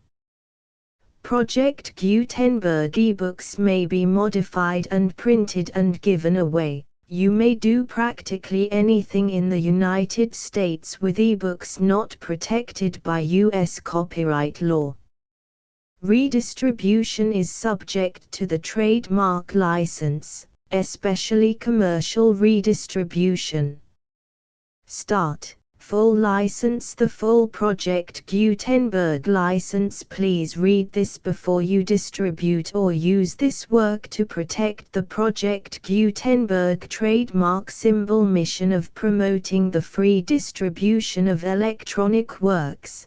By using or distributing this work, or any other work associated in any way with the phrase Project Gutenberg, you agree to comply with all the terms of the full Project Gutenberg trademark symbol license available with this file or online at www.gutenberg.org/license. Section 1. General Terms of Use and Redistributing Project Gutenberg Trademark Symbol Electronic Works 1.0. By reading or using any part of this Project Gutenberg trademark symbol electronic work, you indicate that you have read, understand, agree to and accept all the terms of this license and intellectual property, trademark / copyright, agreement. If you do not agree to abide by all the terms of this agreement, you must cease using and return or destroy all copies of Project Gutenberg trademark symbol electronic works in your possession. If you paid a fee for obtaining a copy of or access to a Project Gutenberg trademark symbol electronic work and you do not agree to be bound by the terms of this agreement, you may obtain a refund from the person or entity to whom you paid the fee as set forth in paragraph 1.e.8. 1.b Project Gutenberg is a registered trademark. It may only be used on or associated in any way with an electronic work by people who agree to be bound by the terms of this agreement. There are a few things that you can do with most Project Gutenberg trademark symbol electronic works even without complying with the full terms of this agreement. See paragraph 1.c below. There are a lot of things you can do with Project Gutenberg trademark symbol electronic works if you follow the terms of this agreement and help preserve free future access to Project Gutenberg trademark symbol electronic works. See paragraph 1.e below. 1.c. The Project Gutenberg Literary Archive Foundation, the Foundation or PGLAF, owns a compilation copyright in the collection of Project Gutenberg trademark symbol electronic works. Nearly all the individual works in the collection are in the public domain in the United States. If an individual work is unprotected by copyright law in the United States and you are located in the United States, we do not claim a right to prevent you from copying, distributing, performing, displaying or creating derivative works based on the work as long as all references to Project Gutenberg are removed. Of course, we hope that you will support the Project Gutenberg trademark symbol mission of promoting free access to electronic works by freely sharing Project Gutenberg trademark symbol works in compliance with the terms of this agreement for keeping the Project Gutenberg trademark symbol name associated with the work. You can easily comply with the terms of this agreement by keeping this work in the same format with its attached full Project Gutenberg trademark symbol license when you share it without charge with others. 1.d. The copyright laws of the place where you are located also govern what you can do with this work. Copyright laws in most countries are in a constant state of change. If you are outside the United States, check the laws of your country in addition to the terms of this agreement before downloading, copying, displaying, performing, distributing or creating derivative works based on this work or any other Project Gutenberg trademark symbol work. The Foundation makes no representations concerning the copyright status of any work in any country other than the United States. 1.e Unless you have removed all references to Project Gutenberg. 1.e.1. The following sentence, with active links to, or other immediate access to, the full Project Gutenberg trademark symbol license must appear prominently whenever any copy of a Project Gutenberg trademark symbol work, any work on which the phrase Project Gutenberg appears, or with which the phrase Project Gutenberg is associated, is accessed, displayed, performed, viewed, copied or distributed.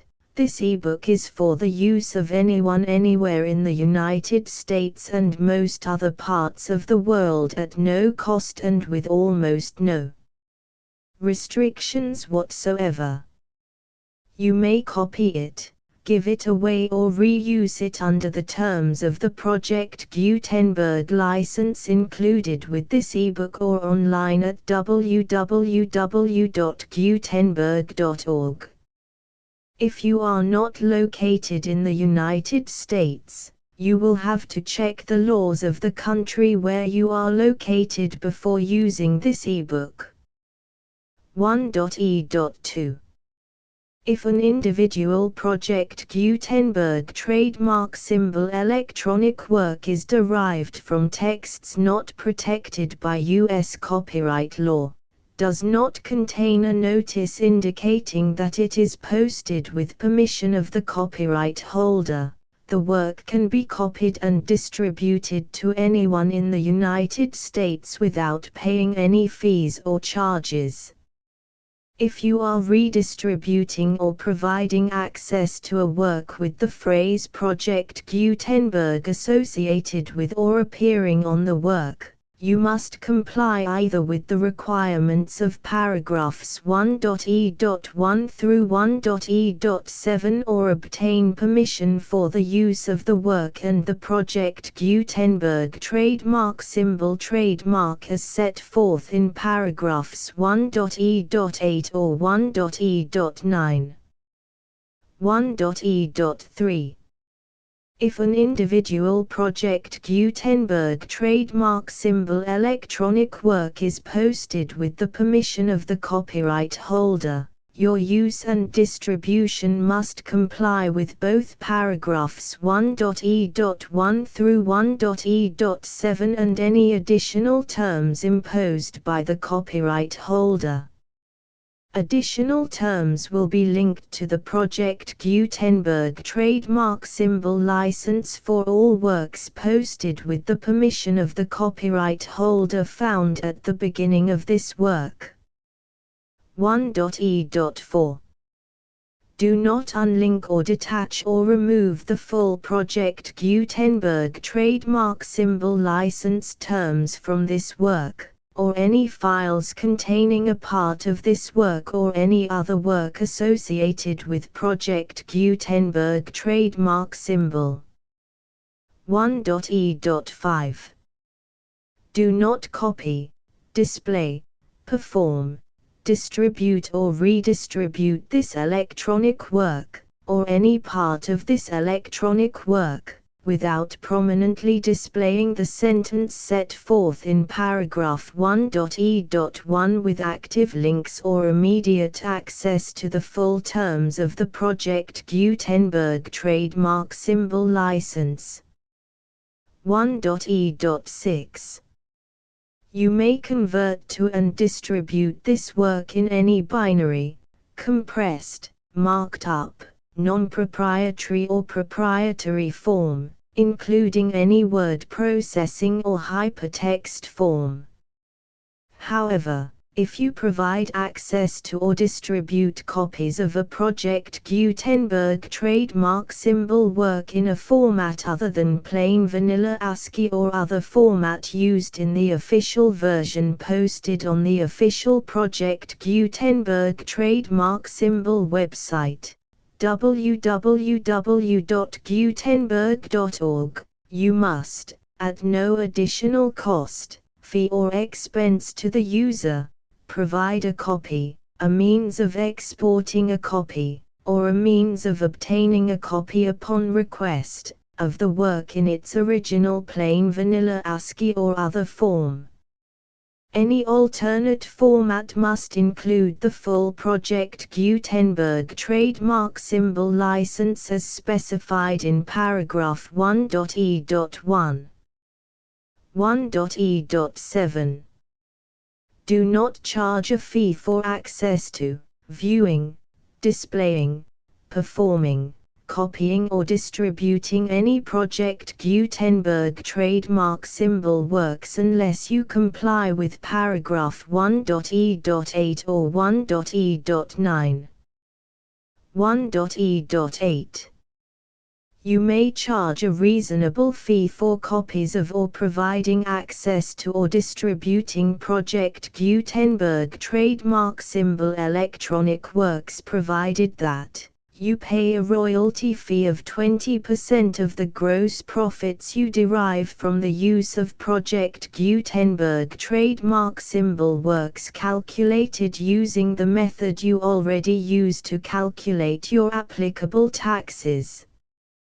The fee is owed to the owner of the Project Gutenberg trademark symbol trademark, but he has agreed to donate royalties under this paragraph to the Project Gutenberg Literary Archive Foundation. Royalty payments must be paid within 60 days following each date on which you prepare, or are legally required to prepare, your periodic tax returns. Royalty payments should be clearly marked as such and sent to the Project Gutenberg Literary Archive Foundation at the address specified in Section 4. Information about donations to the Project Gutenberg Literary Archive Foundation. You provide a full refund of any money paid by a user who notifies you in writing, or by email, within 30 days of receipt that he does not agree to the terms of the full Project Gutenberg trademark symbol license. You must require such a user to return or destroy all copies of the works possessed in a physical medium and discontinue all use of and all access to other copies of Project Gutenberg trademark symbol works. You provide, in accordance with paragraph 1.f.3, a full refund of any money paid for a work or a replacement copy, if a defect in the electronic work is discovered and reported to you within 90 days of receipt of the work. You comply with all other terms of this agreement for free distribution of Project Gutenberg trademark symbol works. 1.e.9. If you wish to charge a fee or distribute a Project Gutenberg trademark symbol electronic work or group of works on different terms than are set forth in this agreement, you must obtain permission in writing from the Project Gutenberg Literary Archive Foundation, the manager of the Project Gutenberg trademark symbol trademark. Contact the Foundation as set forth in Section 3 below. 1.f1.f.1. Project Gutenberg volunteers and employees expend considerable effort to identify, do copyright research on, transcribe and proofread works not protected by U.S. copyright law in creating the Project Gutenberg trademark symbol collection.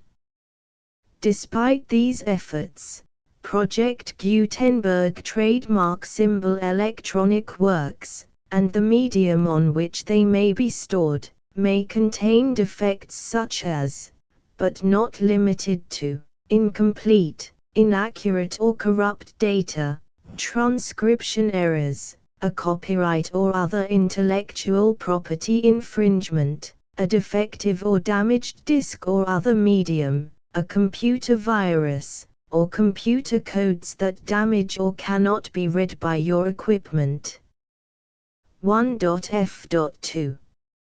Limited warranty, disclaimer of damages, except for the right of replacement or refund described in paragraph 1.f.3, the Project Gutenberg Literary Archive Foundation, the owner of the Project Gutenberg trademark symbol trademark, and any other party distributing a Project Gutenberg trademark symbol electronic work under this agreement, disclaim all liability to you for damages, costs and expenses, including legal fees. You agree that you have no remedies for negligence, strict liability, breach of warranty or breach of contract except those provided in paragraph 1.f.3. You agree that the foundation, the trademark owner, and any distributor under this agreement will not be liable to you for actual, direct, indirect, consequential, punitive or incidental damages even if you give notice of the possibility of such damage. 1.f.3. Limited right of replacement or refund. If you discover a defect in this electronic work within 90 days of receiving it, you can receive a refund of the money, if any, you paid for it by sending a written explanation to the person you received the work from. If you received the work on a physical medium, you must return the medium with your written explanation. The person or entity that provided you with the defective work may elect to provide a replacement copy in lieu of a refund. If you received the work electronically, the person or entity providing it to you may choose to give you a second opportunity to receive the work electronically in lieu of a refund. If the second copy is also defective, you may demand a refund in writing without further opportunities to fix the problem. 1.f.4. Except for the limited right of replacement or refund set forth in paragraph 1.f.3, this work is provided to you as is, with no other warranties of any kind, express or implied, including but not limited to warranties of merchantability or fitness for any purpose. 1.f.5. Some states do not allow disclaimers of certain implied warranties or the exclusion or limitation of certain types of damages. If any disclaimer or limitation set forth in this agreement violates the law of the state applicable to this agreement, the agreement shall be interpreted to make the maximum disclaimer or limitation permitted by the applicable state law. The invalidity or unenforceability of any provision of this agreement shall not void the remaining provisions. 1.f.6. Indemnity. You agree to indemnify and hold the foundation, the trademark owner, any agent or employee of the foundation, anyone providing copies of Project Gutenberg trademark symbol electronic works in accordance with this agreement, and any volunteers associated with the production, promotion and distribution of Project Gutenberg trademark symbol electronic works, harmless from all liability, costs and expenses, including legal fees, that arise directly or indirectly from any of the following which you do or cause to occur. A. Distribution of this or any Project Gutenberg trademark symbol work. B. Alteration, modification, or additions or deletions to any Project Gutenberg trademark symbol work, and C. Any defect you cause. Section 2. Information about the mission of Project Gutenberg trademark symbol. Project Gutenberg trademark symbol is synonymous with the free distribution of electronic works in formats readable by the widest variety of computers, including obsolete, old, middle-aged and new computers. It exists because of the efforts of hundreds of volunteers and donations from people in all walks of life. Volunteers and financial support to provide volunteers with the assistance they need are critical to reaching Project Gutenberg trademark symbol's goals and ensuring that the Project Gutenberg trademark symbol collection will remain freely available for generations to come. In 2001, the Project Gutenberg Literary Archive Foundation was created to provide a secure and permanent future for Project Gutenberg trademark symbol and future generations. To learn more about the Project Gutenberg Literary Archive Foundation and how your efforts and donations can help, see sections 3 and 4 and the Foundation information page at www.gutenberg.org. Section 3. Information about the Project Gutenberg Literary Archive Foundation. The Project Gutenberg Literary Archive Foundation is a non-profit 501(c)(3) educational corporation organized under the laws of the state of Mississippi and granted tax-exempt status by the Internal Revenue Service. The Foundation's IN or Federal Tax Identification Number is 64-6221541. Contributions to the Project Gutenberg Literary Archive Foundation are tax-deductible to the full extent permitted by U.S. federal laws and your state's laws. The Foundation's business office is located at 809 North 1500 West, Salt Lake City, UT 84116. 801-596-1887.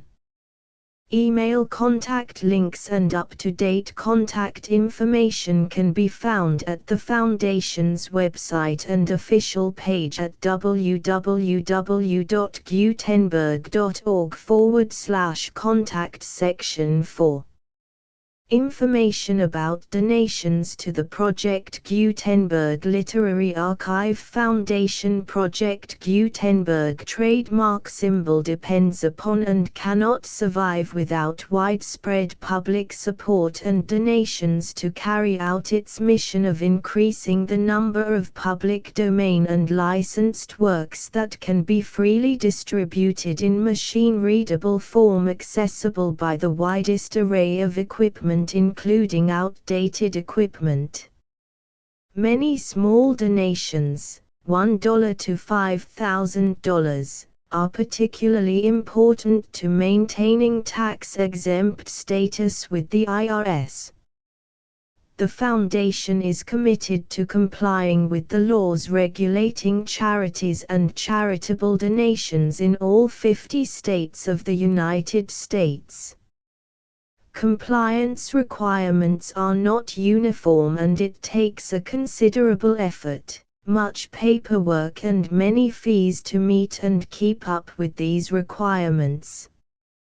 We do not solicit donations in locations where we have not received written confirmation of compliance.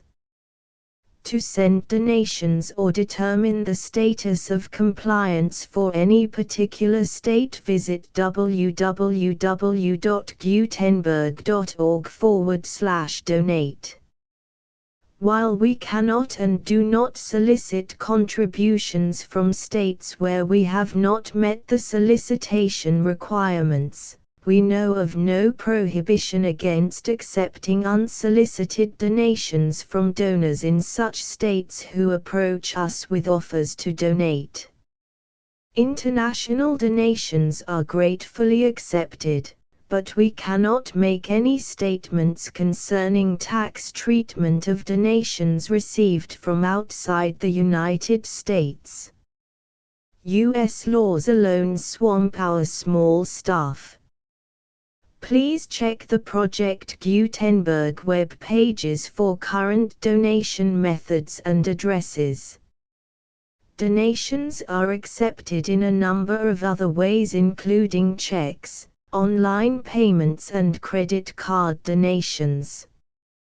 To donate, please visit www.gutenberg.org/donate.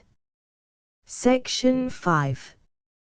General information about Project Gutenberg trademark symbol electronic works. Professor Michael S. Hart was the originator of the Project Gutenberg trademark symbol concept of a library of electronic works that could be freely shared with anyone. For 40 years, he produced and distributed Project Gutenberg trademark symbol ebooks with only a loose network of volunteer support. Project Gutenberg trademark symbol ebooks are often created from several printed editions, all of which are confirmed as not protected by copyright in the US unless a copyright notice is included. Thus, we do not necessarily keep ebooks in compliance with any particular paper edition. Most people start at our website, which has the main PG search facility, www.gutenberg.org. This website includes information about Project Gutenberg trademark symbol, including how to make donations to the Project Gutenberg Literary Archive Foundation, how to help produce our new ebooks, and how to subscribe to our email newsletter to hear about new ebooks.